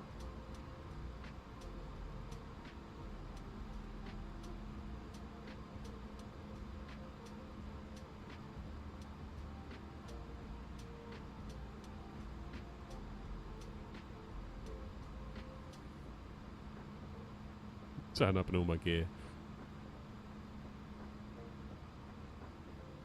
That would be weird, wouldn't it? That would be weird.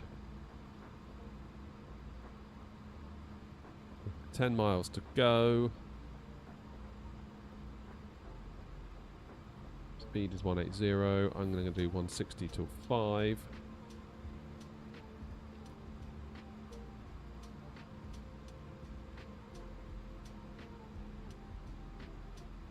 Prague traffic AirNOTT 233 established on the ILS for runway 24, 9 miles to run will be 160 until 60 me. Irving 3348, runway 24 vacated.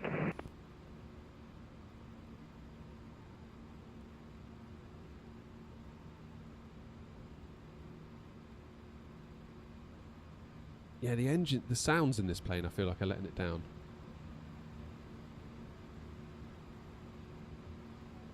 Come on, Boris. Make a sound pack for the A340.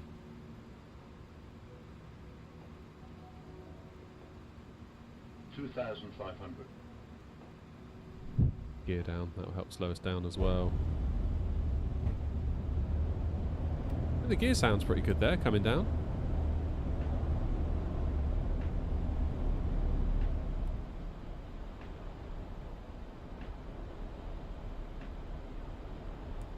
Okay, let's go final approach speed then.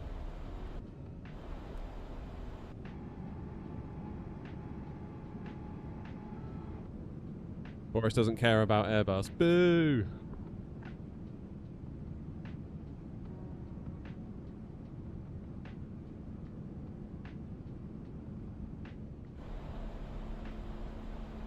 $2,000.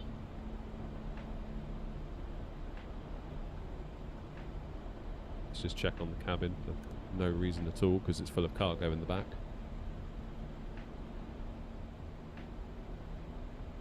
Prague traffic AirNOTT 233 on a 4.5 mile final, runway 24.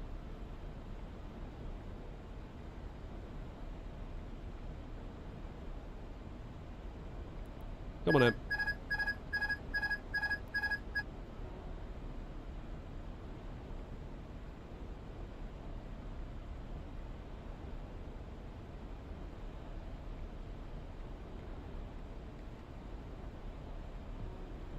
So, although it looks alright at the moment, 2 reds, 2 whites, that does give me the heebie-jeebies in the sim.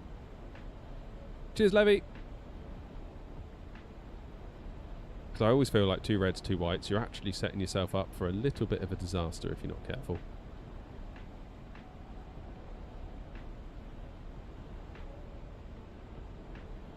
$1,000.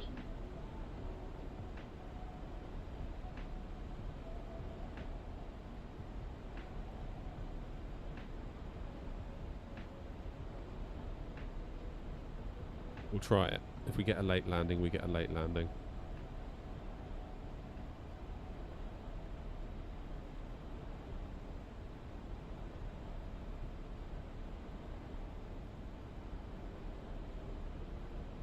Definitely much slower to react, isn't it, than a 320.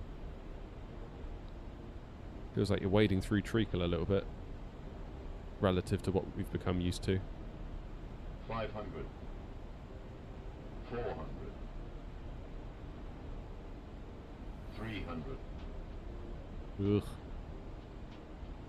Prague traffic AirNOTT 56 Tango turning on a very short final for runway 24. 100 above. 100. 90. 80. 70. Minimum. 60. 50. 40. 30. 20. Retard. Retard. 10. Retard. It's alright. That wasn't too bad in the end.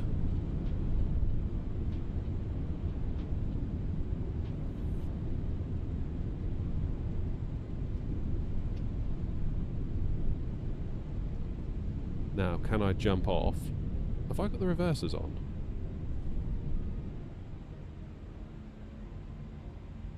AirNOTT 232, this is AirNOTT 56 Tango. You need to get off the runway because I'm right up your APU tire pipe. Vacating now, AirNOTT 233.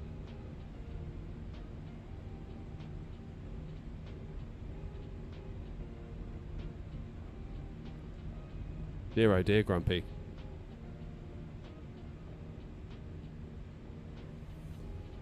Runway 24 vacated, AirNOTT 233.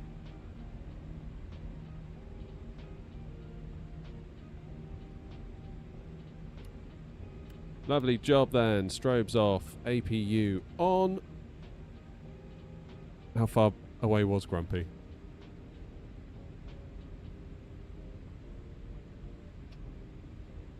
Park traffic AirNOTT 56 Tango Heavy.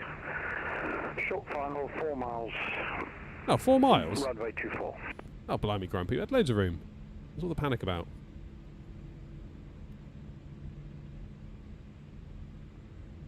I thought you meant like you were really close.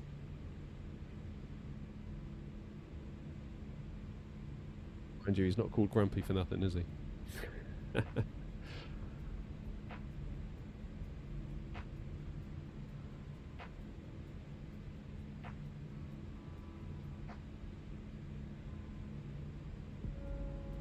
Right, where is the cargo place? Oh god, it's all the way up the other end.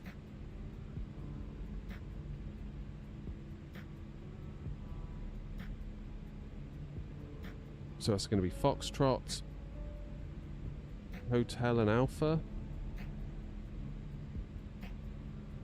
Prague traffic, AirNOTT 233, taxiing to cargo terminal via Foxtrot, crossing runway 12, then Hotel and Zulu. Prague traffic.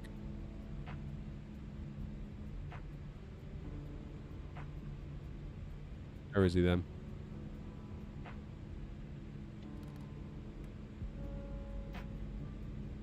Just going to make sure there's nothing coming before I randomly cross a runway. No, there isn't. Strobes back on then. Prague traffic, AirNOTT 233, crossing runway 1230.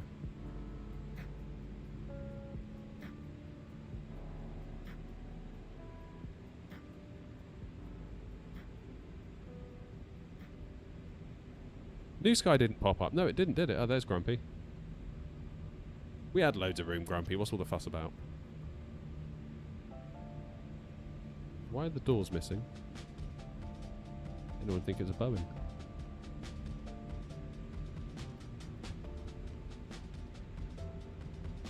That wasn't too bad, that. I was much happier with that landing than I was with the one into Hamburg, for sure.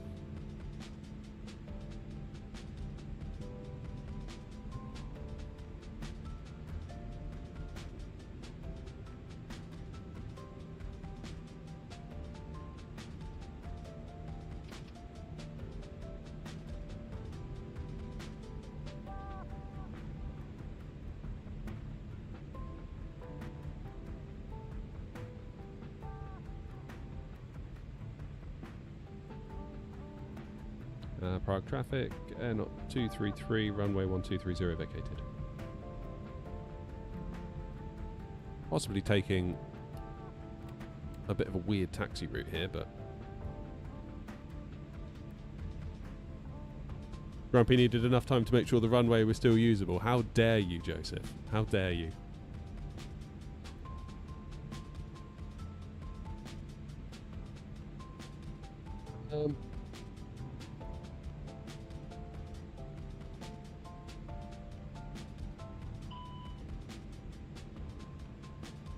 Brake's hot. Where's the brake fan in this thing? It's down here in a 320. Where they put it? Where have they put it?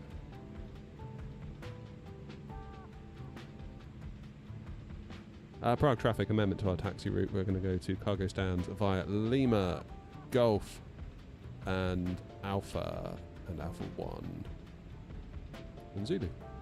Prague traffic. Bloody meal of this. I'm lost in Prague. Just conscious that I've got a big wingspan and I'd rather stay away from the buildings.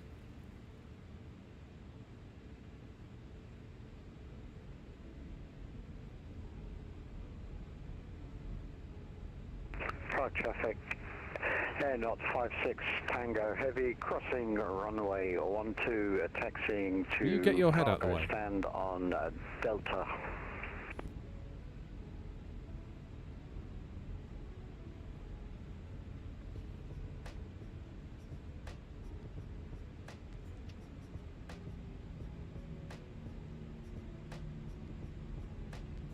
We're on Gulf now. Let's see if we can find this cargo area. I'm just curious to see where it is. I've never been up there. I appreciate I probably could just park in there. Also, in the event that control ever does come online with Prague sometimes, it's nice to just have a rough map in your mind. Like a bit of a mental model of the place.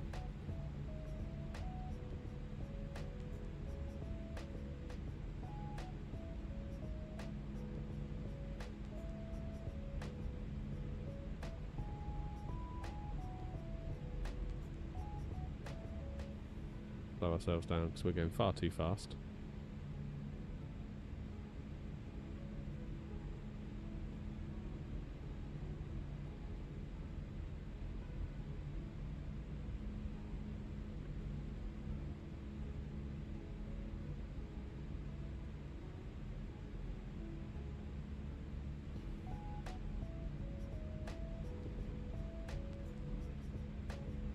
Right, so we've got about an hour, I think, which isn't really long enough to get anywhere, is it? But we can do some FSI panel and have a nice time.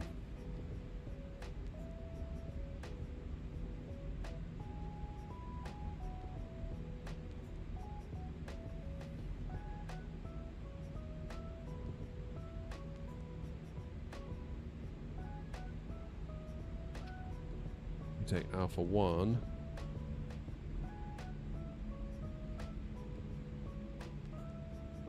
This cargo area is not looking all that impressive, is it? I should really pay for the Orbex scenery. It is Orbex, isn't it, that do Prague? I do like Prague.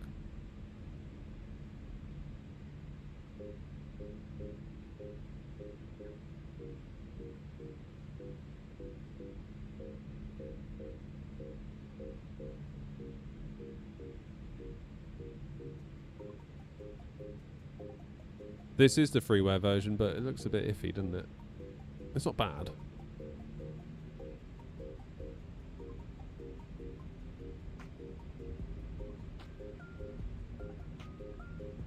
Right, where's the brake fan thing? There's got to be a brake fan around here somewhere.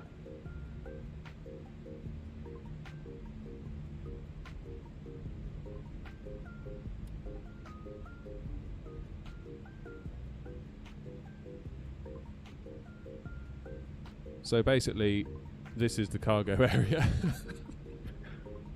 Okay.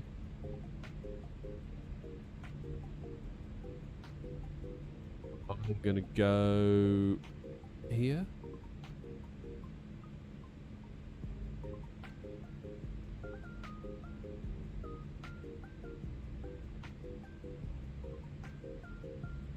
A340 is marketplace only. However, they say that you'll be able to transfer your purchase to the INI store at some point if that's what you want. I think basically they want to get the majority of the initial purchases, which is probably going to represent a lot of their revenue in total from that product. They probably just want to get all the money from that rather than have it pirated, which I can understand.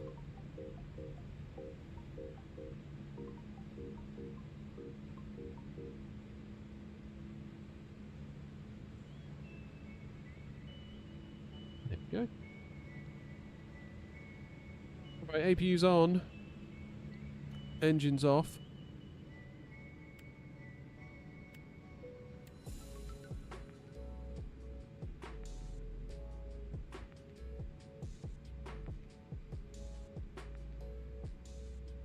Yeah, I want to close the flight. Hey, 10 out of 10. Great touchdowns. That was still 343 feet per minute, though. I thought it was smoother than that. Maybe it wasn't. Maybe it wasn't. I don't know. Still, 22k. We'd have made a lot more if that was cargo, I guarantee it. getting towards the later side of being okay. Average centerline deviations 2 meters. Yeah, we're okay. That was all right. It was all right.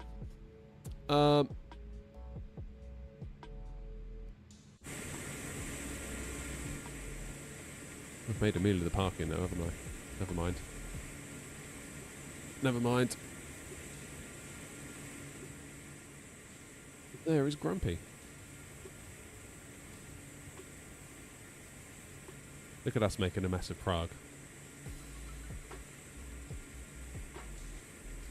Yeah, I feel like some scenery might not be a bad idea because I do enjoy Prague. It's a nice place to fly in and out of. Nice indeed. Right, I'm going to quickly go and get a water and some paracetamol because my head is starting to hurt. Then we're going to go and do some FSI panel landings, check out the new update from JP because he's updated FSI panel to include the 340, which is awesome. Good old JP. Sorting it all out, isn't he? So I'm going to disconnect from VATSIM. Yes, thank you, Grumpy. And then we'll do some FSI panel together. Have a think about where you want to go when we're back, and then we'll decide where that'll be. See you in a moment.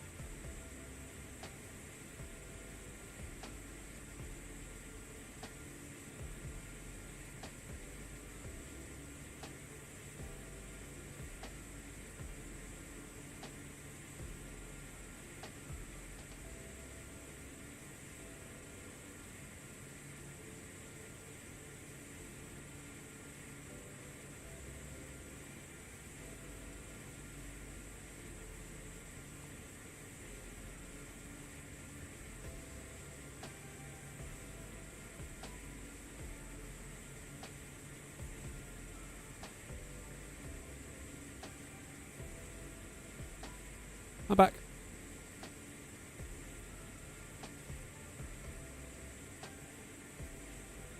Okay. Where do you want to go?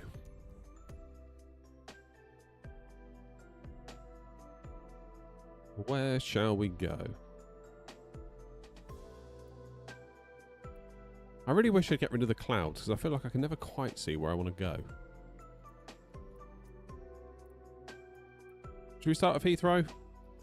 Let's start at Heathrow and then we'll take some suggestions.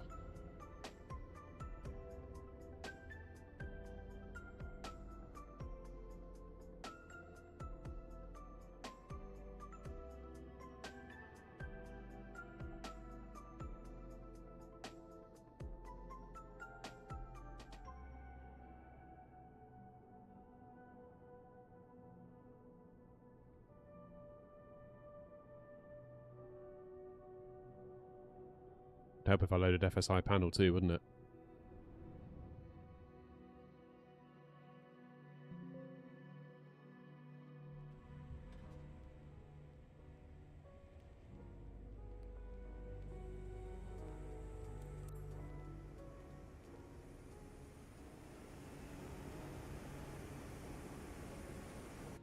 Right, let's see what JP's got in store for us.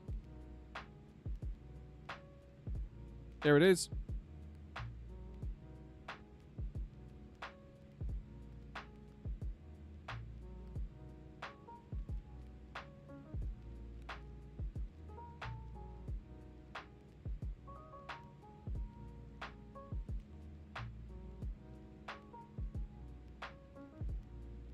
Right, we need to start FSI panel within the sim.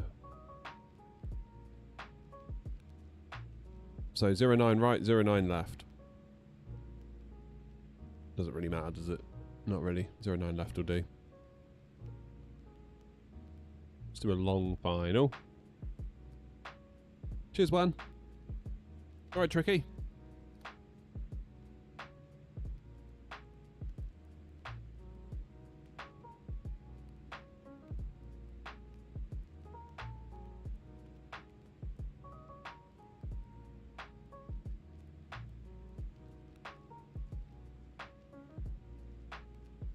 Keeping an eye on my aircon unit.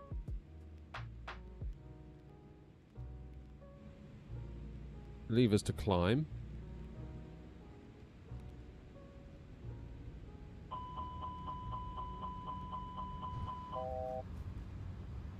See what happens.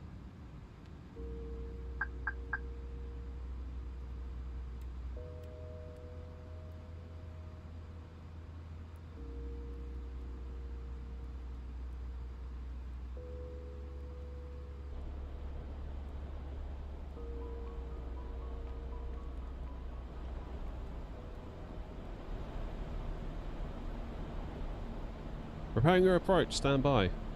Roger, roger. 2,500.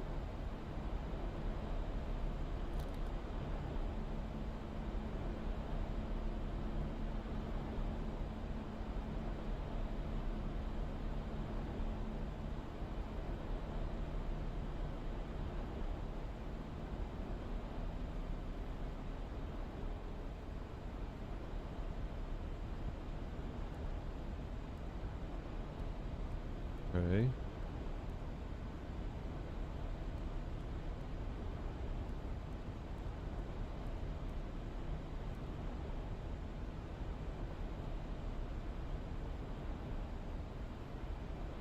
Hold your brakes for 3 seconds to take control. Holding the brakes now.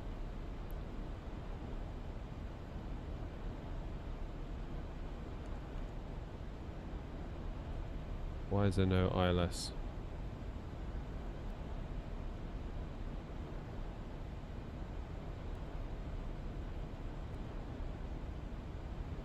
I want 09. Left.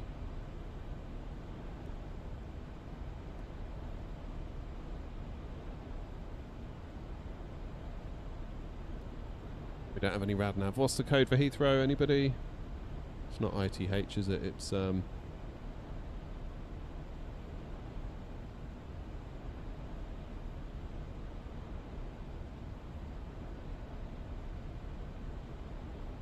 IAA.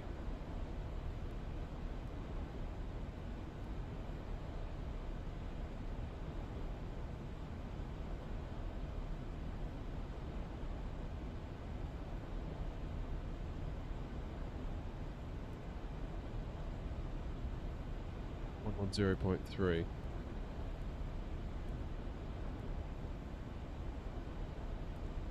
We might have to throw this landing in the bin. Yeah.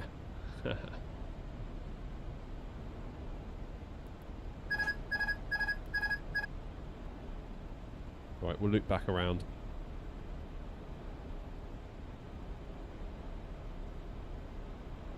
$2,000.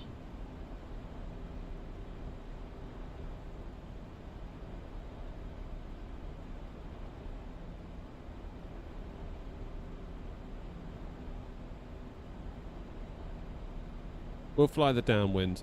It shouldn't take long.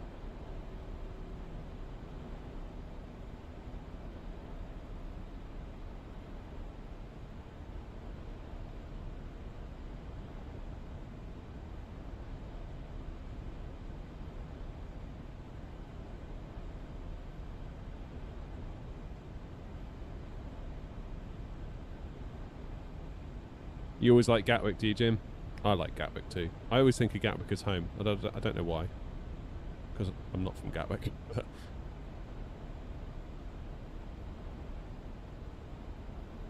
Right, here comes the ILS. Please go to Malaga. We might do.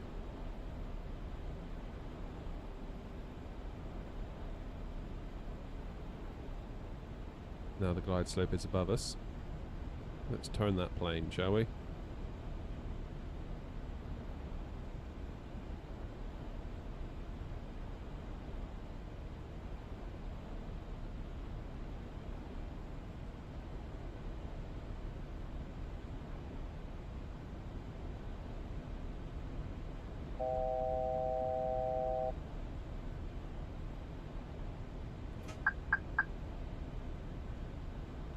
Now, can it intercept like this?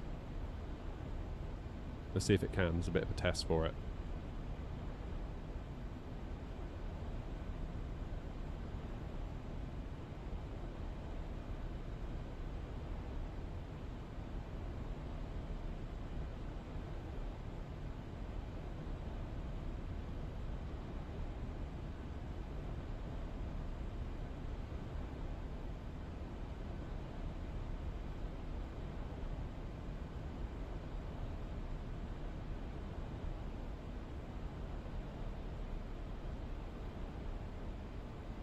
A340, yes it is.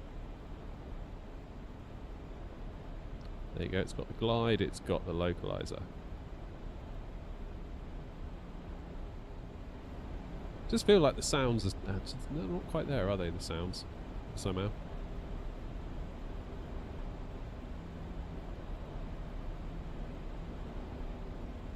So we'll let it get settled and then we'll take control. Because I feel like it is still just gradually moving around a little bit.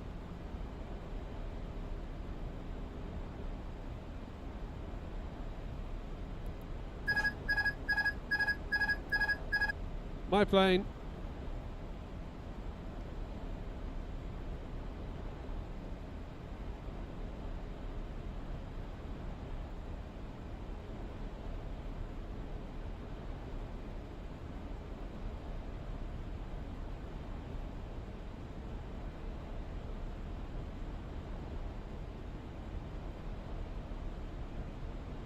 $1,000. Oh, we've gone a bit high. That's correct for that. Still 2 reds, 2 whites on the pappies. I've just noticed it on the ILS markers.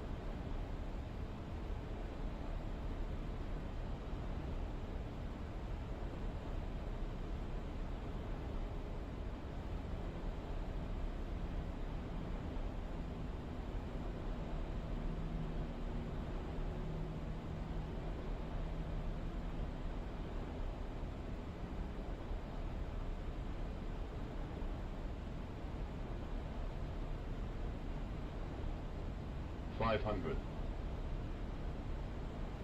400.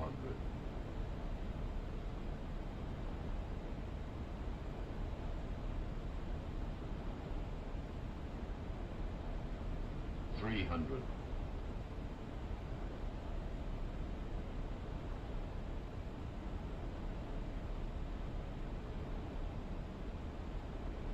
200.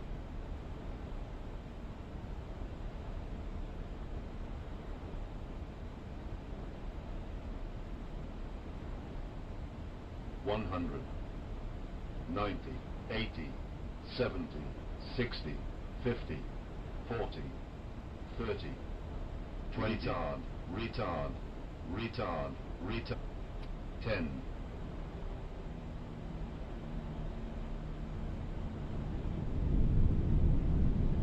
That was late, wasn't it? That was no good. Are we in reverse? No.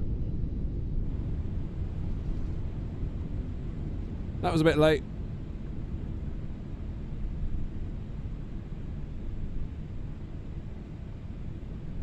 Oh, sorry, Jim. I couldn't fit the A3, the 777 in there.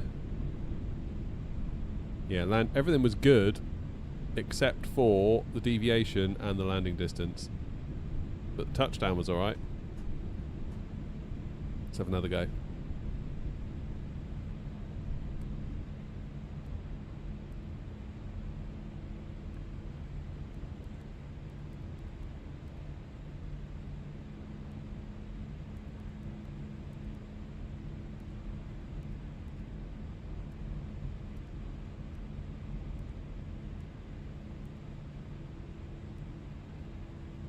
Levers in decline. We'll do a 4-mile final this time, start to speed it up.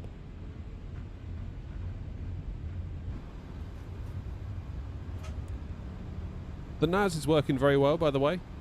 I'm really pleased with the NAS so far. Got that fired up.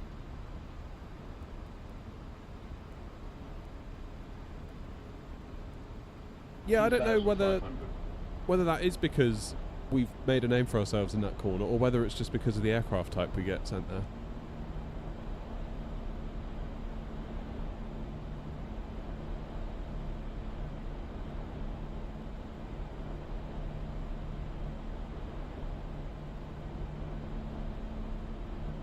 Done it again, though. I don't want 27. 1000. I want 09 left.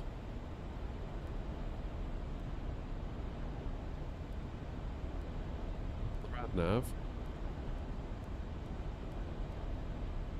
110.3. God, JP's still typing in. I've messed it up. Sorry, JP.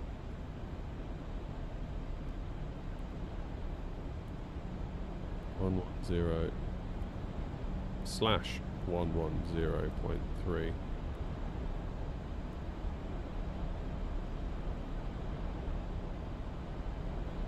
That's my bad.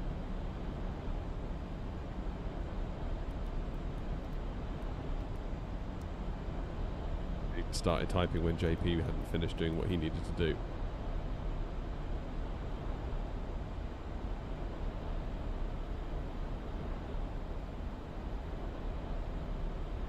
I think we'll need another go at this one, don't you? Well done, Ryan.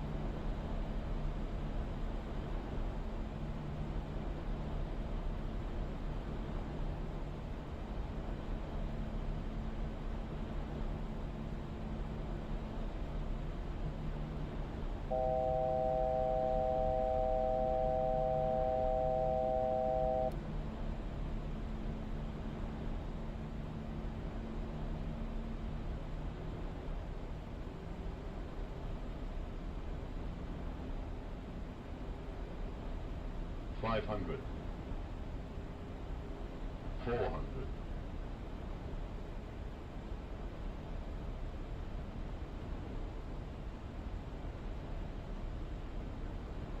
$300.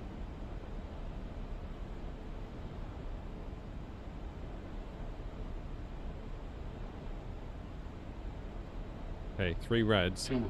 It's kind of what I want to see in a weird way.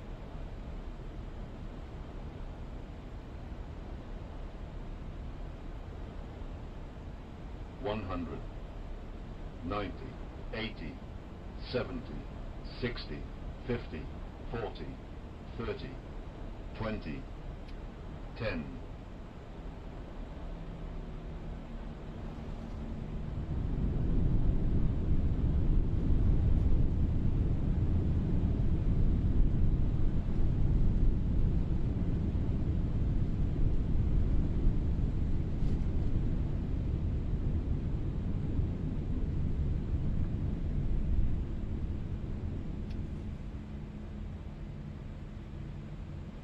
How was that then?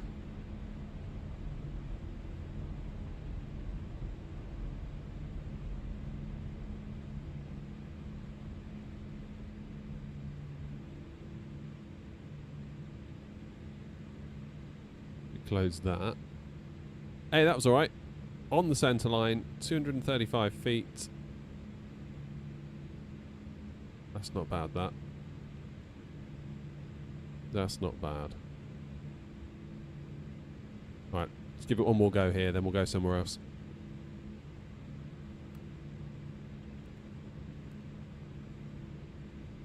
And I'm not going to interfere with the panel before I take over. You had to buy vouchers to buy it.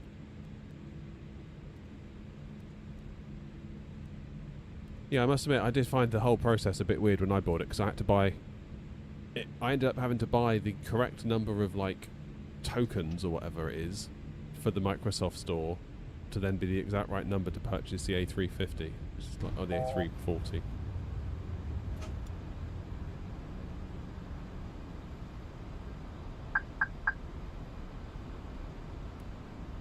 As soon as I see like you putting a virtual currency in between my currency and the product, I don't like that. I really don't like that. 2,500.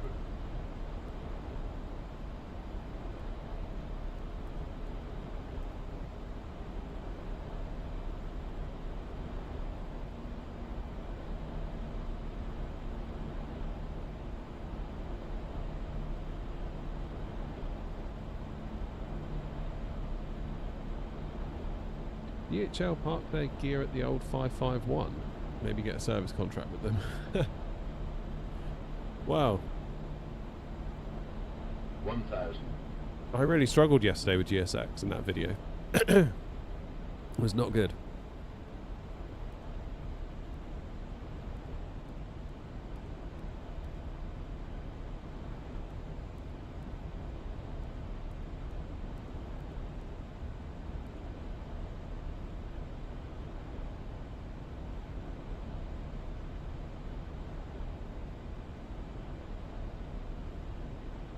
Right, now.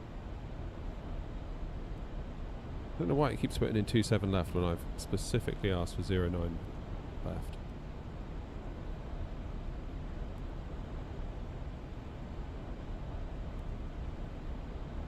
Nav /110.3.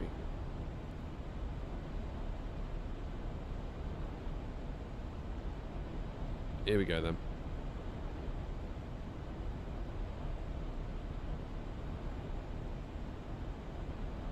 The other thing I wish GSX would do, not GSX, FSI would do, would on the short finals just start you a bit higher, because it feels like we have to stay level for almost a third, or yeah, about a third of our a quarter of our 4 mile short final.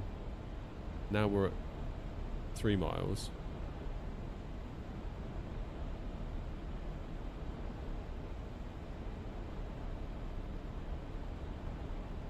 And then you spend the next mile, if you let the approach mode do it, recovering to catch it.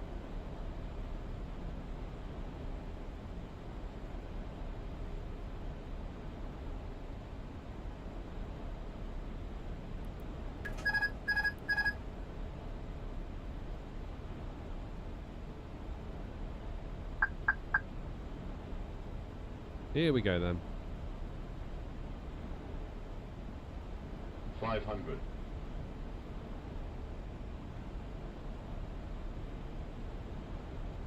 400.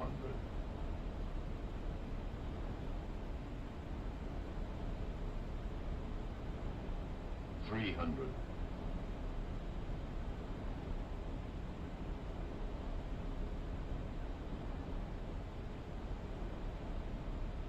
200.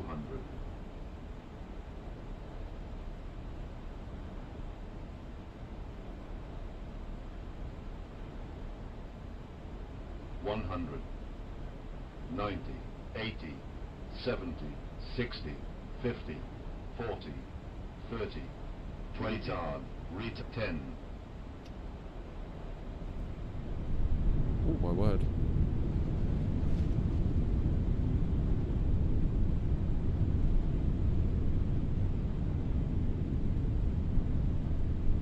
Not sure that one's going to be as good.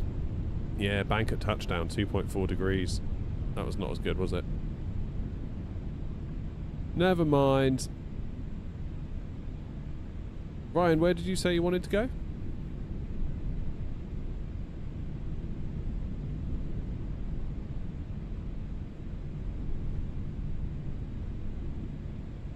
How you doing, Cat? Just scrolling back.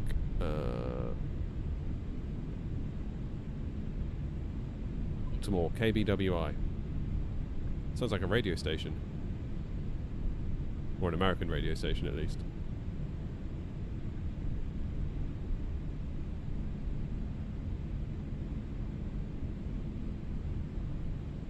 Do a long final.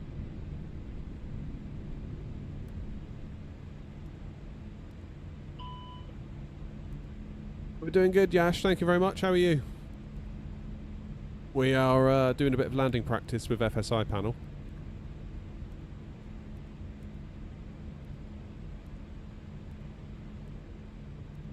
Flown from Dublin to Hamburg, Hamburg to Prague, and now we're just trying to get good, basically.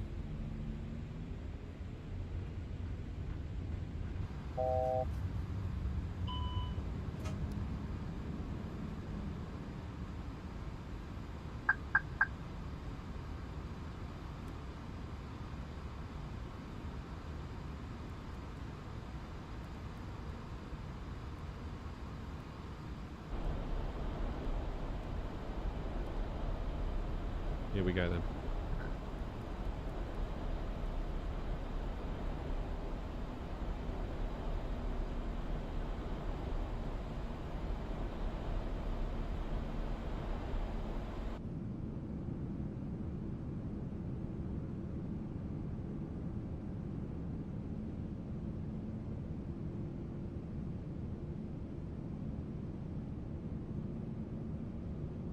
It's a pretty approach, isn't it? Baltimore's near Washington, DC? Is that right?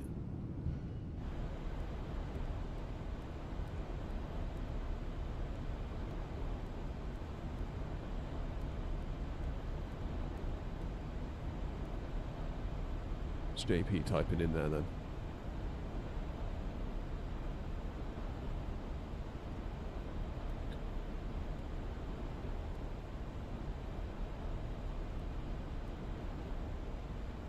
So it hasn't said anything up now. KWBI/KWBI. Airport not in database. What? What's the code? KBWI /KBWI.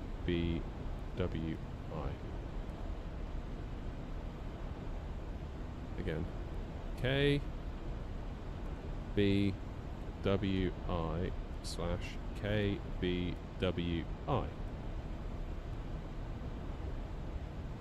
There we go. Now we can ask for arrival of ILS. What did I ask it for? 28.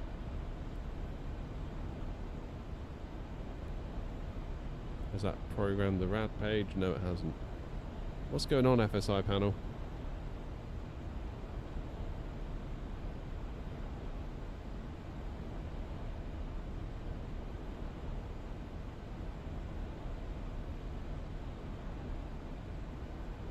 .109.7.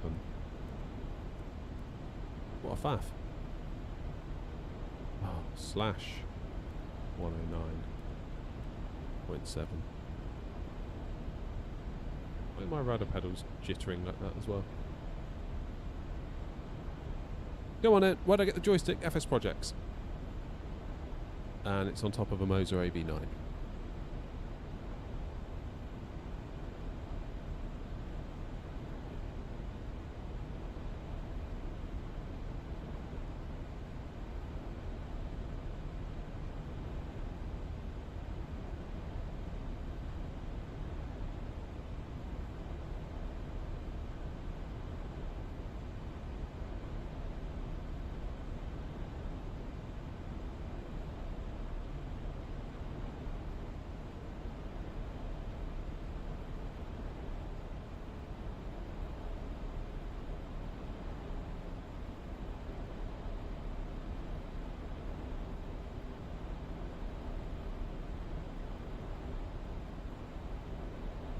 It is.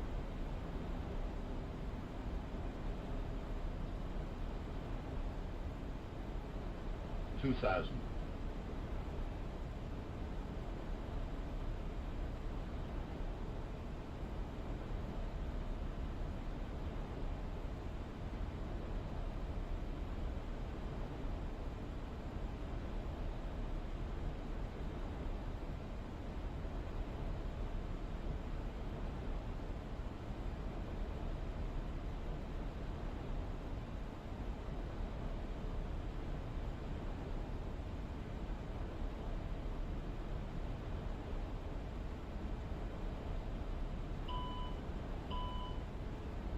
Uh-oh. We're running out of fuel.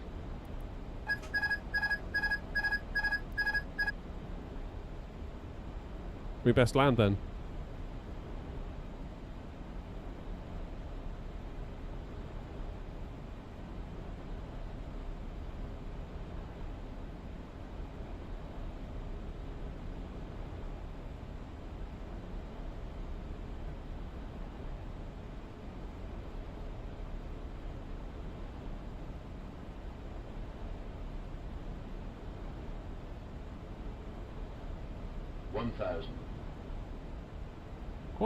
Quite a wind going on here, actually, isn't there? Is Baltimore the place out of the wire, the TV season? Is that where I know it from?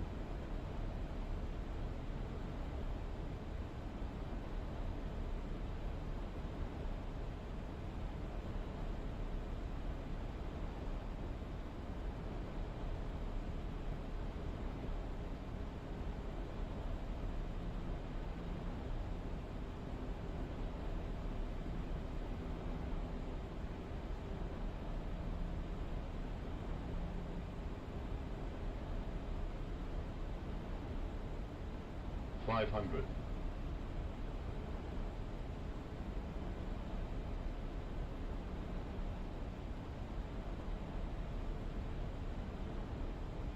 $400.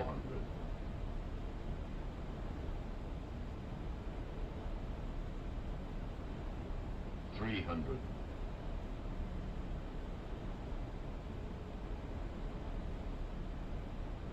$200.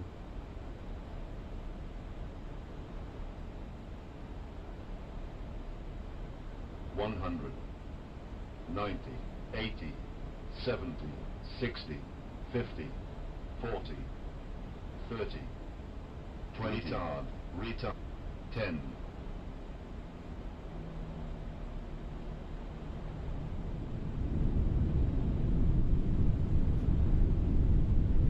Not too bad.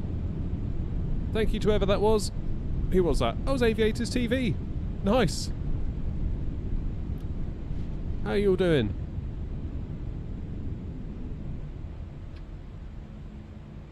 Now we could really do some fuel, couldn't we?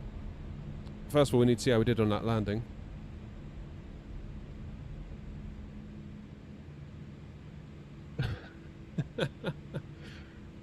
Four hours of Heathrow. Nice. Let's have a look. How did that go for us?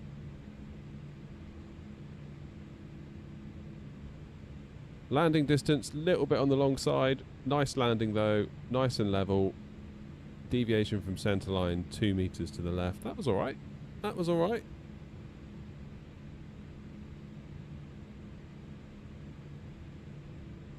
It's alright.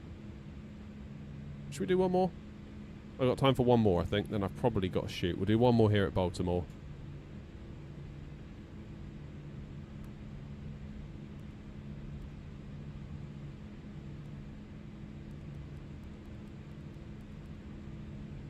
go. Right. 4 hours on Heathrow, so you're controlling Heathrow then? Damn. Need to put a bit of fuel in the plane, I think. Because we are running out.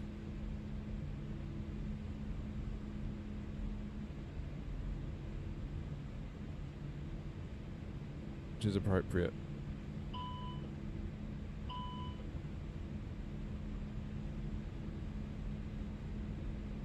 Levers into climb.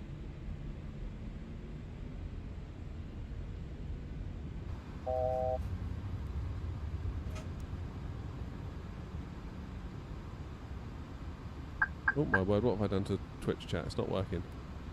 Heathrow ground, cool. Controlling is such a strong word when it comes to Spoonie. Oh, don't say that.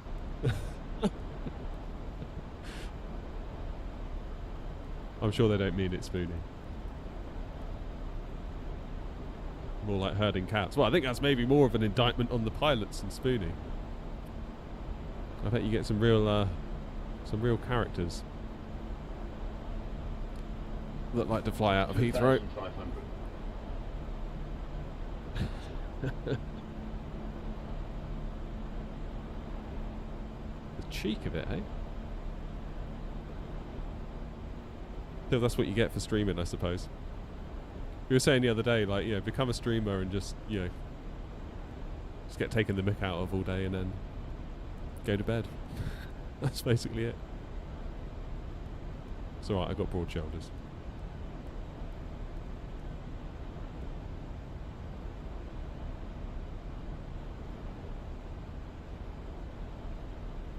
Right, has it done it again? I bet it has. Flight plan. Yeah, it's got us on 1.5. We don't want 1.5 right. We want 2.8 because we're lined up for 2.8. And I've told you I want 2.8, but you keep insisting on the opposite end. I wonder why that is. I'll message JP about it. He'll probably be able to find out what it is.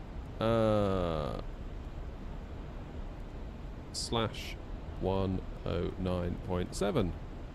Wallop. There we go. Now we can hold the brakes, put the approach mode on, and we can show chat how it's done.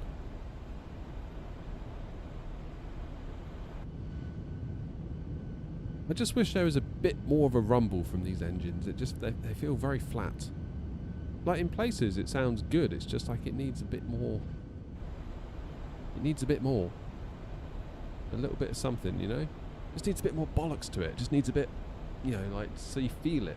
Whereas it just feels like just a bit of a gentle whine at the moment.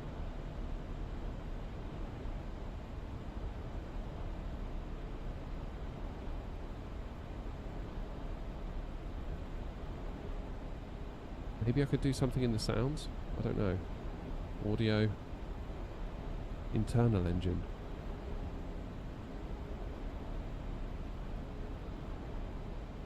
2,000.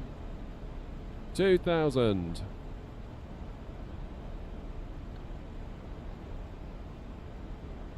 Oh, the Phoenix has come such a long way though, hasn't it, with its sounds.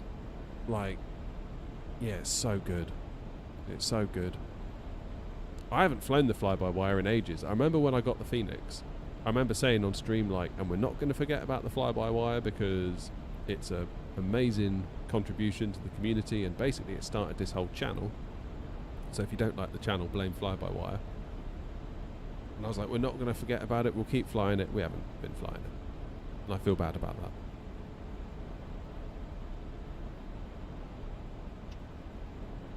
Right then.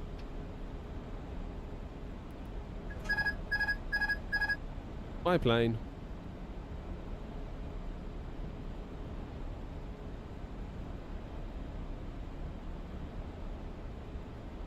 Grumpy says, I'm missing the landing bump landing the A340. My 2 landings today were so smooth there was no bump. No one likes to show off, Grumpy.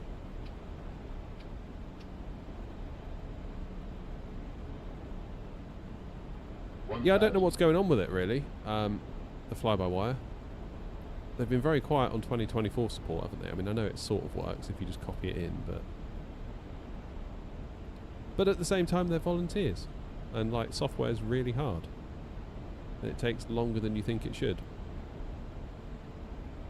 You know, I spent a good several years working as a software developer. It's always more than you thought it was going to be. Felt like you had two options. You either say, oh, it'll be this long and it takes longer, or you give them the long option to start with and they freak out and say, no, that's too long. It's like, well, I don't know what to tell you. It takes a long time. Particularly when you change the bloody requirements mid-project. 500. Would it be possible? No! No, it would not. Would it be possible for you to plan ahead 400. and not make such outrageous demands? Oh wait, you can't say that to customers. 300. There's a fair bit of wind going on here. 200. Ugh.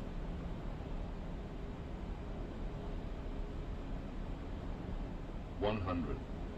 90. 80. 70. 60. 50. 40. 30.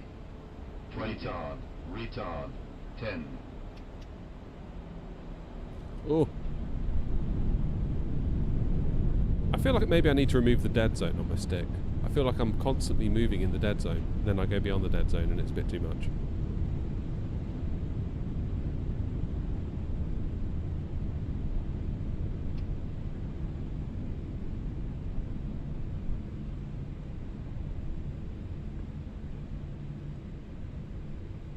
Right, let's see the damage on that then. Bit low on the threshold. Touchdown I thought was a bit smoother than that. It was alright. It was all greens. It was all greens. I might try removing the dead zone actually. How do I do that? Moser, which one? Hardware settings. Yes, this is my dead zone, 0.3. Let's get rid of it, see what happens.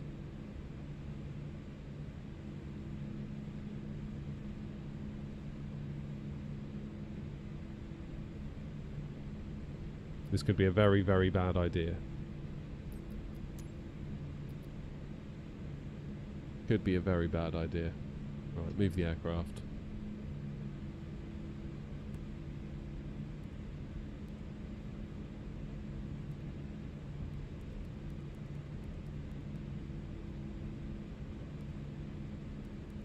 Why do you think there's no bump, Grumpy? Is that because of the way the gear's different? The way it's sort of on the little axis thing and all of that? I suppose that could be it. Right, levers in decline.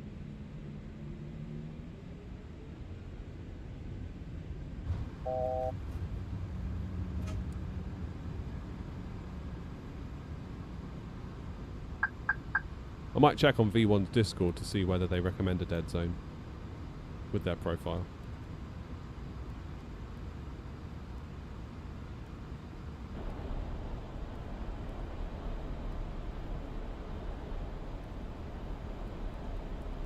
You don't happen to know, Grumpy, do you?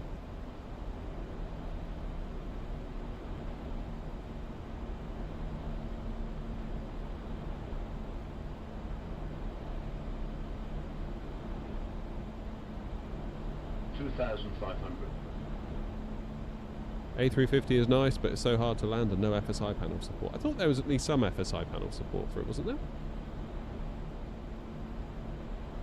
I could have sworn there was something you could do with it. I think it was like not fully done, you know what I mean?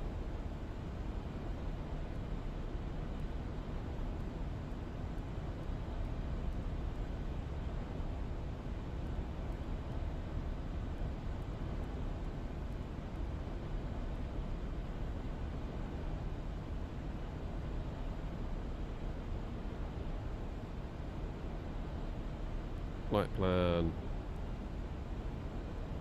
Rockville. ILS-28. Radnav. Whoops, did I insert that? No, I didn't. ILS-28 Radnav is /109.7.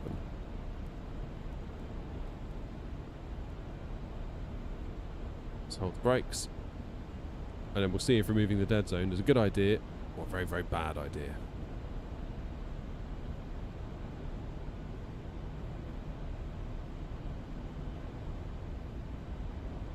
I think it's probably the landing gear, isn't it? Because the wheels are sort of at an angle, so they sort of kiss the runway, then they go flat, then you got the suspension, whereas the A320, it's just like, bosh, isn't it? Moza V1 says all linear, so no dead zone.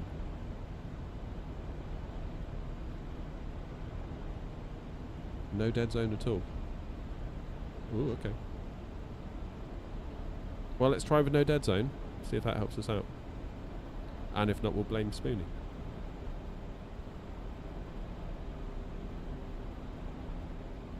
I think that's more than fair. 2000. See, I've been running with a dead zone of 0.3 for like ever. Let's get those FDs on.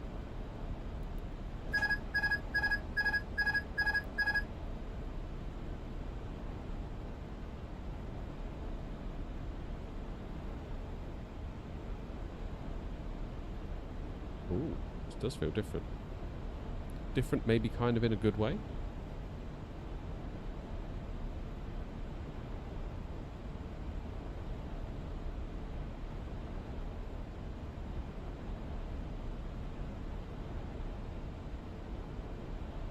Barely have to touch it now.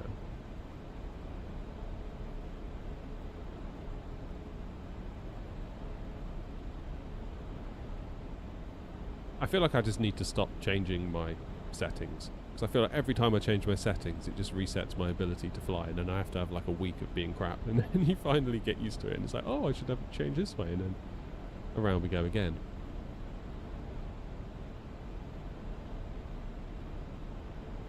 It does feel like I'm able to be much more controlled of it though, and it feels like I've got more of a direct control of it.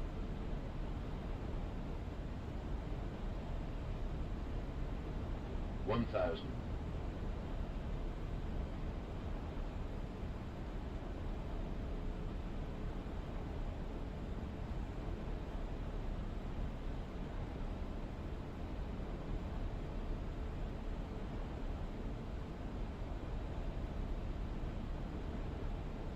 I've got to descend. Come on, you Wally.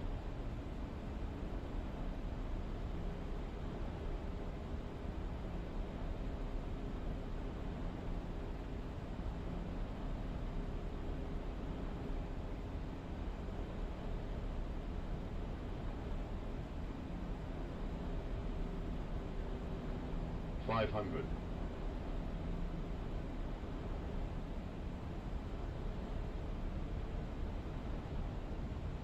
$400.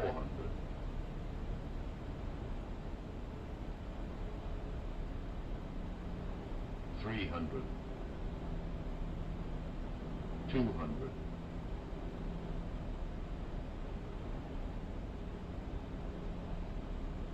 $100.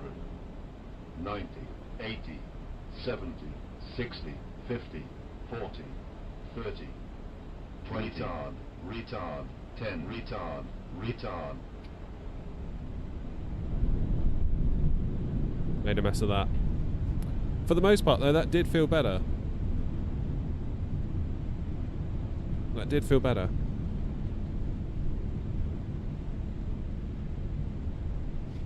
There's a version 2 for the CO and Neo. Ooh, I should check that out. The Neo feels stiffer, doesn't it? Isn't that what it does? Oh, I don't know, that wasn't too bad. Very good, very good, very good, very good, very good. Bank at touchdown, 0.3 degrees right. I thought that was way worse than that was going to be. Okay, so... does it feel much different then, Grumpy?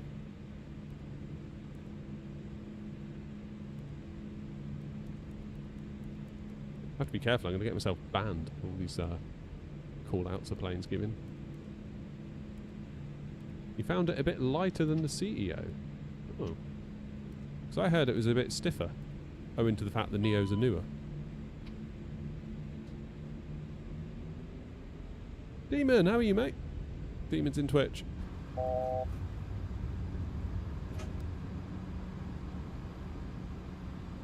Right, this is the last one, then I've got to go.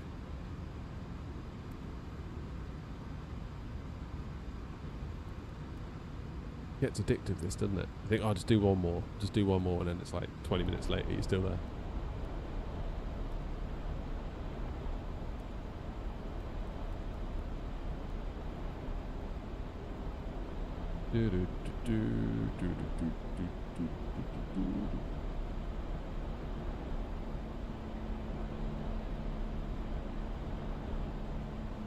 Yeah, so I'm in the 1 at the moment, Ryan. Just, yeah, CRTs. And the computers, like, everything just feels a bit slow. Just because it's older gear.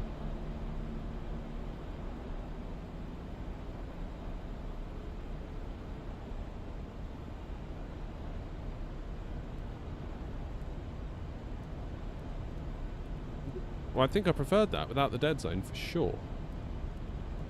Maybe V1 has a point. Who knew? The Airbus pilot knows best, rather than some idiot simmer in his shed.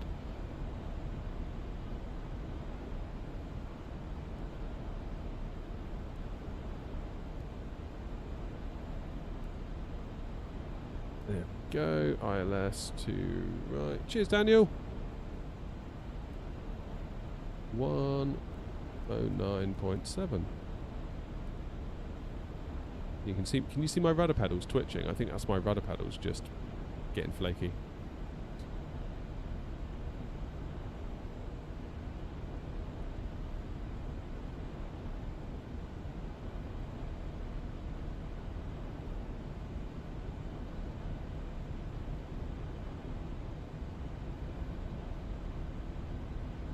I mean, all things considered, Grumpy, I think the A340 is quite all right. But I can't see much wrong with it, not really.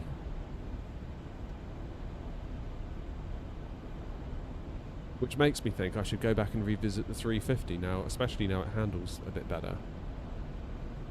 Might be time to drag that one out of the hangar, you know? But yeah, I take your point with the lagginess. I think we're just spoiled with the Phoenix, aren't we? That Phoenix is so bloody good. So good.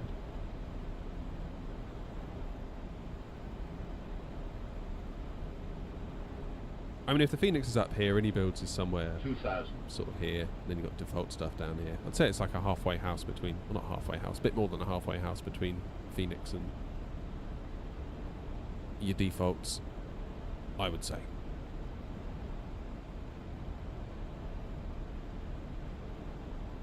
Oh, I'm getting tired now. Time for bed. 2:30 in the afternoon. My plane.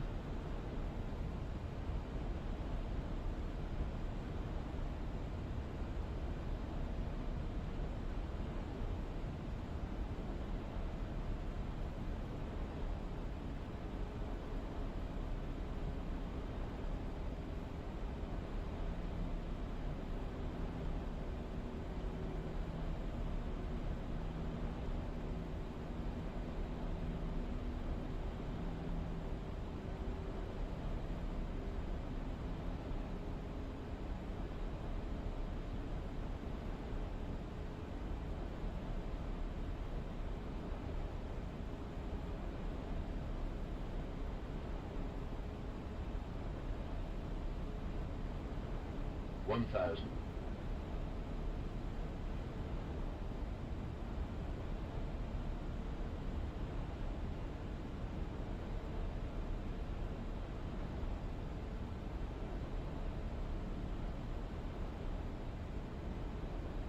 Concentrating now.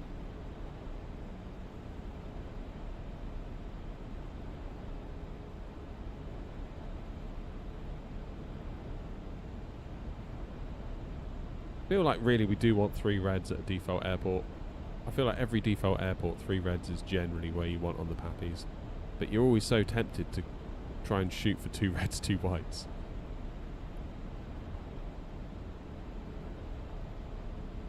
$500. Yeah, see that immediately, visually, is looking better to me. As long as we don't go much lower.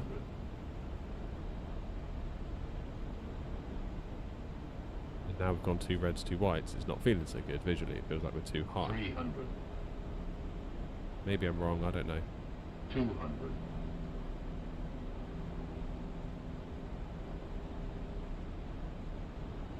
100, 90, 80, 70, 60, 50, 40, 30, 20, retard, 10.